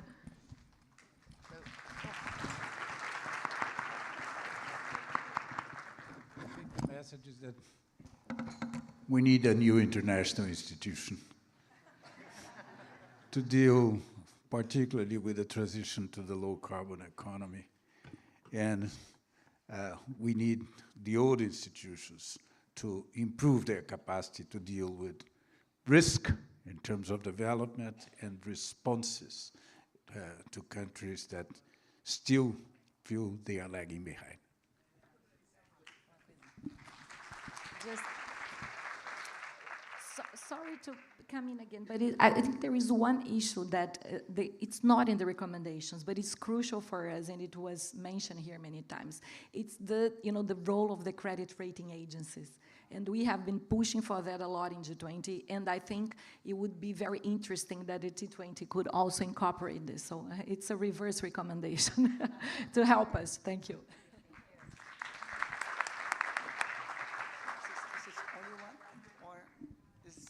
Is only one closer message, or?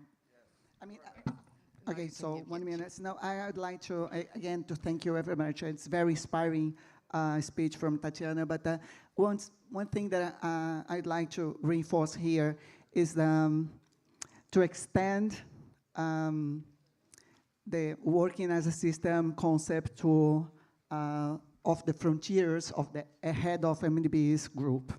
I'll give a personal testimony of being invited to participate in G20 meetings, and it's not only open huge opportunity for networking and also for knowledge and insights, but also it accelerates the way that we absorb the recommendations and is able to implement in our bank.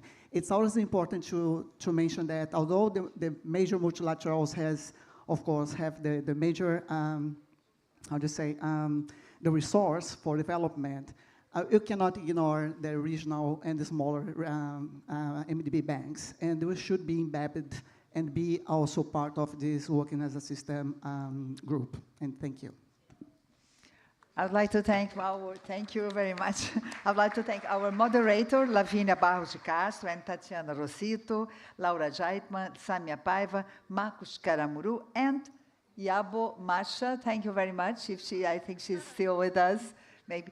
Thank you. And don't forget the photo, please, in the middle of the stage. Thank you again. Okay, thank you, Yabo, Masha. Thank you very much. So you'll be in the photo too. Please, you have to make the place for Yabo in our photo.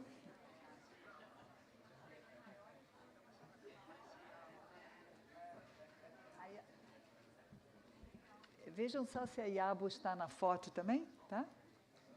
Ok? A Yabo, é. Ok, é.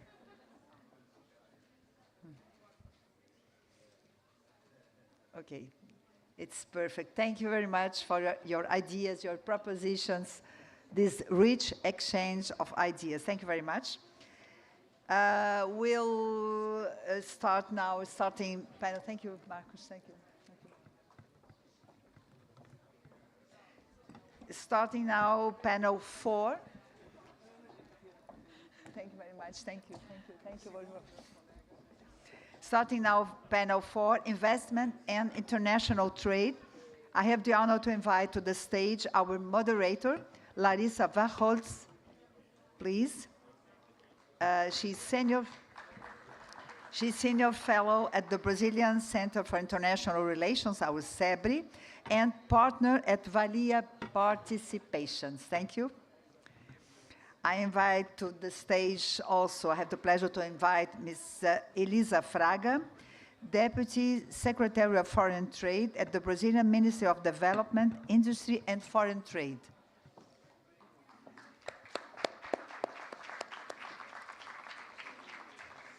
Welcome, thank you, welcome. I'd like to welcome and invite to the stage Mr. Dan Yoshpi, Brazil Chair at Business Engagement Group of G20 and Chairman of the Board of Directors at Yoshpi Maxion.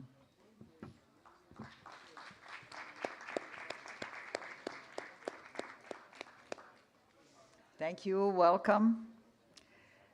I would like to invite also to our stage Martin Smith, to the panel 4, Martin Smith, Fellow at the World Trade Institute and member of the steering committee at the TIRN, it's the Trade and Investment Research Network.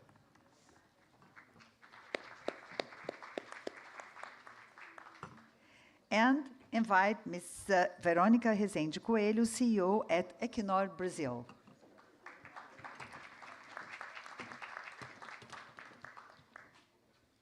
Thank you very much for you all. Thank you, thank you. Have your seat, please. And, thank you. And I give the floor to I give the floor to the moderator of this panel, panel 4, Larissa Varholz. It's right? Your name is Varholz? That's perfect, yes. Thank you very much. So, welcome and good job. Thank you. It's a pleasure to be here. Thank you for our panelists for being here today. It's really a pleasure to host an interesting panel on trade and investments, so I'm happy to be here with you. And we'll go straight to our questions because we have a lot of interesting comments from our speakers to listen to.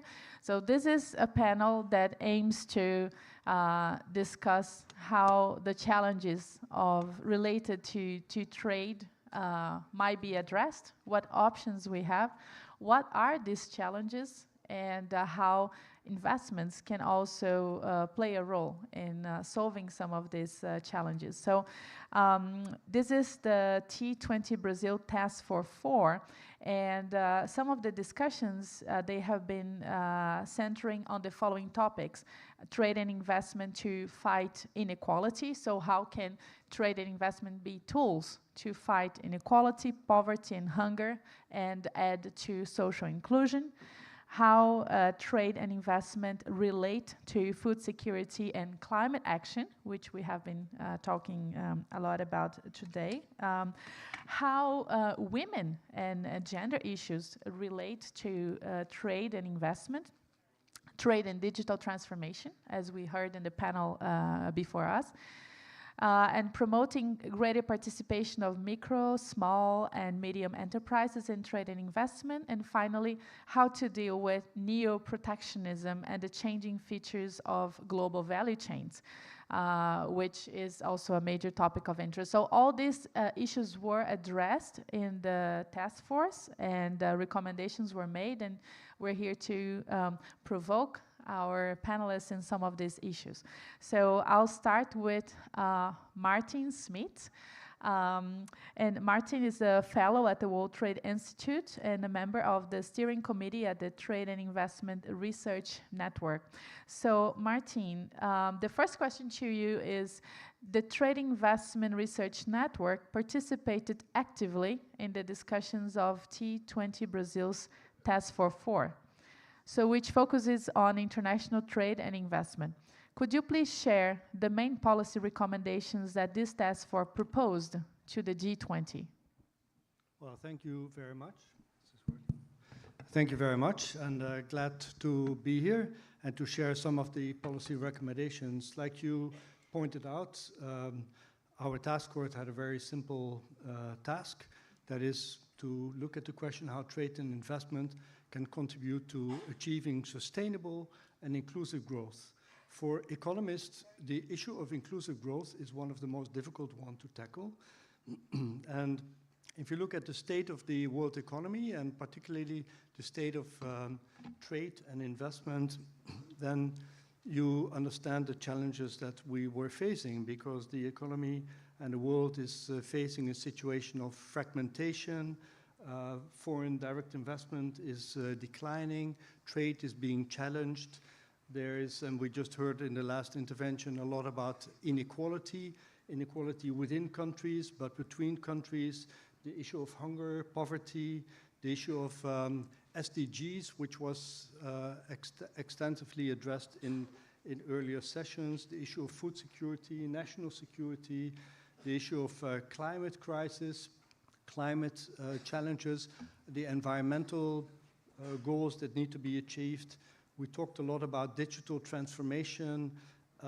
We talked about regulatory divergence in some of these issues, and I'll come back to that, I hope, when time permits. There's the issue of neo-protectionism, which is related to the tensions in the global trading system, the geopolitical tensions that we are witnessing. So if you look at the diagnosis and then you have to come up with recommendations, there were many, many different ideas. So what I will do is I will try to focus in a few minutes on the issue of the WTO, because that's what we are talking about. And I believe that one of the threats that we have had in our discussions, that many of the issues that were addressed this morning, earlier, and this afternoon, they have a direct link with the international trade. And perhaps the WTO, as we all realize, is in a very difficult situation right now, and partly that is due to the fact that perhaps the expectations are too high as to what it can achieve, because it's expected to address many of these particular issues that have been raised. So one of the first challenges that the group has identified is how those geopolitical tensions feed into the trade conflicts and lead to the dismantling of the trade rules. Now, I'm not going to go through all of them, but there are about 6 policy recommendations that have been made. And let me start with focusing on perhaps the first one, which is related to the WTO and to what G20 leaders are expected to do. And the recommendation, And perhaps the best is I read it out to you, because then you understand the complexity of the issue.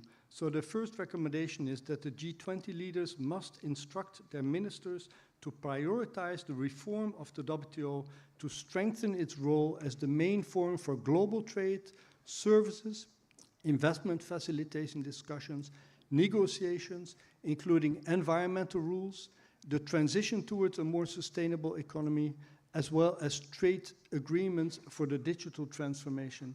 So that is quite a lot of work. We talk about trade in goods, we talk about services, we talk about investment facilitation, we talk about digital transformation.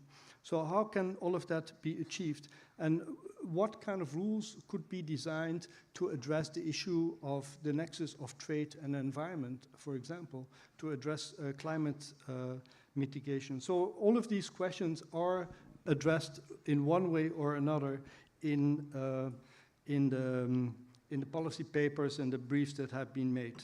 So that is one issue. And in fact, many of these issues have been addressed in the upcoming World Trade reports. And I've had a preview. The report is not out, but I've had a preview of some of the key elements that are discussed in there and that relate directly to trade and the digital economy, how the two interact and can contribute. And we heard it this morning already from Mr. Borges, who was referring to the digital transformation and the priorities that should be given to digital trade in terms of creating employment and development. The other one is also in the UNCTAD World Investment Report, develops extensively on the issue of trade and investment in relation to digital trade and in relation to services. So that is one issue. Now, I promised I would be short, the other one, so I will stop here. I just want to mention to you the other important one that I will hopefully be able to come back to is on the issue of neo-protectionism. But I'll stop here for now, and perhaps if I have a chance, I'll come back later. Thank you, Martin. Indeed, very big challenges, as you said.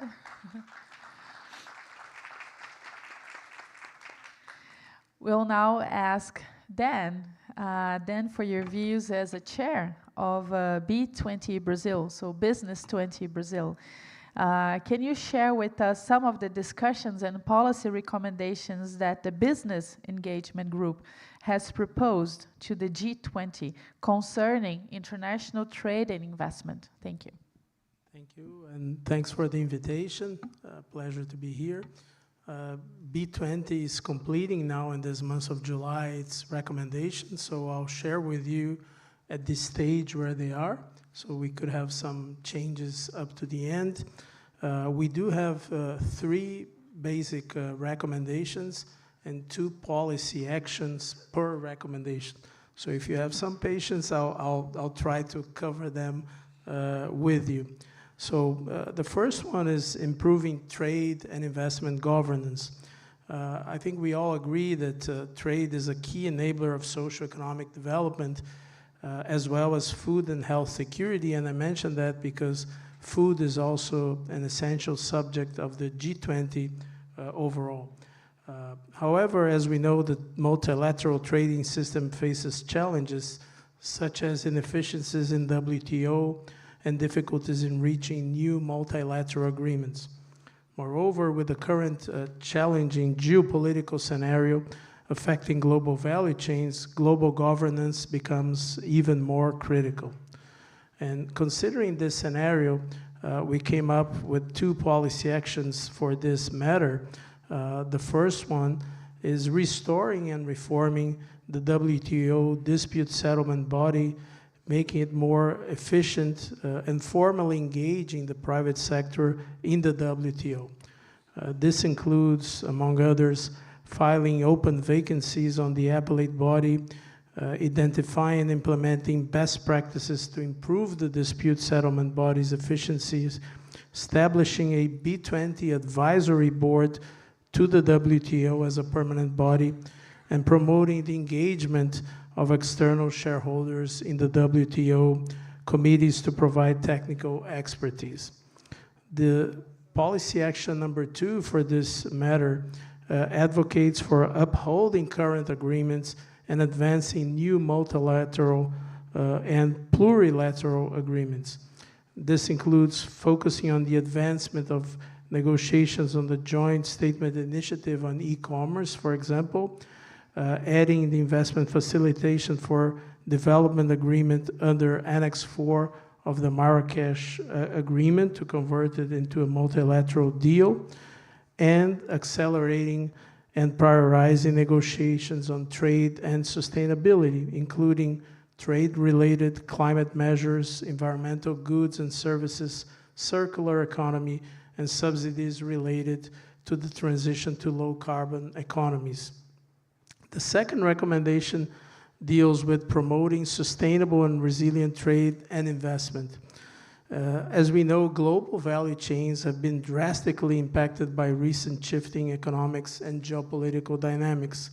Additionally, there is a growing number of regulations related to climate change that are significantly impacting cross-border trade. Companies need to promote resilience and sustainability in their value chain to be able to respond to today's evolving international landscape. But a balance must be reached.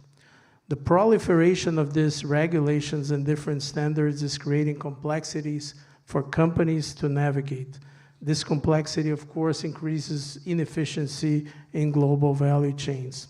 Considering that, the policy action 2.1, as we call, so the first one for the second matter, is the promotion of internationally accepted methodologies for carbon credit footprint calculation and reporting, and probably this is the most important subject considering the Brazilian position on this overall matter. Also defining taxonomies for green regulations can benefit global trade. By addressing the topics and establishing sound regulations, countries can facilitate a faster transition to a net zero economy for companies while ensuring free trade flows. Finally, the task force also advocates for a common arrangement for the G20 countries for export financing to ensure that export credit terms do not distort markets. The policy action 2.2 for this matter is to review unilateral restrictive trade policies implemented by G20 countries, especially over the past 3 years. In terms of suggested implementation strategies, since dispute resolutions have stopped in the WTO, the task force proposes that the G20 Trade and Investment Working Group dedicate an agenda to discuss and address those concerns of private sector. Also understanding that the agri-food products are the most impacted by these restrictive measures, they also ask for the advancement of negotiations on a multilateral agreement on agriculture. If we converge on the G20 countries on non-tariff regulations on this sector, we can reduce restrictive measures on food and help ensure global food security, which again is probably the #1 theme of the G20 Brazil proposition. Third recommendation, making trade and investment more efficient. So here we are mostly concerned with micro, small, and medium enterprises and women-led business, which often find barriers in accessing international markets due to complex and unclear custom procedures and limited access to trade finance. And here, to increase trade efficiency, we are proposing 2 priorities: digitizing and harmonizing customs procedures, and increasing access to trade finance and export financing. So in policy action 3.1, related to this matter, we propose the adoption of digital document standards for customs clearance, accelerating international coordination for cross-border flow of electronic information. This also suggests that G20 countries should work on more compatible standards and protocols for data exchange. On policy action 3.2, last one, we advocate for increasing access to trade finance and export finance by facilitating the digitalization of trade and trade financing. We also request that countries strengthen their government export programs specifically to support micro, small, and medium enterprises and female entrepreneurs. Additionally, for countries still implementing Basel 3.1, we highlight that it is crucial to be mindful of the consequences to trade financing when assigning risk weightings to trade finance, which could again distort the development of some of these parts of the system. We believe that by implementing these measures, we will have a more efficient but also transparent and inclusive global trade environment. Thank you. Thank you, Dan.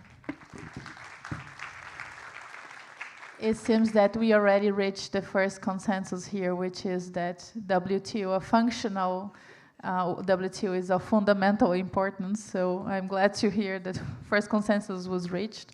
And it's hard not to think about the Brazilian program on low carbon agriculture when we hear you talking about the need for food security combined with an attention to the climate issue. So it's always important to think about how we include agriculture, but also encourage and scale up initiatives such as the low carbon agriculture program we have here that of course needs further financing so we can grow. We'll go then to Veronica, the CEO of Equinor Brazil. And Veronica, the first question to you is about the energy sector, which represents a very significant percentage of global trade and investment flows, encompassing services and products such as crude oil, electricity, natural gas, wind power, and other renewable sources. So how can international trade and investment mechanisms leverage sustainable development and energy transition without compromising economic competitiveness and energy security? Very easy topic, of course. Yeah, good afternoon to all of you, and thanks for the invitation to be here in this panel as well. I think a lot of the thinking around the question, very easy, as you said, you asked, is very aligned with what Dan just spoke about. And so I'm glad that the answer actually came from him to this question, but some thoughts from my side on this one. We think that although Equinor, the backbone of the company is of oil and gas production, we do look at the energy transition as a big opportunity to create value for the society and bring sustainable development across the globe, and also for the companies, of course. And I'm glad that the word that you actually used in the question is energy transitions, because one of the key elements, as we see, is needed, is the recognition that it is not one single transition for every country, because the context of each country is different, and these differences need to be recognized, they need to be appreciated, they need to be valued for what they bring, the diversity that they bring. And for that, collaboration, and we talked about WTO, and it's a key element into that. Collaboration amongst the different countries is absolutely necessary. And actually, what we see happening today worldwide is countries moving in different directions, be that for because of geopolitical risks, or because of the usage of energy transition as a reason for developing industrial policies that are actually protecting their own industries rather than fostering global trade, is a risk that we think needs to be addressed quite forcefully. And the G20 discussions could be a really good platform for such discussions and addressing front and center this challenge. The countries, I would say, when we start recognizing the differences, we see that some parts of the globe are indeed in a pretty serious need of transitioning from a energy system that very much dominated by coal-fired power plants into greener solutions. Therefore, they need certain set of toolbox that will allow for decarbonization of the energy systems, while other countries like Brazil, for example, but not only Brazil, are already with a pretty green energy system with the possibility of expanding more and even providing solutions that other countries definitely need and don't have access to in their own locations. But how do we do that when you see US putting in place IRA proposals that are very internal oriented, the EU following the same trajectory? You see other countries doing the same, without which limits the possibility of these cross-country trades. I think that is really part of what I hope is being really seriously discussed now in the G20, and fostering the abilities of this technology exchange. It is even beyond financing exchange. It's really about experience transferring from the different countries, the possibility of fostering exchange and the sharing of technologies to allow costs to go down and the scale of some of these technologies to come up. What we need in many cases is possibility to scale up the use of certain technologies, but for that the key is at lowering cost.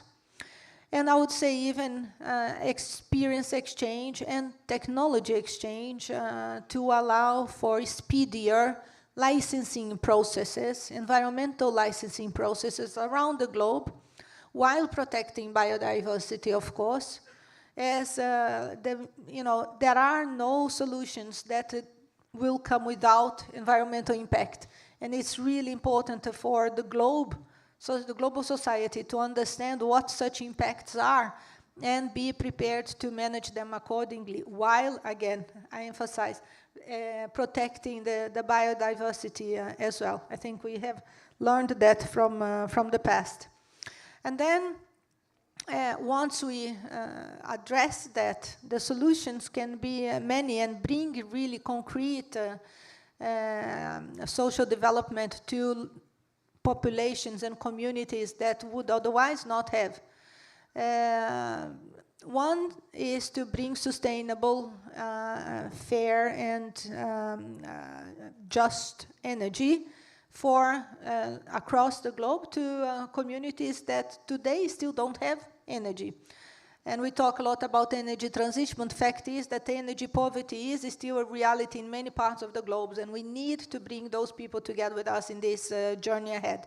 And for that, we need more energy, more affordable energy at a sustainable level as well. That's one. And then the second is the possibility of generating energy, and with that, a lot of value in locations where we would otherwise not have.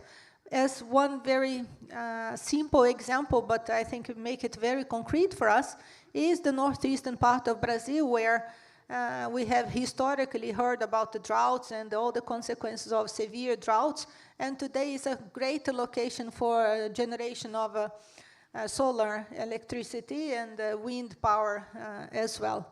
And how do we leverage that to bring more value creation for those local communities that will also allow for greener solutions that can then be exported into other places where such toolbox is not available? So I think there is a lot of value that can be really created if we address this problem that today is the direction of introspective kind of industrial policies to more kind of across country trades. So then a lot of expectation on the discussions that you're leading.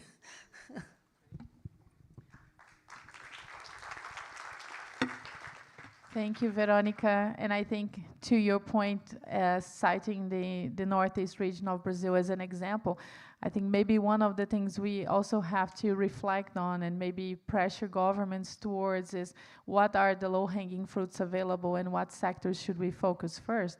And again, speaking from the Brazilian reality, I think this combination of the competitiveness for clean energy generation and the fact that we need we still depend on imports of fertilizers, for example, for companies like yours that have oil and gas as a backbone. It's hard not to think about green ammonia, for instance, and how can we, as a country, like from a demand side, we already know that we need products like those, and we have the potential to produce that on a green basis. So is that a low-hanging fruit? And I think it's food for thought in terms of low-hanging fruits.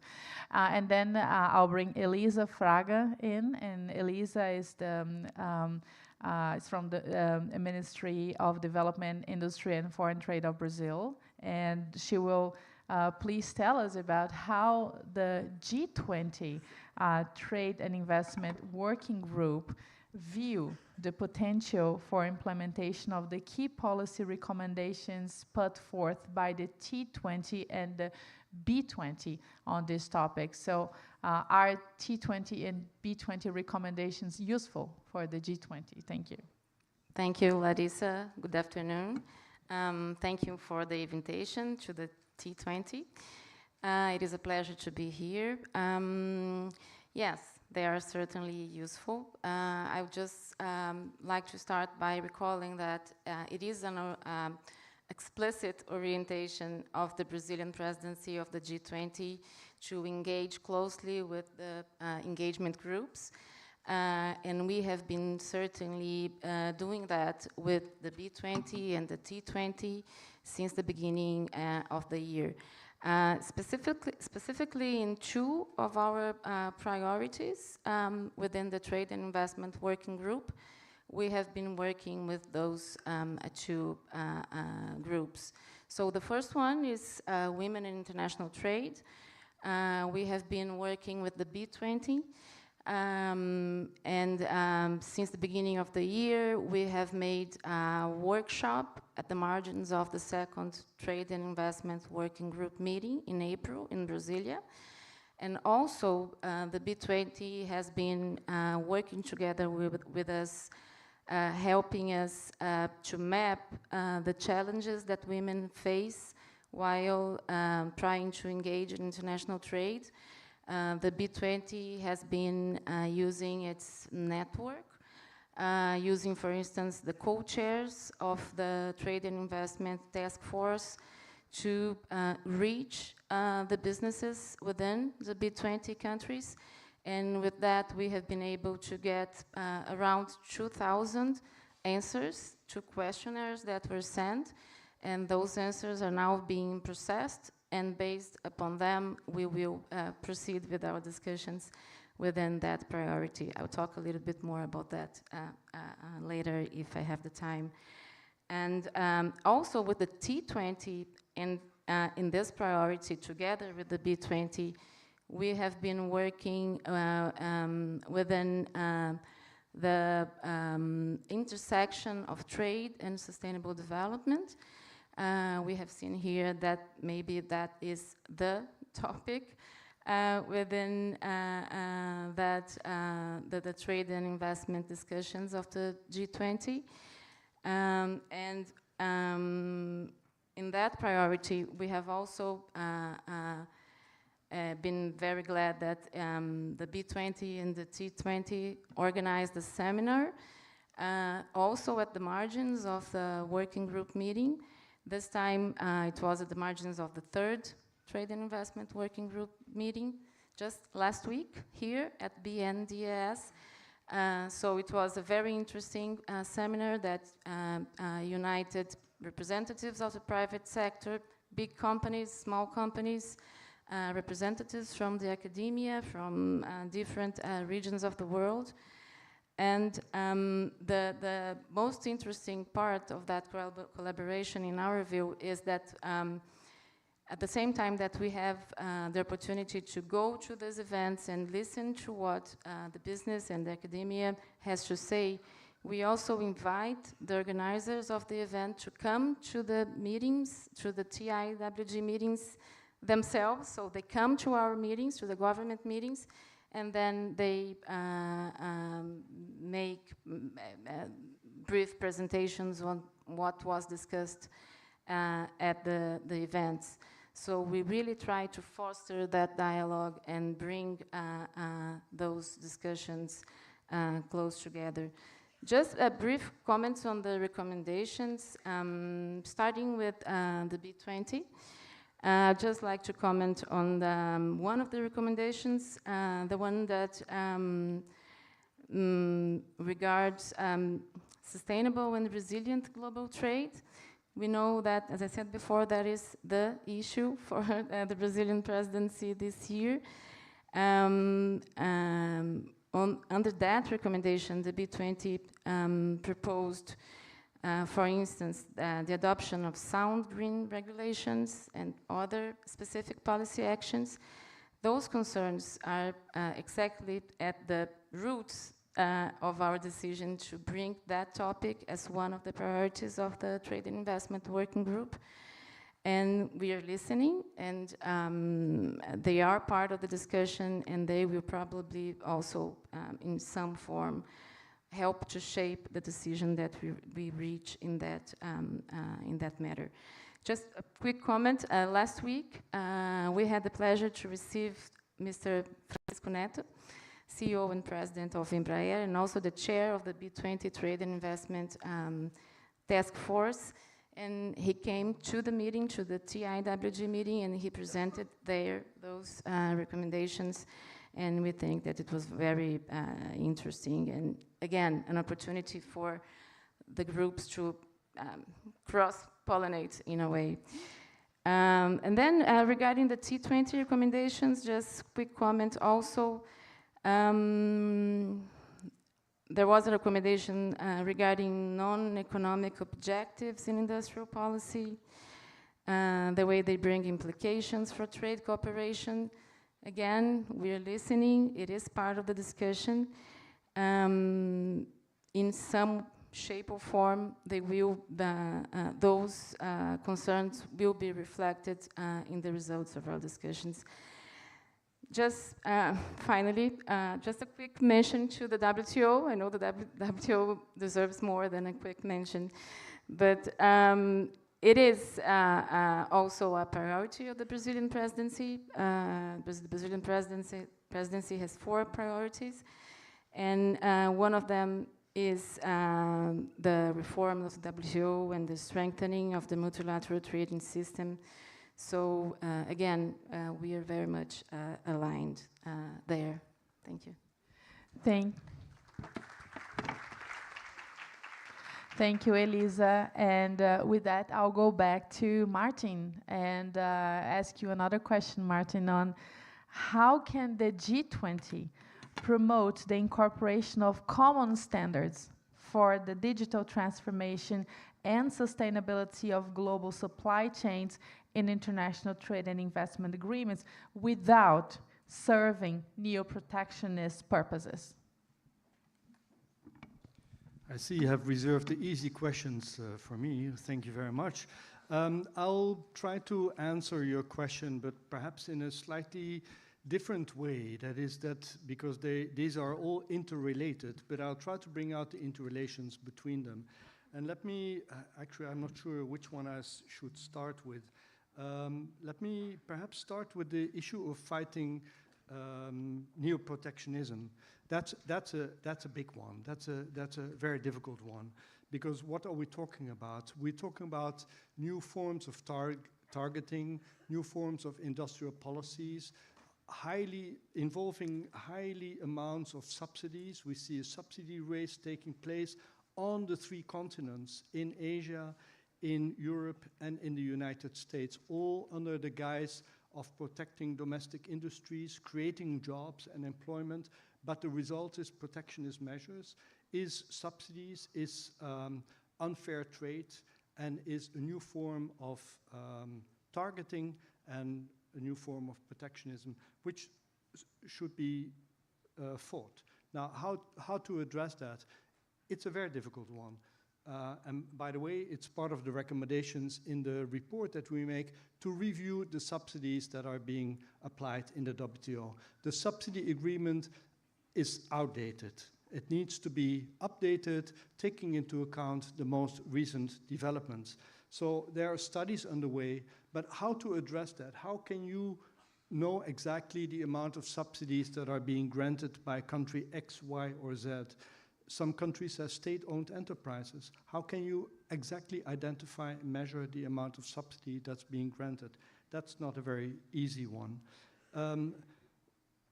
The issue of reglobalization, we have heard a lot about deglobalization taking place now. The buzzword is reglobalization. How to do that in a way that developing countries can benefit from integrating into the trading system, how to make them part of that GVC process. That is a big challenge. How to create resilience, how to build global value chains that are inclusive, that lead to diversification. I think that the key word is diversification. And now, that brings me to perhaps the second point. Diversification can be created in different ways. That brings me to the issue of digital trade. We have talked about digital trade a lot today, and it is part of the question that you asked me. What we see happening is that different models of digital trade are being developed. The rules are different in Asia, in Europe, and in the Americas. And what you see happening already, and it's perhaps already too late to address, that is a fragmentation in the digital trade world. That is that the rules are different, the priorities are different, whether you protect the industry, you protect the consumer, or you protect a little bit of both. How do you regulate trade, and what kind of rules do you establish that are equitable and equal? Now, what we see happening is, as a result of this, you see a very strong integration at the regional level. All regional trade agreements, not all, but the majority of them incorporate digital trade rules. So that emphasizes the fragmentation. So the trade rules on the three continents are becoming increasingly different. You see it in the bilateral trade agreements that are being negotiated. All of them have, or most of them, they have digital trade provisions. When you look at, for example, on the African continent, the AFCFTA has clearly a very important chapter on e-commerce, on digital trade. So what is the way to address that? The G20 has an important role to play in that, to seek ways to harmonize the rules, to work towards, and I'm glad the business representative mentioned the GSIs, the Joint Statement Initiatives. Those are very important. The WTO is under huge challenge right now, inter alia, because some members object against having plurilateral agreements, joint statement initiatives. But they are very important for moving the trade agenda forward and allow inclusive trade, particularly on e-commerce and digital trade. The other element in that is the e-commerce moratorium. We don't have the time to develop all these things. But the moratorium basically says, let's keep digital trade transactions free of tariffs. So basically have a liberal economy.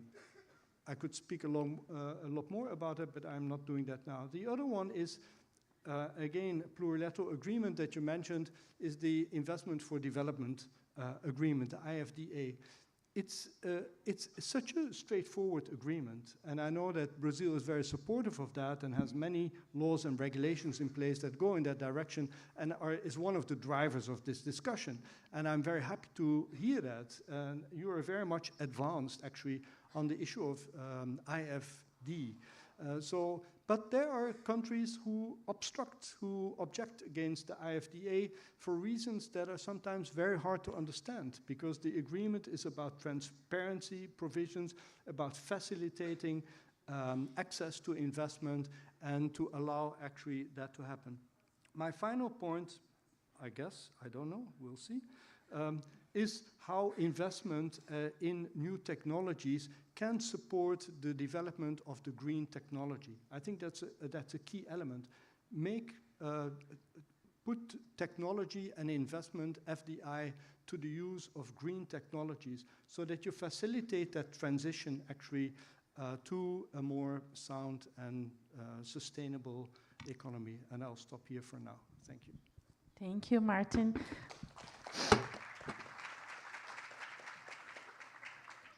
Since we're talking about standards, I'll go to Veronica now.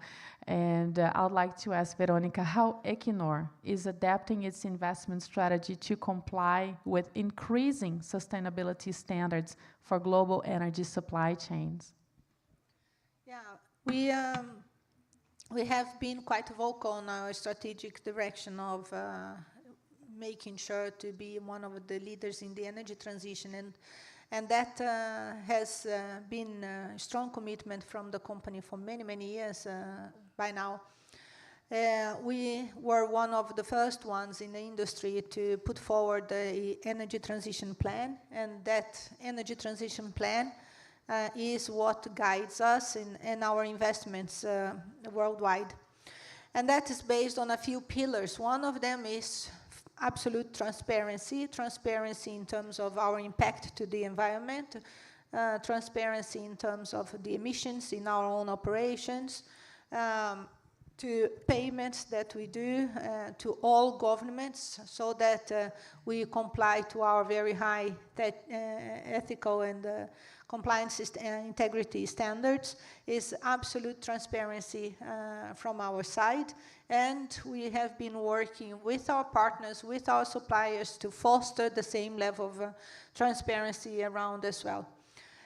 Second is very consistent and stable level of investments to minimize our own emissions in our operations. So today, for example, Equinor has in our own emissions an average, in our own operations, an average of below 7 kilos of CO2 per barrel produced, while the average in the industry is around between 16 and 17. So it's less than half of the industry average is our CO2 footprint in our own operations. And that is to talk about CO2. If we think about methane, which is, you talked about low-hanging fruits, methane leakage is one of the low-hanging fruits in the oil and gas industry. And we have been tackling that for a long, long time, to a point that today the emissions in our own operations is 1/10 of the average of the industry. 1/10. And since the COP28, when most of the oil and gas companies have signed this charter to tackle methane emissions, we have been doing a lot of MOUs with companies around the globe to share our experience and have them also with more capabilities to address their own emissions as well. All of that while we have been investing quite consistently in renewables and the low-carbon solutions, developing low-carbon solutions value chains. So we are a very strong investor now in offshore wind and developing onshore projects as well. With big projects around the globe, we are the operator of the biggest offshore wind project in Europe, or in the world actually, that is in the UK, and developing some others. And we were also the first one to operate a carbon capture and storage plant for commercial use that is based in Norway, and now just announced a pipeline for bringing back CO2 collected both in France, in Belgium, and other places in Europe to be stored in the subsurface of the Norwegian continental shelf. That being, again, a way to supply solutions to Europe and help Europe to address the decarbonization challenge that Europe has.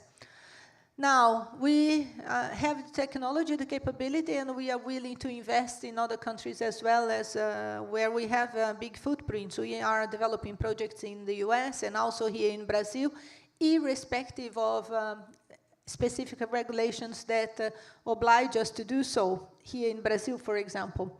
But for a long time, we have had significant price on carbon emissions in our own operations, which gives us the incentives to address and continue to invest to reduce our impact to the environment. One thing that, again, back to maybe the point we have been discussing, that we feel could foster more investments and more attitudes like that, is if we can have a regulation around different countries that level the playing field, so that initiatives like this are less based on voluntary attitude and more based on regulated items. Thanks.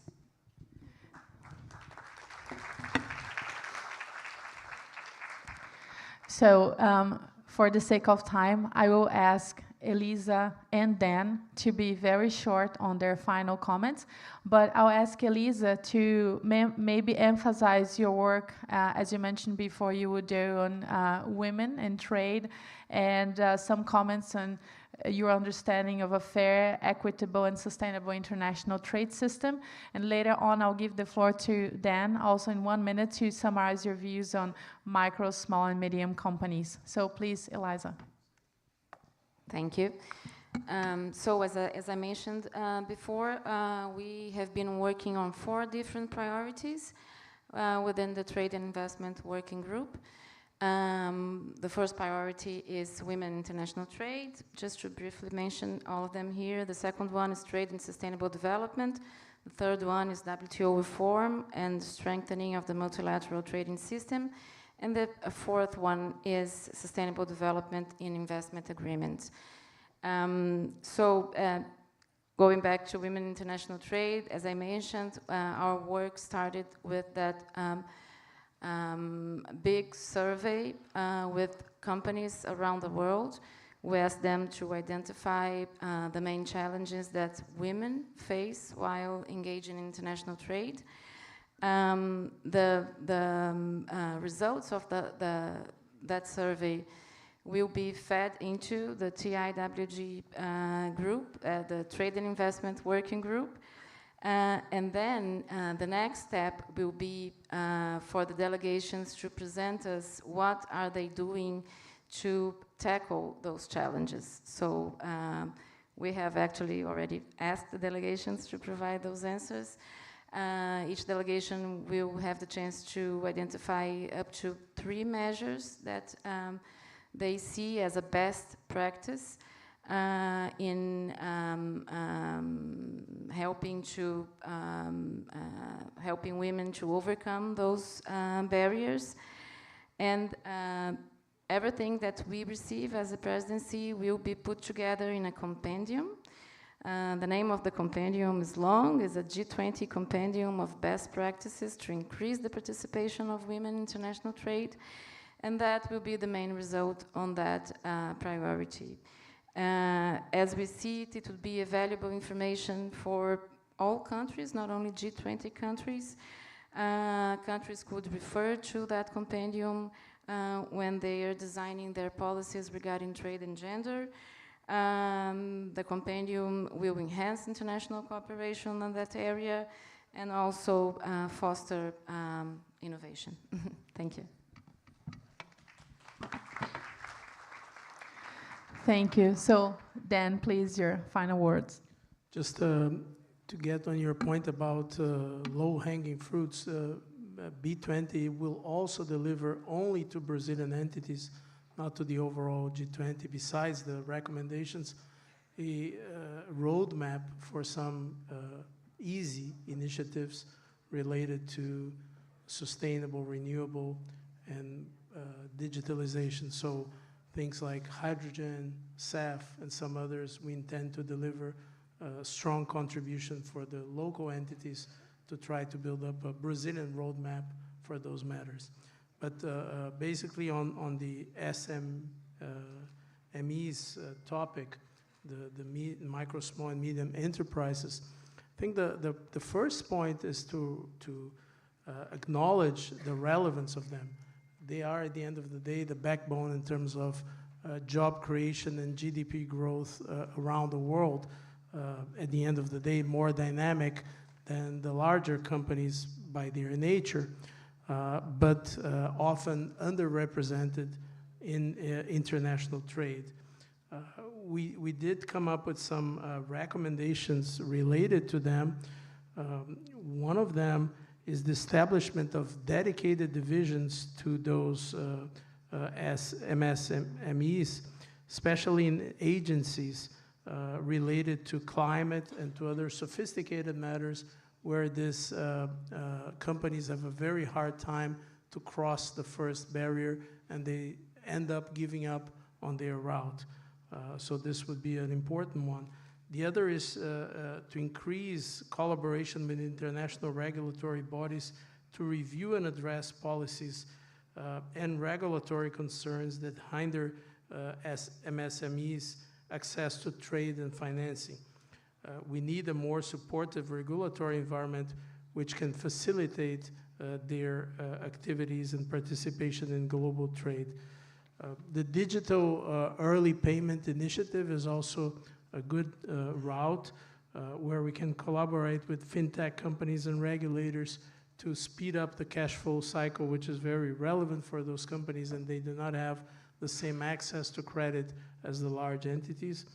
And again, in this matter, a partnership with financial institutions to expand financial strategies for the MSMEs, and also to incentivize the large corporations to provide credit and some facilities for the supplier base of the value chains where those MSMEs and the large corporations cross. And finally, in a parallel matter very much related to the Global South, we need to emphasize the subject of innovating financing models to support farmers to transition to sustainable practices. We have large farming, but we also have, again, micro, small, and medium-sized farming, and they have a lot of alternatives to contribute biogestion, etc., on circular economy, but we need to incentivize them to understand and to pursue on their routes. So those would be my comments regarding that. Thank you very much.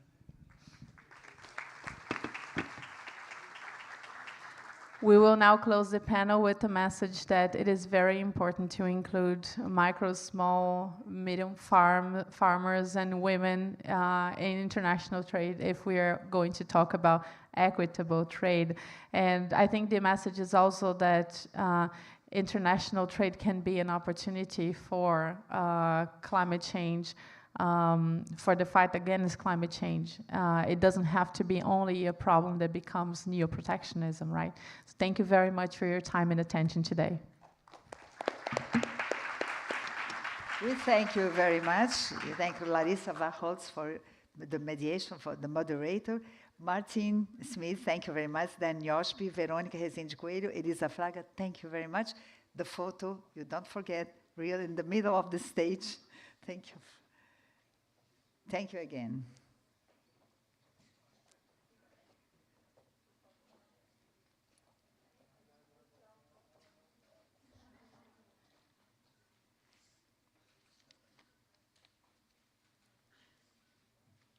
Okay, that's it.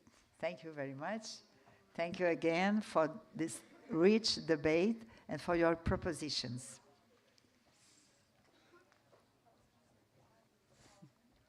Now starting panel 5, strengthening multilateralism and global governance. We have the honor to invite to the stage, first of all, the moderator, Elizabeth Sidiropoulos, Chief Executive at the South African Institute of International Affairs, SAIIA. That's the South African Institute of International Affairs, okay?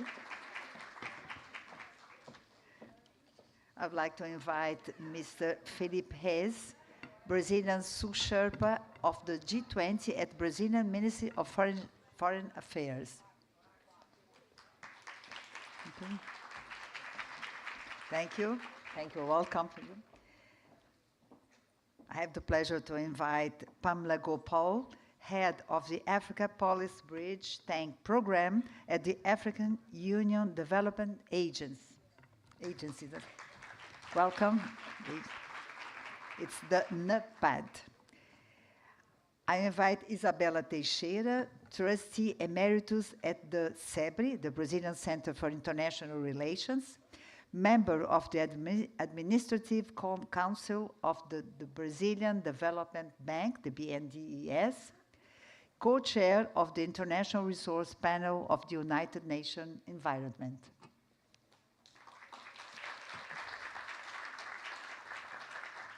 Thank you. Welcome, Isabela Teixeira. And I would like to invite Christopher da Cunha Bueno Garman, Managing Director for the Americas at the Eurasia Group.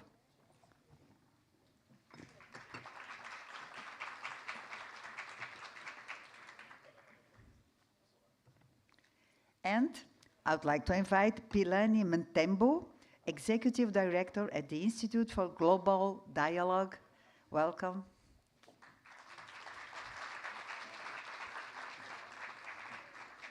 Thank you. So, ladies and gentlemen, welcome.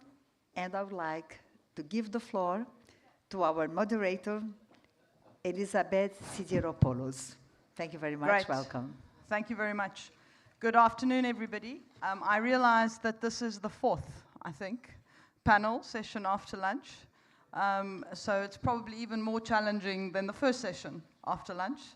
So I'm going to ask my panel to be provocative, to make sure that they stay, I know that you will be, to stay awake. But before I kick off, I actually do want to say one thing about the T20 Brazil. I have served this year on the International Advisory Committee, so I haven't been directly involved in all the task force work. But I have been privy to the back and forth, the hard work, the peer reviewing, the process of editing, the process of synthesizing into the communique, both the high level as well as the individual ones for each of the task forces. And I think I would like to actually ask that everybody gives both the T20 Brazil Organizing Committee a big round of applause, as well as all the task force leaders, co-chairs, and sub-theme leaders. Thank you very much.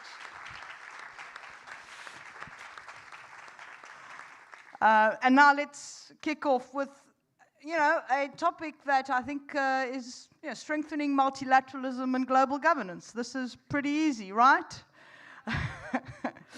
I think we all know that we need to reform the multilateral system, that the multilateral system as it currently is not fit for purpose. That in fact, even the institutions that might deal with some of the current challenges, they might require reform. There are current global challenges that we don't have institutions for. And there are probably some institutions that maybe need to be parked, but we know that institutions never go away. They still sort of carry on, regardless of how effective they might be.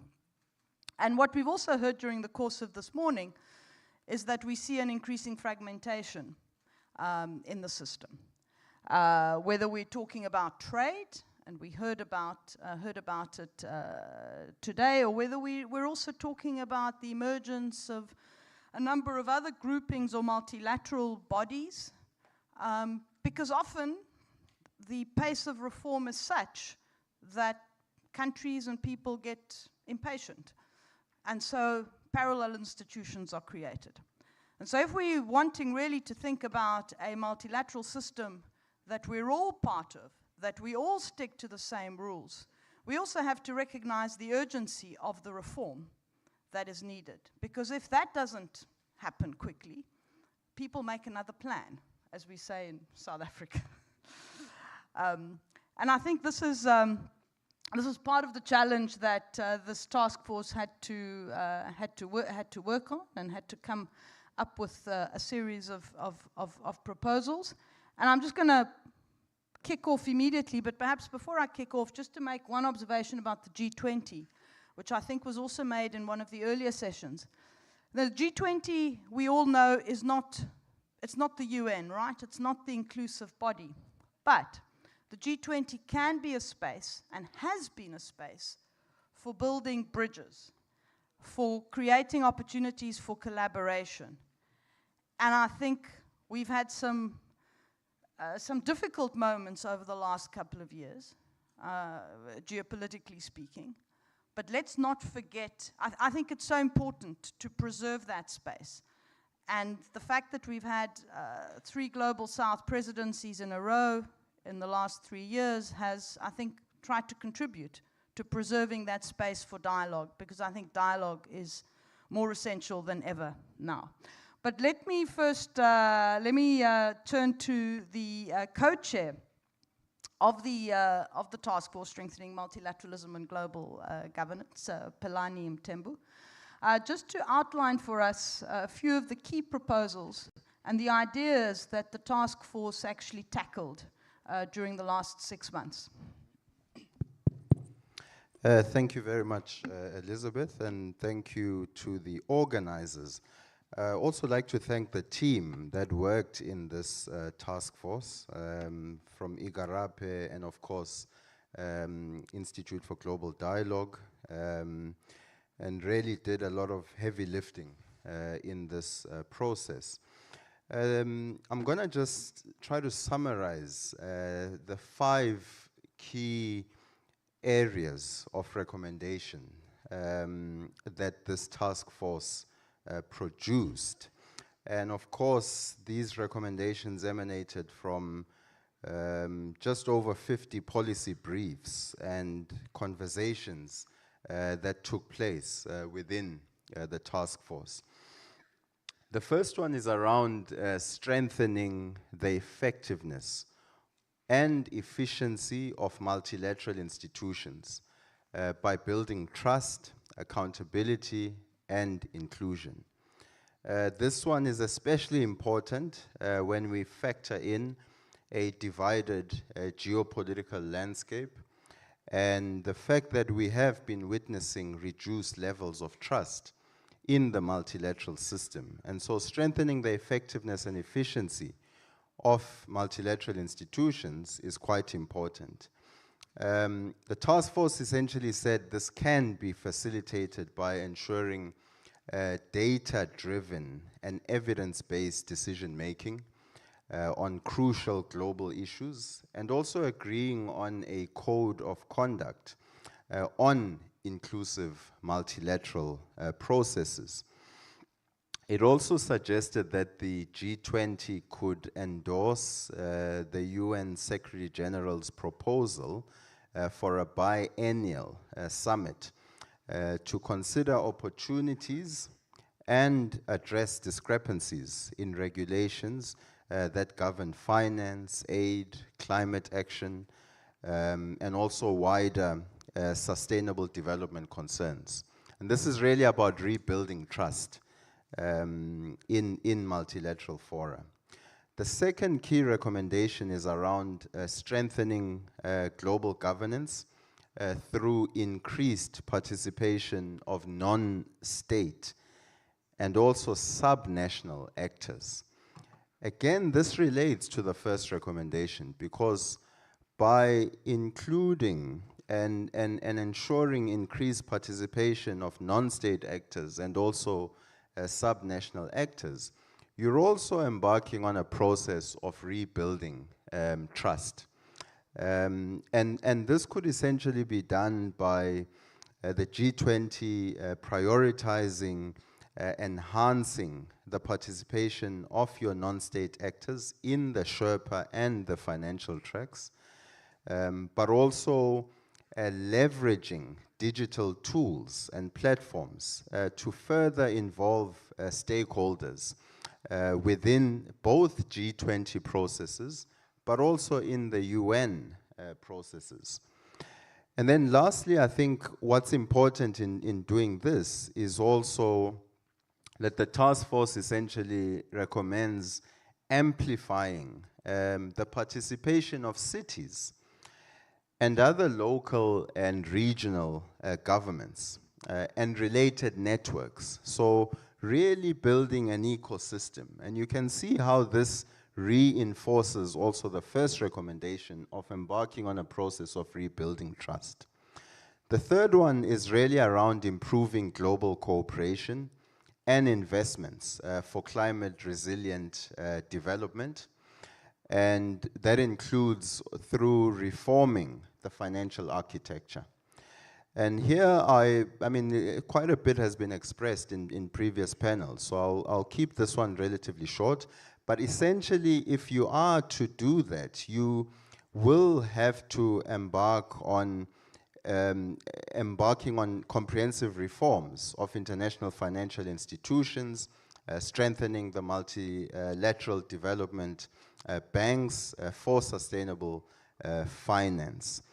It's also going to be important, of course, because this is also about promoting a just ecological transition. So really supporting just ecological transition plans and accelerating global energy transition away from fossil fuels. Linked to this, we've also suggested that G20 members should commit to actions such as phasing out fuel subsidies and reducing tariffs on sustainable alternatives. And this is going to be important also while increasing transparency and trust in the process. And then to the fourth one, it's really just about strengthening governance to ensure timely and efficient responses to frontier threats. And these are threats like health. I don't need to go into that. We all saw the response to the global pandemic, and so this really needs to be strengthened. It's also about addressing digital harms and also transnational organized crime.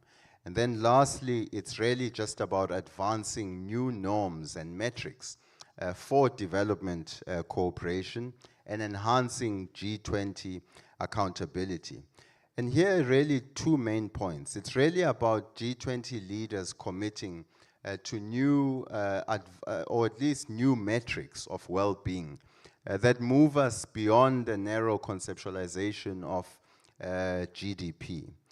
And also really about strengthening the monitoring and evaluation, especially around the commitments that have been made by the G20. And this could be done by creating an independent review mechanism to track pledges, develop clear progress metrics, and expand collaboration with international organizations. So those are the 5 key recommendations that this task force emphasized. Great.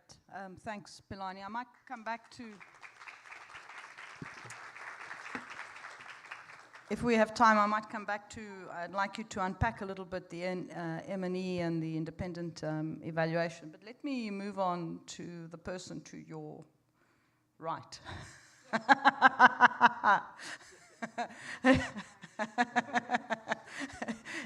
Isabella Teixeira. And I want to pick up on I want to pick up on the issue of climate change and the climate emergency, and it ties in a little bit with the point I made a little earlier. Clearly, that's sort of one of the big elephants in the room. We've got a few, I think, elephants in the room when we talk about multilateralism. But how is it impacting multilateralism? And more importantly, I think, how must multilateral institutions be reformed? Or do we need to create new ones in order to tackle it? And if we can forget for the time being the geopolitical difficulties that might be associated with creating new ones. Okay, how much time? 1 day? 24 hours? Okay, a PhD. Good afternoon, everyone. Thank you very much for inviting me to join you this panel. And, very happy to meet you here. I know that less than 10 days we'll be together in New York, exactly discussing this, and with probably new arguments. So, but let's see how using different hats, I could approach the impact on climate change, how disruptive this agenda today is. It's not only because of the consequence, consider the nature and also the diversity of societies around the world, mainly because we come into the triple environmental crisis, or planetary crisis, with biodiversity loss and pollution, but climate change is a geopolitical issue today. And this is the first point to be highlighted, because when we negotiate this last century, consider the UNFCCC and the climate regime that have Ambassador Azambuja, he was the head of the Brazilian negotiators for Rio 92 conference, we had a different world, and we have different geopolitical conditions, even when I negotiated Paris Agreement 10 years ago. So that world is over, okay? And when you go into the debate to discuss international order, to renew institutions, and to understand better how the multilateral system should move on, we need to understand that we have different conditions today. And not only because the world changed, but because climate change is happening. And when we discussed this, it was basically to discuss about the futures and consequences in the future. And one of the key aspects of the debate today is that we collapse the idea of the future with climate change. It's true, the idea that we can solve everything, it's over, okay? Because we need to manage and to fix things with climate change happening. And in spite of the fact that we have science today as a political player, we cannot do this only with science. We need politics into the room. And this means, as you know, that we have been discussing a lot, that it's not the problem of the elephants in the room. There is no more room. I'm sorry, okay, but it's true. If we don't go to 9 nations or outside the 9 nations, this is one key aspect to be observed, because climate change is an issue that we are discussing inside the UNFCCC or 9 nations, but also outside the UNFCCC. G20 is one example, G7, BRICS Plus, other like-minded blocks arrangements around the world, that Global South also is coming to impose this as a new geopolitical realities. And this is how not only diplomacy, but also economic players, society, etc., must come together or not to figure out how to solve the problems considering the impact of climate change. And this is very interesting, because this means if you go to be mobilized, you should be mobilized based on actions that we have a diversity of examples, consider the T20 meetings. We need to understand which countries around the world could provide solutions in the next 5 years. And this is a tricky question, because you don't have really a number of countries around the world that could, the next 5 years, be prepared to provide solutions for the world, considering climate resilience, climate mitigation, and climate adaptation. And this is very important to observe, because together with this, we need to understand the role of the Global South, or developing countries, that in the past is supposed to be the victims of the impact of society on climate change, because you're not responsible for the fossil fuels emissions. But today, we are not only exposed to be vulnerable or under risks, but we have the assets to provide solutions, for example, when you go into minerals, critical minerals agenda. These new dynamics of economic demands, together with innovation, technological innovation, and I think that the most important conclusion of Task Force 6 is exactly about data and metrics in Global South. Okay, this is very, very important, because we need to understand how we could and must come together, sharing not only responsibilities, but sharing realities, conditions that you need to change, and understand the cost of capital, as during the morning the director of BNDES exposed so very well. You know this a lot, because you are brilliant economists in South Africa, okay? So my feeling is that we need to understand that the agenda is so disruptive, even when you go the traditional ways to approach soft power plus hard power. And this is changing also, because when you go, for example, to check the wars today in the world, you are buying additional crises. Consider climate change, because, for example, in Ukraine, you have the lands, the most important soil for food production, more productive soil for food production in the world, around 30% absolutely contaminated with chemicals, and it will take around 70 to 100 years to clean this. So you have additional impacts on inflation for foods, for example, because of the war. And you have the emissions of the war. If you compare the emissions also in Israel and Gaza, it's very important that it's sometimes we multiply to 10,000, 10, 20 times how this country is supposed to be emitting today.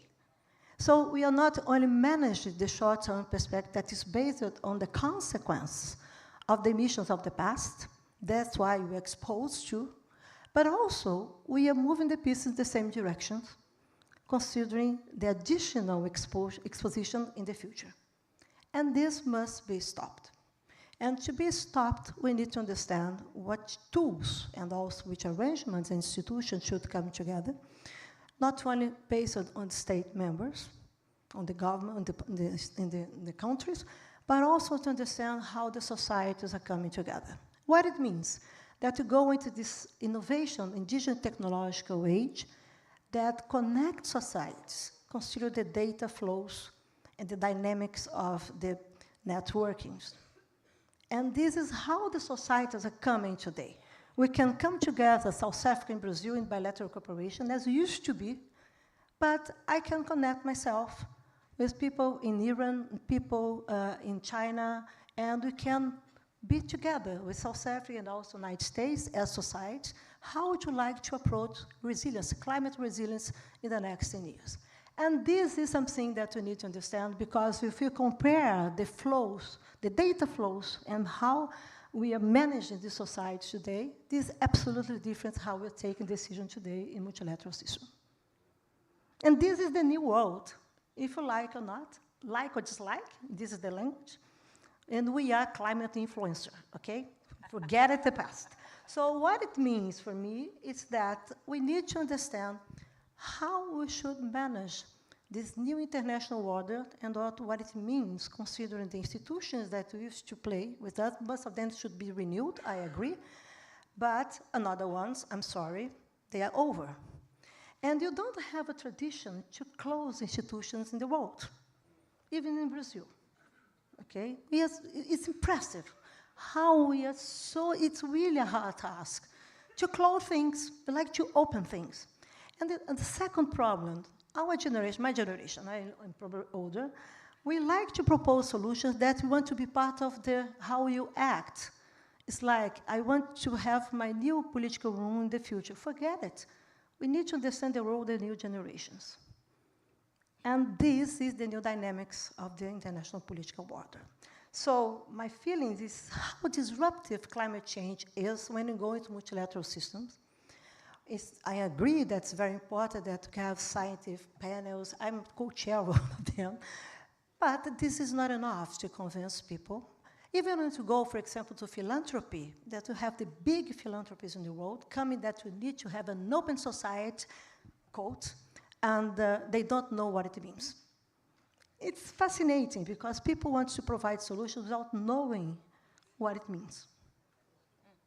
And this is really, really something tricky when you go to the political decision, you go to climate diplomacy, when you go to different political rooms around the world that will allow us, or should allow us to come together. So to conclude, what is very important to observe is that when you go into this agenda of adaptation, resilience, climate mitigation, etc., etc., etc., this means that you need to understand the role of the assets, okay?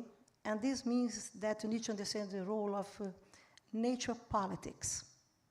And that we need to understand also how developing world and emerging world will come to fix things, not because we are exposed to the crisis, but because we can play as solution providers. And this is a new political role, because some developed countries, some developed societies, they are so good in the past, but they'll not be in the present if they not change. And we need to know how to like to influence this new context of the multilateral system, considering also two other things. How we move these places, consider bring the subnational players into the game. So if we go into this Trump situation today, probably re-election of President Trump, you come to the United States, what did they say? The society, we are going to the subnational players. It's like, okay, but how the multilateral system, consider United Nations or renew United Nations, etc., will come to this, and even in a country like Brazil, because adaptation is pushing the pressure on this. And finally, you cannot forget, never forget, that you have this crisis on democracy around the world, the crisis on values that you should share. When you go to the new world, it's very important to understand the role of a country like Brazil. That's the only Western country in the like-minded and so powerful arrangements like BRICS Plus group. So these new languages, the new way to deal with the problems, to convince people to come together, to dialogue, to share solutions or perspectives, is how we should bring this into the new umbrella of the international cooperation system that used to be, that has the heart of United Nations multilateral system. I absolutely agree that we need to renew, but we need also to reform, but we need to renew. And for this, please, bring another adults into the room. We are not enough. Thank you. Absolutely. I think adults in the room, and what you're also saying is that the multilateral system as it is now is not just about bringing more states into the room, but actually about recognizing that this is a much more complex world, that societies, not governments, also have an important role to play. And this was also, of course, touched in the recommendations around subnational actors, non-state actors, and so on, and we'll come to that as well. With responsibility, okay? Yes. Because it's good to be invited to the part without paying the ticket. Yes. Okay? You have to pay the ticket, share responsibility, understand, for example, that climate crisis brings something very important to the room, reputational image, okay? And this is something very important for private and public sector and all societies. Credibility, trust, everything. This is a new game, okay? And please, don't come and say that, okay, we can do this. We need to work hard, okay? Yeah. To understand what transition means. But I think that you can do this with Global South on board. Yeah. Thank you. Absolutely. I'm going to skip Philippe Hess, and I'm going to go to Pamela. And I'm going to ask her about the point that Palani highlighted in one of the recommendations, which was really the issue of advancing a new well-being metrics that goes beyond GDP. This is not a new conversation. Clearly, it's been on the agenda for a long time. It's something that the UN has taken quite seriously and is working on. But what role can the G20 play in advancing this debate or this narrative much more quickly into the way in which we measure and value things, and so that can be a guide also to policy and financial decisions. We know that there's been a lot of work also done, for example, on the issue of natural capital, valuing natural capital. I mean, I know that the African Development Bank particularly is looking at that on the African continent. But let's hear from you, Pamela. Great. Thank you, Elizabeth, and good evening, everyone. Thank you again to the T20 Secretariat for the coordination and the excellent work that has been done thus far. Just to touch, first of all, we know that globalization is in a growing interconnectedness of world economies, and while multilateralism leverages on coordination and cooperation among multiple economies to pursue common goals. The inclusion, for example, of the African Union to the G20 is a demonstration of how to ensure that previously isolated regions are now included in the global economy, and rightfully so, because of its population and its land mass that is significant towards the global percentage that it occupies. Multilateral institutions such as the WTO, the IOM, IMF, and multilateral banks, we know, pursue harmonized standards as well as aim to promote stability in areas that have diverse domains. And therefore, it thus deepens multilateralism. Of recent, we know that just looking at GDP alone is insufficient. It has its limitations, simply because it comes short of well-being. And on that note, I think it's very, very appropriate that we are sitting today in the venue of BADES, which is the Brazilian National Development Economic and Social Bank, the operative word being social. So I think, as we know, that high debt in middle and low-income countries hamper sustainable finance. And we know that the Sustainable Development Goals is only attained about 13 to 15% of its on track. And so the question is, what are our options? And the options for that is, last year, the G20 development ministers adopted the G20 high-level principles on lifestyle for sustainable development, which was endorsed by the G20 leaders.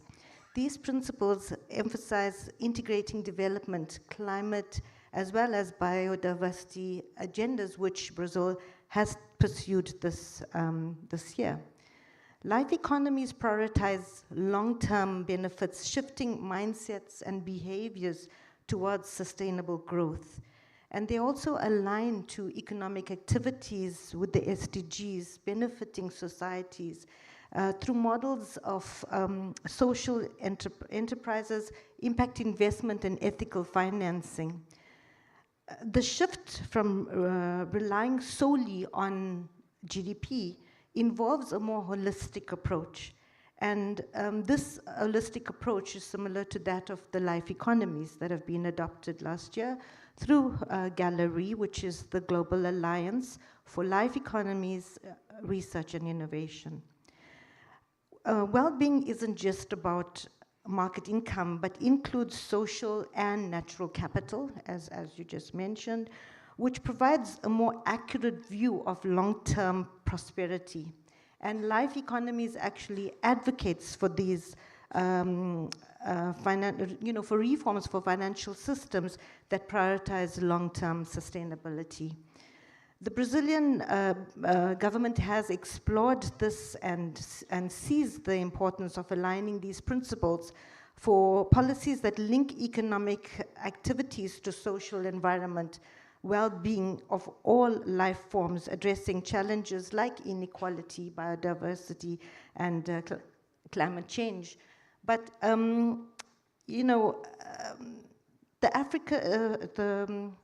in terms of the leaving no one behind and the Africa we want, in terms of the African context, shouldn't just become a slogan. But I think by adopting these life measures, sustainable well-being beyond GDP will foster the resilience as well as the addressing global challenges effectively. So I'd leave it at that for now. Okay. That's good.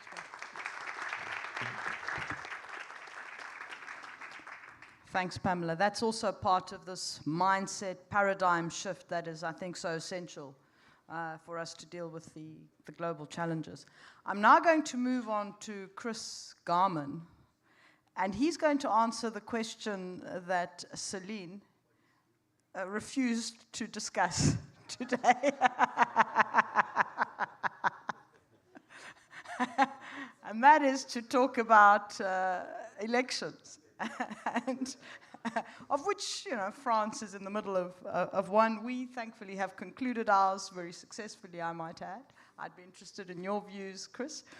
But clearly, there's been, I mean, we said it this morning, there's been a whole bunch of elections and still a few more that will happen before the end of the year.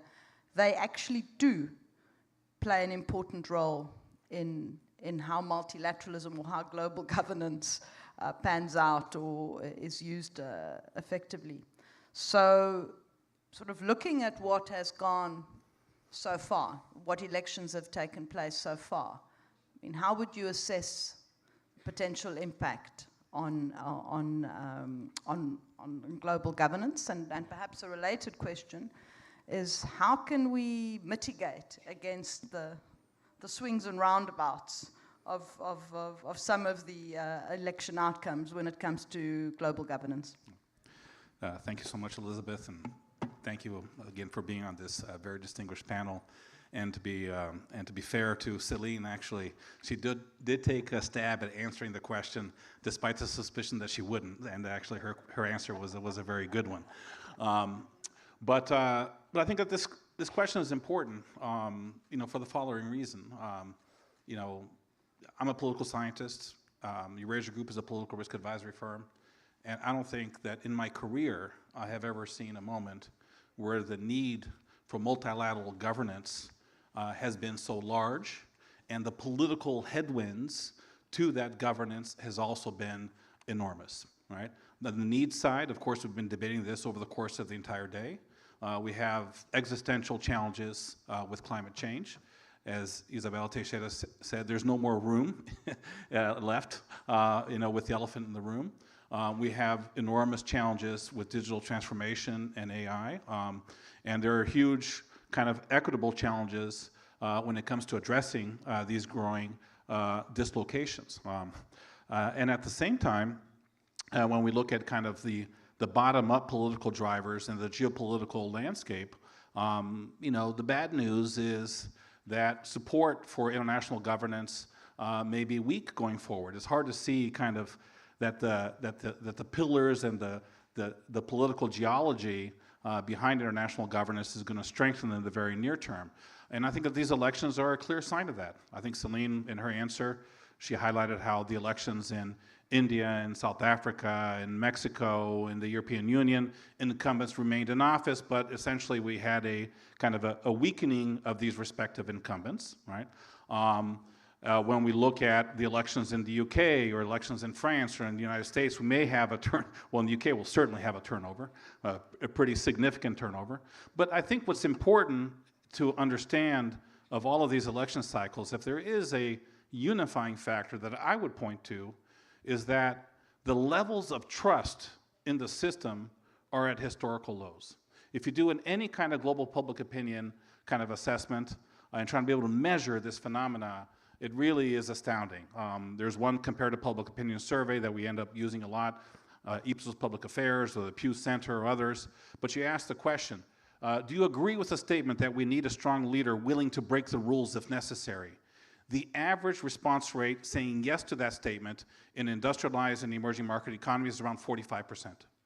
Do you agree with the statement that we need strong leaders to be able to take the country back from the hands of the rich and powerful? The average response rate is in the 70%. And if you ask the question, do you feel like a stranger in your own country? The average response rate, again, high 30s, low 40s, right? So we have deep levels of distrust against the system, right? We can debate why, historic waves of immigration, rising income inequality, the way in which voters consume information, fragmentation, but deep levels of distrust. And what we're seeing is that political leaders who have credibility in fighting the system are having more success than those that don't. And you can fight the system on the left against the rich and powerful, or you can fight the system on the right against either the media, against the European Union, or against global governance. And so those are the kind of the political landscape. And then what happens is that when you have political entrepreneurs being successful on kind of having a system of combating the system to gain political office, right, then obviously that makes international coordination more difficult. Obviously, this exacerbates geopolitical tensions, and we're in a geopolitical backdrop, which Isabella said, which is very, very different. We're in a geopolitical contestation between the United States and China, and growing consensus on each side of the aisle is greater suspicion, and therefore we have drivers of greater protectionism, of national kind of security policies with industrialization, and so that's why we have this weave of greater protectionism. So ultimately, when I look at all of the above, we're headed towards a world with more inflation. We're headed towards a world with higher interest rates. And that's bad news for all the challenges when it comes to capital financing for the green transition that we're talking over the course of this morning. So when kind of tackling many of the issues on this panel, and then say, okay, well, where do we go from here, right? I mean, it's, I guess that ultimately as a political scientist, I can say, well, you have to have strategies kind of recognizing this reality. And so governance reform in these multilateral institutions, it's going to be tough. It's going to be tough. It's a need, but it's going to be tough, right? So I think that in the near term, you know, you have to have mitigation strategies to, number one, kind of generate political conditions to facilitate and move the needle of domestic debate, and also be ready for when crises come. And so what this translates probably is, number one, much more active integration of the private sector in all these forums. I commend the leadership of the T20 to be able to have the head of the B20 here, to have members of the private sector working with civil society. I mean, I think you have to have the private sector engaged because they're stakeholders in their respective domestic economies as well. The more that the private sector sees a win-win with some of these, the better. Second, you have to be able to advance policy proposals and accountability and measurements and data so that you can create the policy frameworks so that you can move the needle on these debates domestically. Because crisis will come and you're going to have to look for particular solutions. And I think that we shouldn't underappreciate the role that the G20 plays, or these type of forums, or WTO, or the UN, of kind of disseminating best practices. Best practices in terms of combating hunger, right? And that's something that the Brazilian government is working for in the G20. Best practices when it comes to initiatives, when it comes to climate finance, and also using the resources that you have, but also recognizing that the gap and the need for financing of tackling some of these challenges are enormous. So essentially, I think that what it is, you know, these crises will come, climate events will come. We will have bigger crises coming. And so what you need to do in these multilateral forums is to create the groundwork so they have policy prescriptions and good database solutions to be able to tackle when they do come. I think that's the case for AI, that's the case for climate, that's the case for organized crime and so forth. Because ultimately, I think that the bad news is that the domestic and geopolitical landscape is a very challenging one when it comes to strengthening multilateral organizations. And I think we have to kind of live with that reality and do the best you can given that context. Thanks, Chris. I think that's a very important point in terms of creating and building the ground for policy change. But I think your point also about the domestic, I think is very much something that feeds into the broader trust deficit as well. I'm now going to come to you, Philippe, last but not least. Obviously, you're sitting in, you're the guy that we want to influence, right? I mean, this is a particularly difficult, I think, task force in terms of what it's trying to tackle in the current climate. That's not to say that the others are easy, but nevertheless, this has the scope is huge. Looking at the task force recommendations, I mean, you know, how do you see them? Are they useful? How some of them obviously tie in very much with the Brazilian agenda. How do you see these going forward, both in the short term, but also perhaps in the longer term, thinking about the South African and then the American presidency of the G20? Thank you. Thank you very much. Let me first thank the organizers for inviting me to this high-level panel, and yourself for this question. That's the crux of it. You know, how you incorporate what's coming from engagement groups, T20 in particular, to the official agenda. I have some good news, but also some caveats here. I think that the good news is that regarding the 5 recommendations, we are pretty much aligned, I would say. In some of them, there are some slight nuances, but I think that the general sense of direction is really remarkable. The first one, to strengthen multilateralism and international organizations, I think here we are completely on the same page. This is one of the three main priorities of the Brazilian presidency, is exactly to reshape international organization, the multilateral system. There is no point in negotiating really good agreements or you know, having new pacts on important topics, and then you have a fractured organizations. There is no legitimacy, it's not working, it's not making things really move forward. So here is one of the issues that the Brazilian presidency put forward, and I think we are on the same page here. In our view, we mentioned in our concept note that we should aim, of course, the United Nations structure. It's not something that is new for anyone, but it's definitely high time for us to really dig into this subject and try to improve it. The second one, we have the Bretton Woods institutions and the multilateral development banks. Here we need some inputs here. We need some to make it more efficient. And finally, WTO. I think this was the main issue of the last session. The caveat here, I have a first caveat, and I think it's important for us to consider. There was the suggestion to create a permanent task force to discuss the United Nations reform. Here, again, the sense of what has to be done, we are on the same page. But just to put a note of caution in this, in suggestions to create new institutions or something that is permanent. As Minister Isabella mentioned, to create is very easy.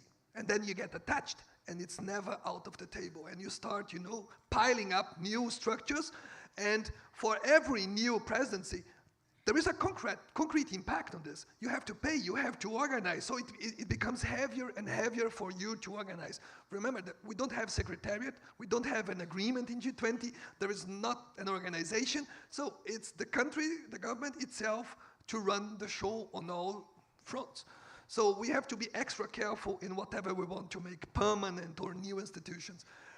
And the second issue that we had to face it really very closely last year in preparing our presidency is to make a distinction between what is the nature of G20 and what is outside the nature.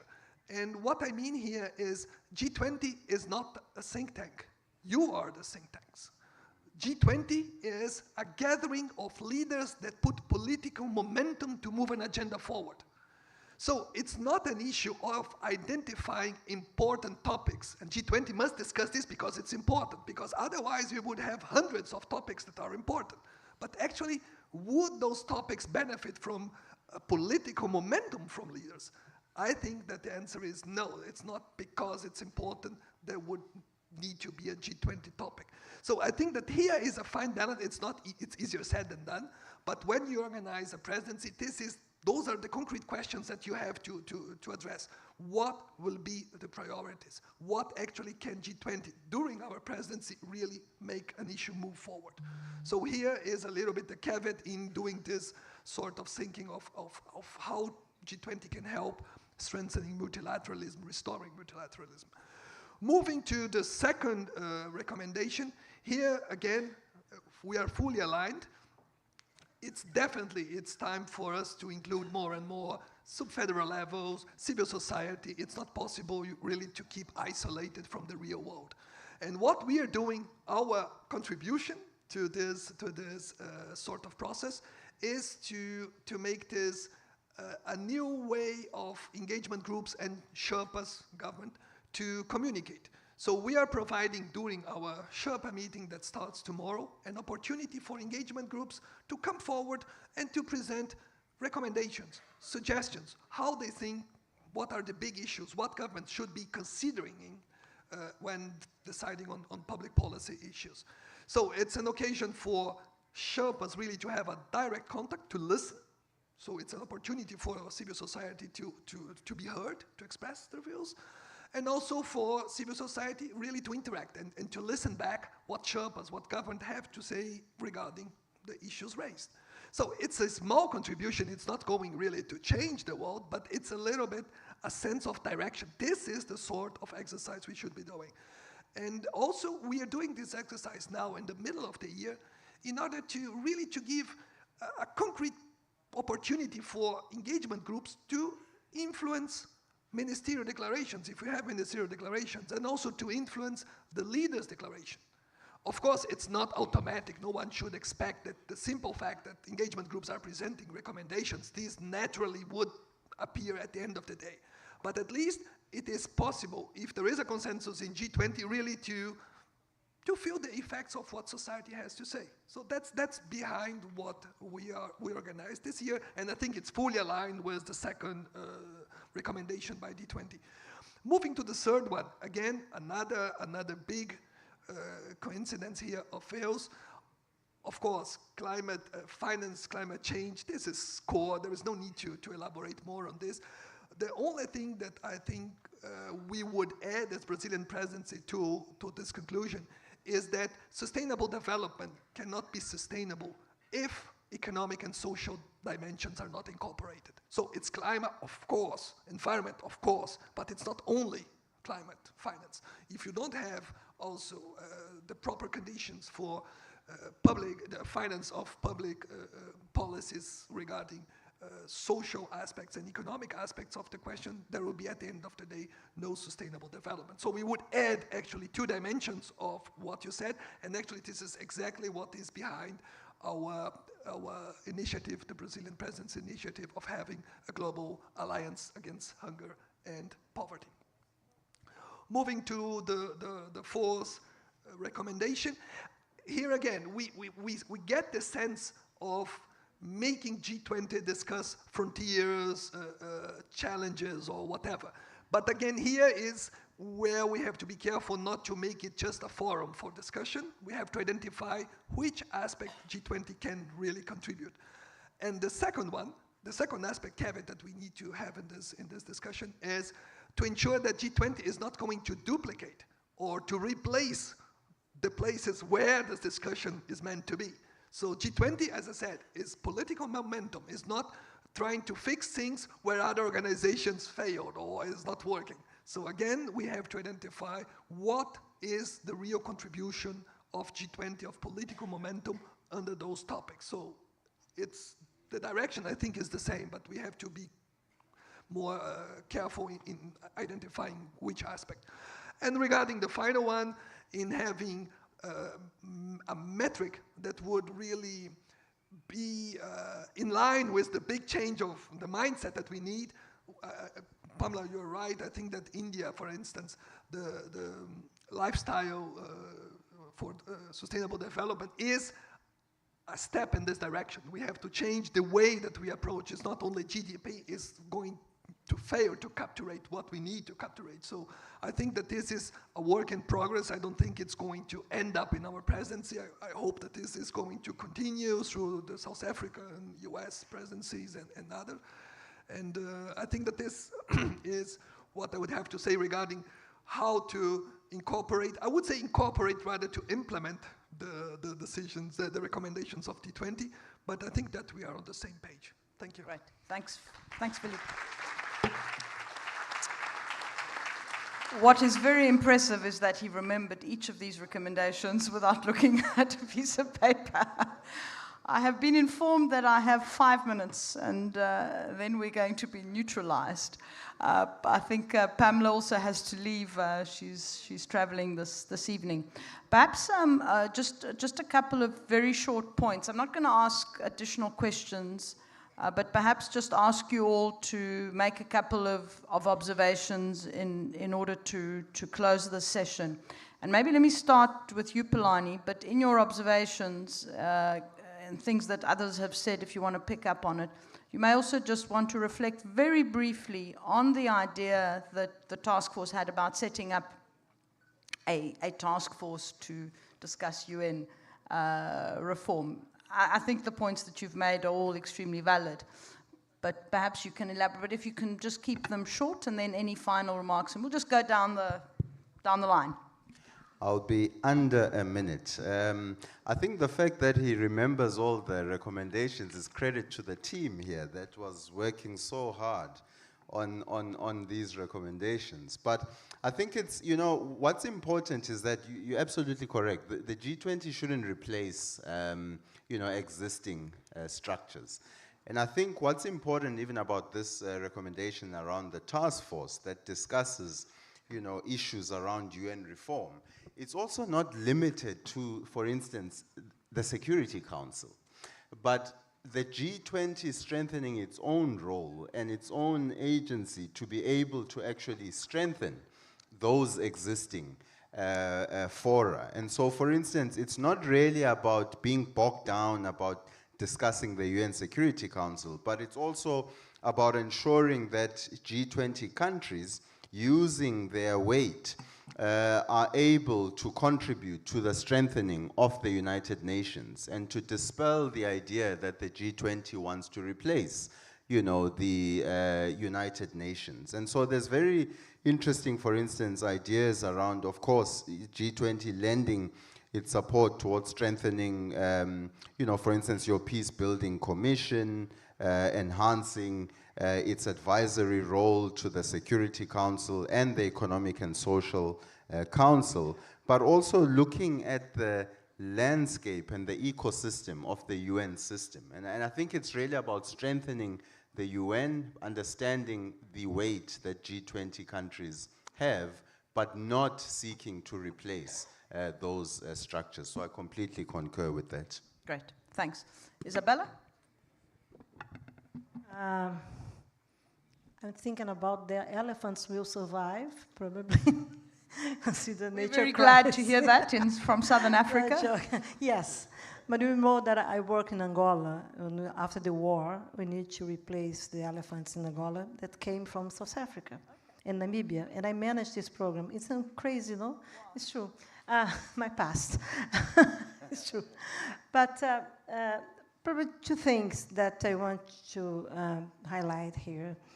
The first one, I agree about finance and everything's coming, but the real world is that we need to provide solutions.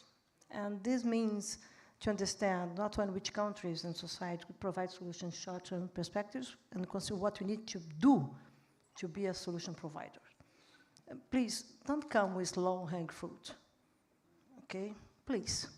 The last 30 years, I have been learning a lot about low-hanging fruits, okay? And we don't have all the solutions that we need. So we need to understand who has solutions, how we could prepare these countries to provide solutions. This means that we need to go beyond the green wishing, not greenwashing, the green wishing that we have around the world today. Everyone trying to be green. But I learned in my life that the green of dollar is the most important one. Okay, so it's very important to understand what we're discussing when you go to move the piece in the right direction. And we need to understand that you're going through these routes, or these technological routes, or decarbonized routes, to say that we need to go through these, consider less risk trajectories, but exposed to risks. And this is the new situation. In the past, in the last century, you have hope. It was the last decade of the century when you propose all this agenda, from sustainable development, gender equalities, the Beijing conference, you go to Habitat conference. This was really how the generations with 68 years, or the 6th and 7th, provide solutions for the new generation, for the new century. Unfortunately, you have disrupted process like September 11, and also an innovative one when China came into WTO. And this changed the world. We need to understand the world is changing and will keep changing. Okay, please don't wait that you have really a stabilized picture, because we have climate change. So the only way to make things, or to go forward, is to understand that we are not coming to only to preserve an FCCC regime or climate regime and also outside of it. But we need to understand that we need cross-cut issues and actions to provide solutions, and to understand what we need to preserve we go if we want to tackle climate change. If not, we'll be exposed to the risks. The global political idea, it's melting down, society is melting down, And the question is so simple. How we can go to phasing down and phasing out emissions and fossil fuels, and I'll go to phasing up green solutions. This means that we need to move from subsidies to incentives. So what it means, where the money is. So let's discuss based on the reality and stop greenwashing and make sure that we can build trust, but based on this century. Please, let's tell new stories based on the future and believe that you can provide solutions. If not, please give up and let's go to our islands and together with elephants. Thank you. Okay. All right. Philippe, anything else you want to add? Just a couple of words on what Philani said. I think we still are on the same page. In this, that's exactly in terms of United Nations. We are going, G20 for the first time is going to hold a foreign ministers G20 meeting in United Nations. And it's open for all the membership of United Nations. That's because right. The message is exactly this one. Don't fear, don't believe non-G20 members that we want to replace. This is a sort of a hidden agenda of G20. No, this is United Nations is the center of multilateralism. And we want to convey this message and to exactly bring the energy of G20 to the United Nations and to ensure that actually there is some synergies coming from this sort of, it's exactly what we try to do. That's our idea. Yeah, and that of course is I think something also that South Africa feels very strongly about, the role of the UN in the multilateral system. Absolutely. Thank you, Elizabeth. And I really agree with Philippa also on the fact that I think coordinated regular forums are necessary, creating these platforms for non-state stakeholders as well as NGOs and civil society actors to come on board in terms of subnational actors as well. I think it's really, really important for that inclusivity to inform the UN systems. But most importantly, and we know a few success stories of alternative metrics, like the human index, the wealth index and the inclusive society index. There are countries that we can leverage from these success stories. Bhutan on the happiness that includes cultural and good governance, and New Zealand on the contribution of well-being budgets, as well as Scotland. I think it is on national frameworks that has this inclusivity approach. So I think coordinated towards global cohesiveness, as well as progressing through actions. And thanks to the Brazilian government, who has commissioned this baseline study on life economies, and you all are invited to a side event that will be hosted on the 17th of July here in Rio de Janeiro. So whoever is here in Rio at the time are most welcome. But I want to finish with re-emphasizing Philani, what he started with, and the operative is that we need to have trust among each other. So thank you. Right. Thanks. Chris. We are over the hour. I'm not going to hold folks on the last speaker, but I'll just say that I think that the comments that we had here from Philani, also that we had here from Felipe, in terms of kind of the given the constraints that we have, to be able to essentially find synergies between different multilateral forum and kind of not have them stovepipe is critical. That's where you get critical mass, right? And that's kind of where you kind of get, let's say, reform from within, but essentially have the conversations, at the G20, at COP, at the United Nations, at the WTO, but many of the same issues, right? And so that's where you can gain economies of scale in the context of fragmentation. So we should look at fragmentation as a partial asset rather than necessarily only as a liability.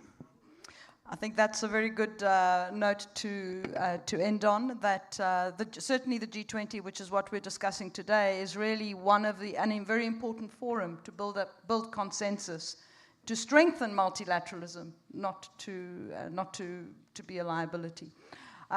Thank you all very much. I think a big round of applause to a brilliant panel. Thank you. Thank you very much. And now we take the picture. Okay, the photo before, and you have the photo, and I thank you for your propositions, your ideas, this rich debate during the 5th panel of the day. Thank you very much. Attention to the photo.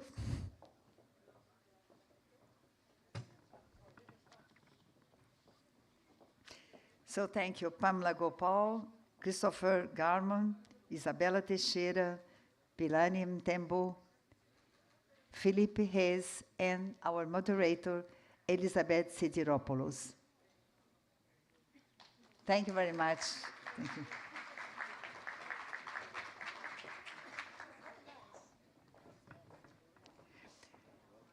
Now for the closing remarks of this journey, I have the honor to inviting to the stage Mr. Ambassador Marcos Azambuja, Trustee Emeritus at the Brazilian Center for International Relations. And I would like to invite to the stage with Ambassador Azambuja, Mr. José Pio Borges. He's the chairman of the board of trustees of the SEBRE, the Brazilian Center for International Relations. Welcome, Mr. Ambassador Azambuja, and welcome, Mr. José Pio Borges.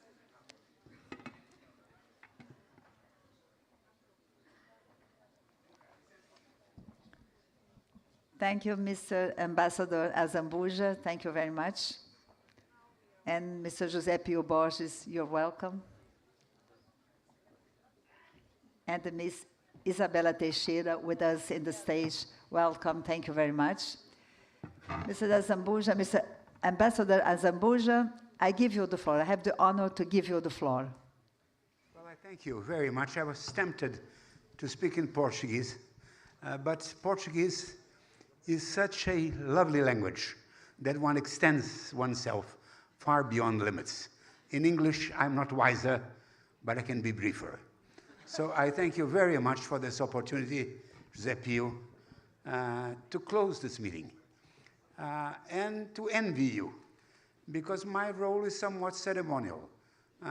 Closing a meeting involves a certain ritual, saying certain things in a certain way. So I was very envious of listening to the debate, missing it, how delightful it is to speak fluently, cogently, briefly, about things which are relevant. My concern today, and I think this is what this meeting means, is that things have become more urgent. In my lifetime, what has changed perhaps more is the speed of things. Things move faster and in a greater complexity. So we're dealing here with two variables, speed and complexity, and we don't have the tools, the structural tools to cope with that. The UN system, multilateralism as it exists, is a brilliant achievement. When you think back that it was created in the early 40s, in a much smaller world, the fact that it has survived is almost a miracle. You know, in a way, wars end either brilliantly or in a very miserable way.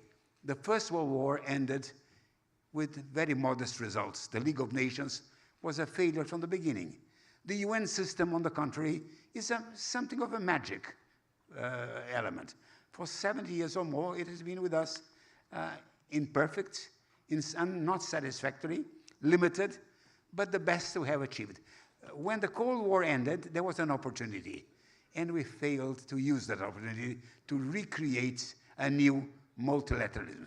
So Brazil is delighted to be hosting the G20. We are very happy, especially myself. I, in the old days, used to have global concerns. Now I tend to be municipal. I live in Rio, so Rio is proud and delighted to have you.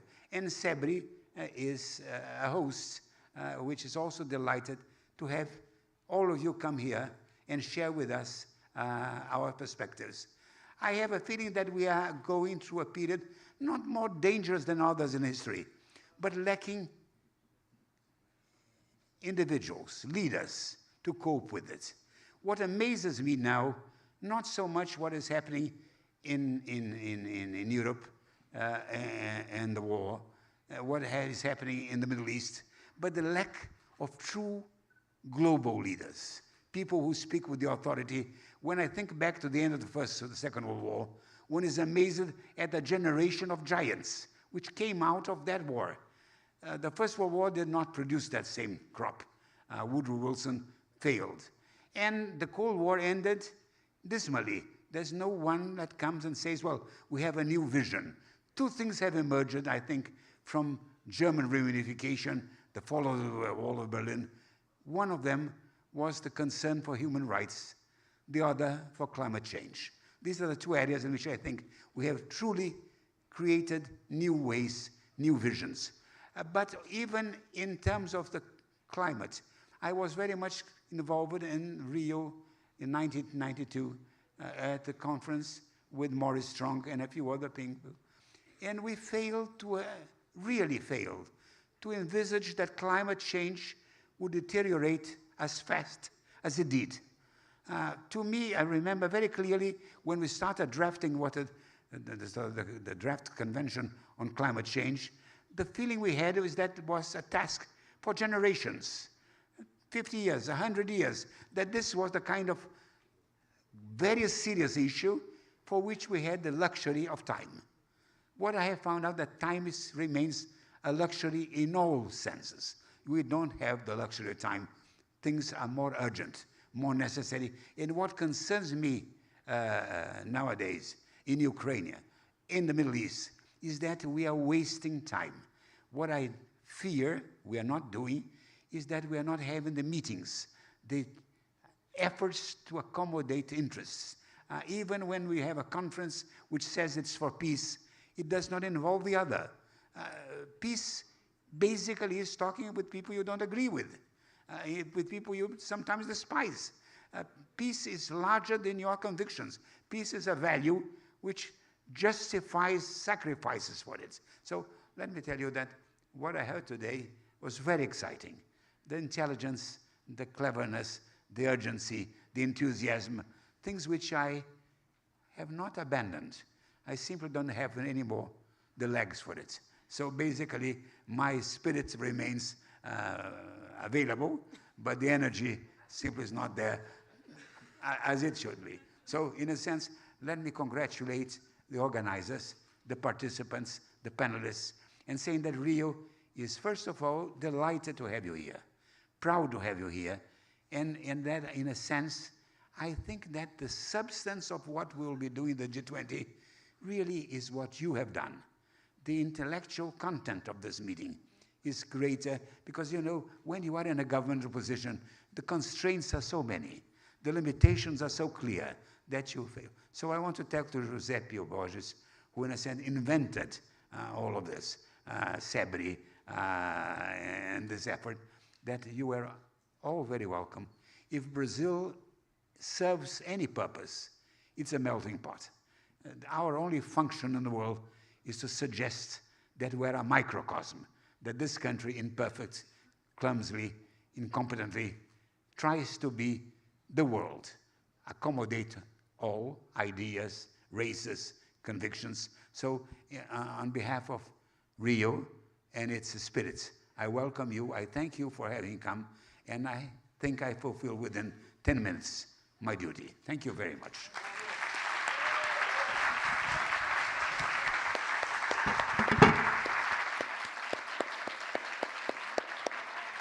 Mr. Ambassador Azambuja, we congratulate you. We congratulate you for these closing remarks. Remarkable. Thank you very much. Thank you, Mrs. Isabella Teixeira. Thank you, Ms.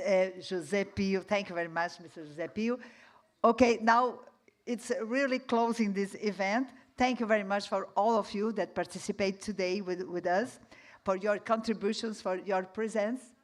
We need the photo. Sorry. Please. I forgot. This photo I had forgotten.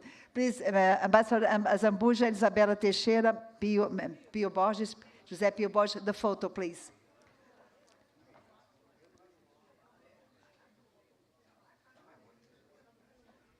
Yes, it's perfect, like that.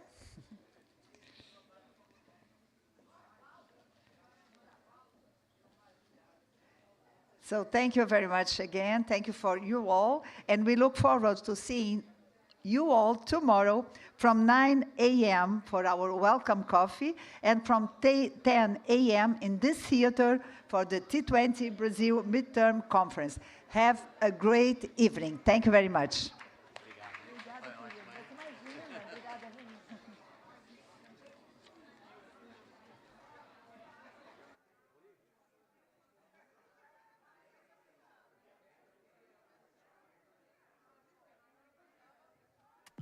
Banco Nacional de Desenvolvimento Econômico e Social, BNDES.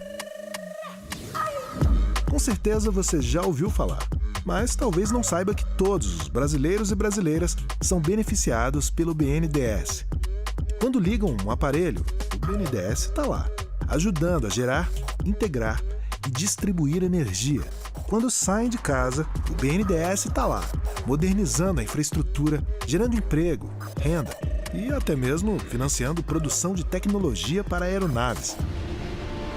Se são micros, pequenos, médios ou grandes empreendedores e empreendedoras, o BNDES está lá, impulsionando o crescimento e a digitalização.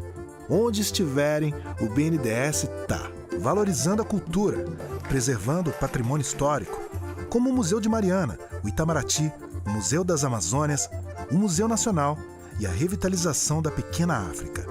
E, claro, restaurando o meio ambiente. No almoço, o BNDES está também, inovando no campo e financiando o crédito rural. A gente está por todo canto, porque nossa história caminha lado a lado com o crescimento do país. É viabilizando a construção do Brasil que fazemos o desenvolvimento acontecer. Sabe como? Antes de tudo, com muita transparência e conhecimento técnico, sendo o maior financiador da indústria limpa e renovável, enxergando no cooperativismo uma organização produtiva, transformando o agronegócio em exportador, tecnológico e comprometido com a natureza, proporcionando mais trabalho e melhor condição de vida para o nosso povo. Sempre tivemos por aqui. Por isso somos os melhores para desenvolver o que vem por aí. O BNDES está pronto para fazer o futuro acontecer. Inovador, para continuar evoluindo. Verde, pois não haverá futuro sem sustentabilidade. Digital e inclusivo, porque somos de todos. E neoindustrializante, para abrir novos caminhos. Sim, somos o BNDES do futuro. Mas o nosso propósito continua o mesmo: levar mais desenvolvimento para o país e mais qualidade de vida para cada brasileiro e brasileira.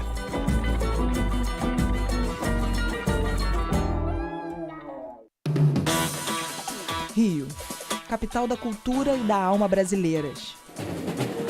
Da natureza integrada ao progresso, do sol, das águas e da arquitetura. Capital mundial da alegria. Antiga capital do Brasil, cidade maravilhosa, capital da inovação na América Latina. Acabou? Não, começa agora. Rio de Janeiro, capital da governança global. Quê? Capital do mundo?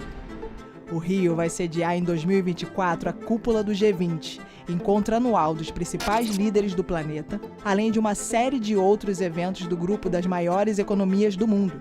Uma baita responsabilidade, mas o Rio está acostumado com grandes eventos, de todos os tipos. Não tem jeito, eles gostam de vir pra cá. E é aquilo, você pode até sair do Rio, mas o Rio não sai de você. Saudades do Rio no centro do mundo, né? Se prepara que a gente vai ser a capital do planeta em 2024. Rio, capital do G20.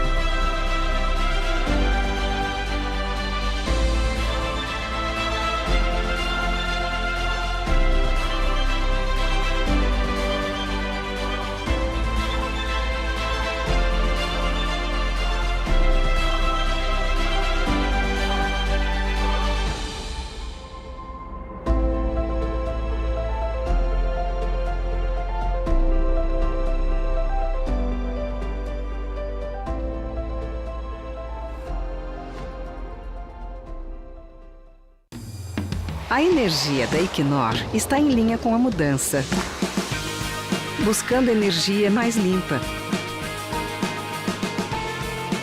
alinhando eficiência com fontes renováveis, em linha com a inovação e com a diversidade. Nossa energia está em linha com um futuro melhor. A energia da Equinor.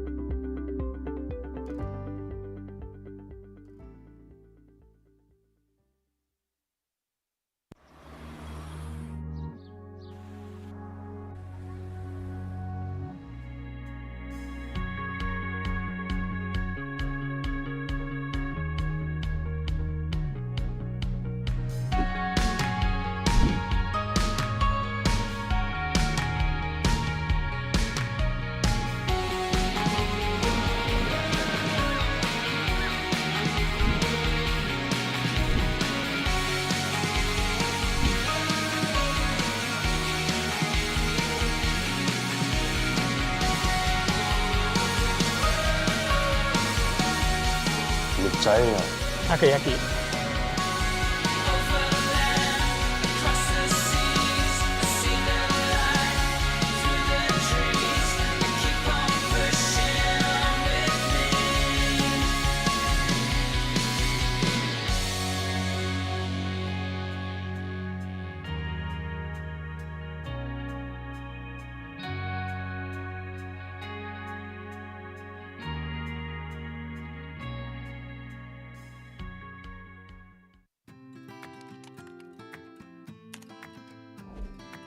Eu sou o Denis Piekzinski, trabalho como comercial executivo na Microsoft.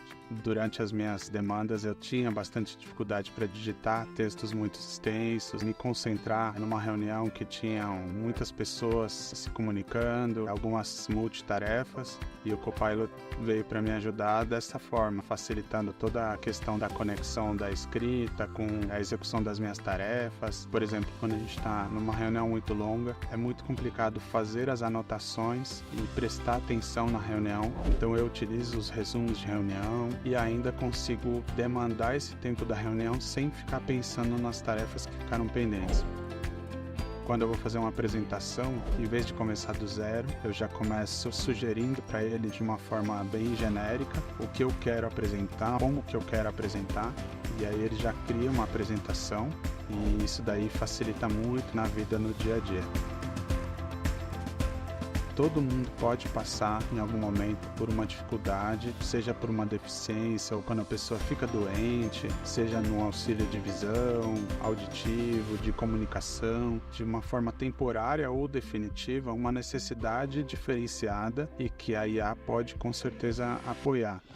Quando a pessoa sente confiança em trabalhar com uma ferramenta que facilita o trabalho, proporciona um bem-estar muito maior. E você? O que vai inventar com seu Copilot?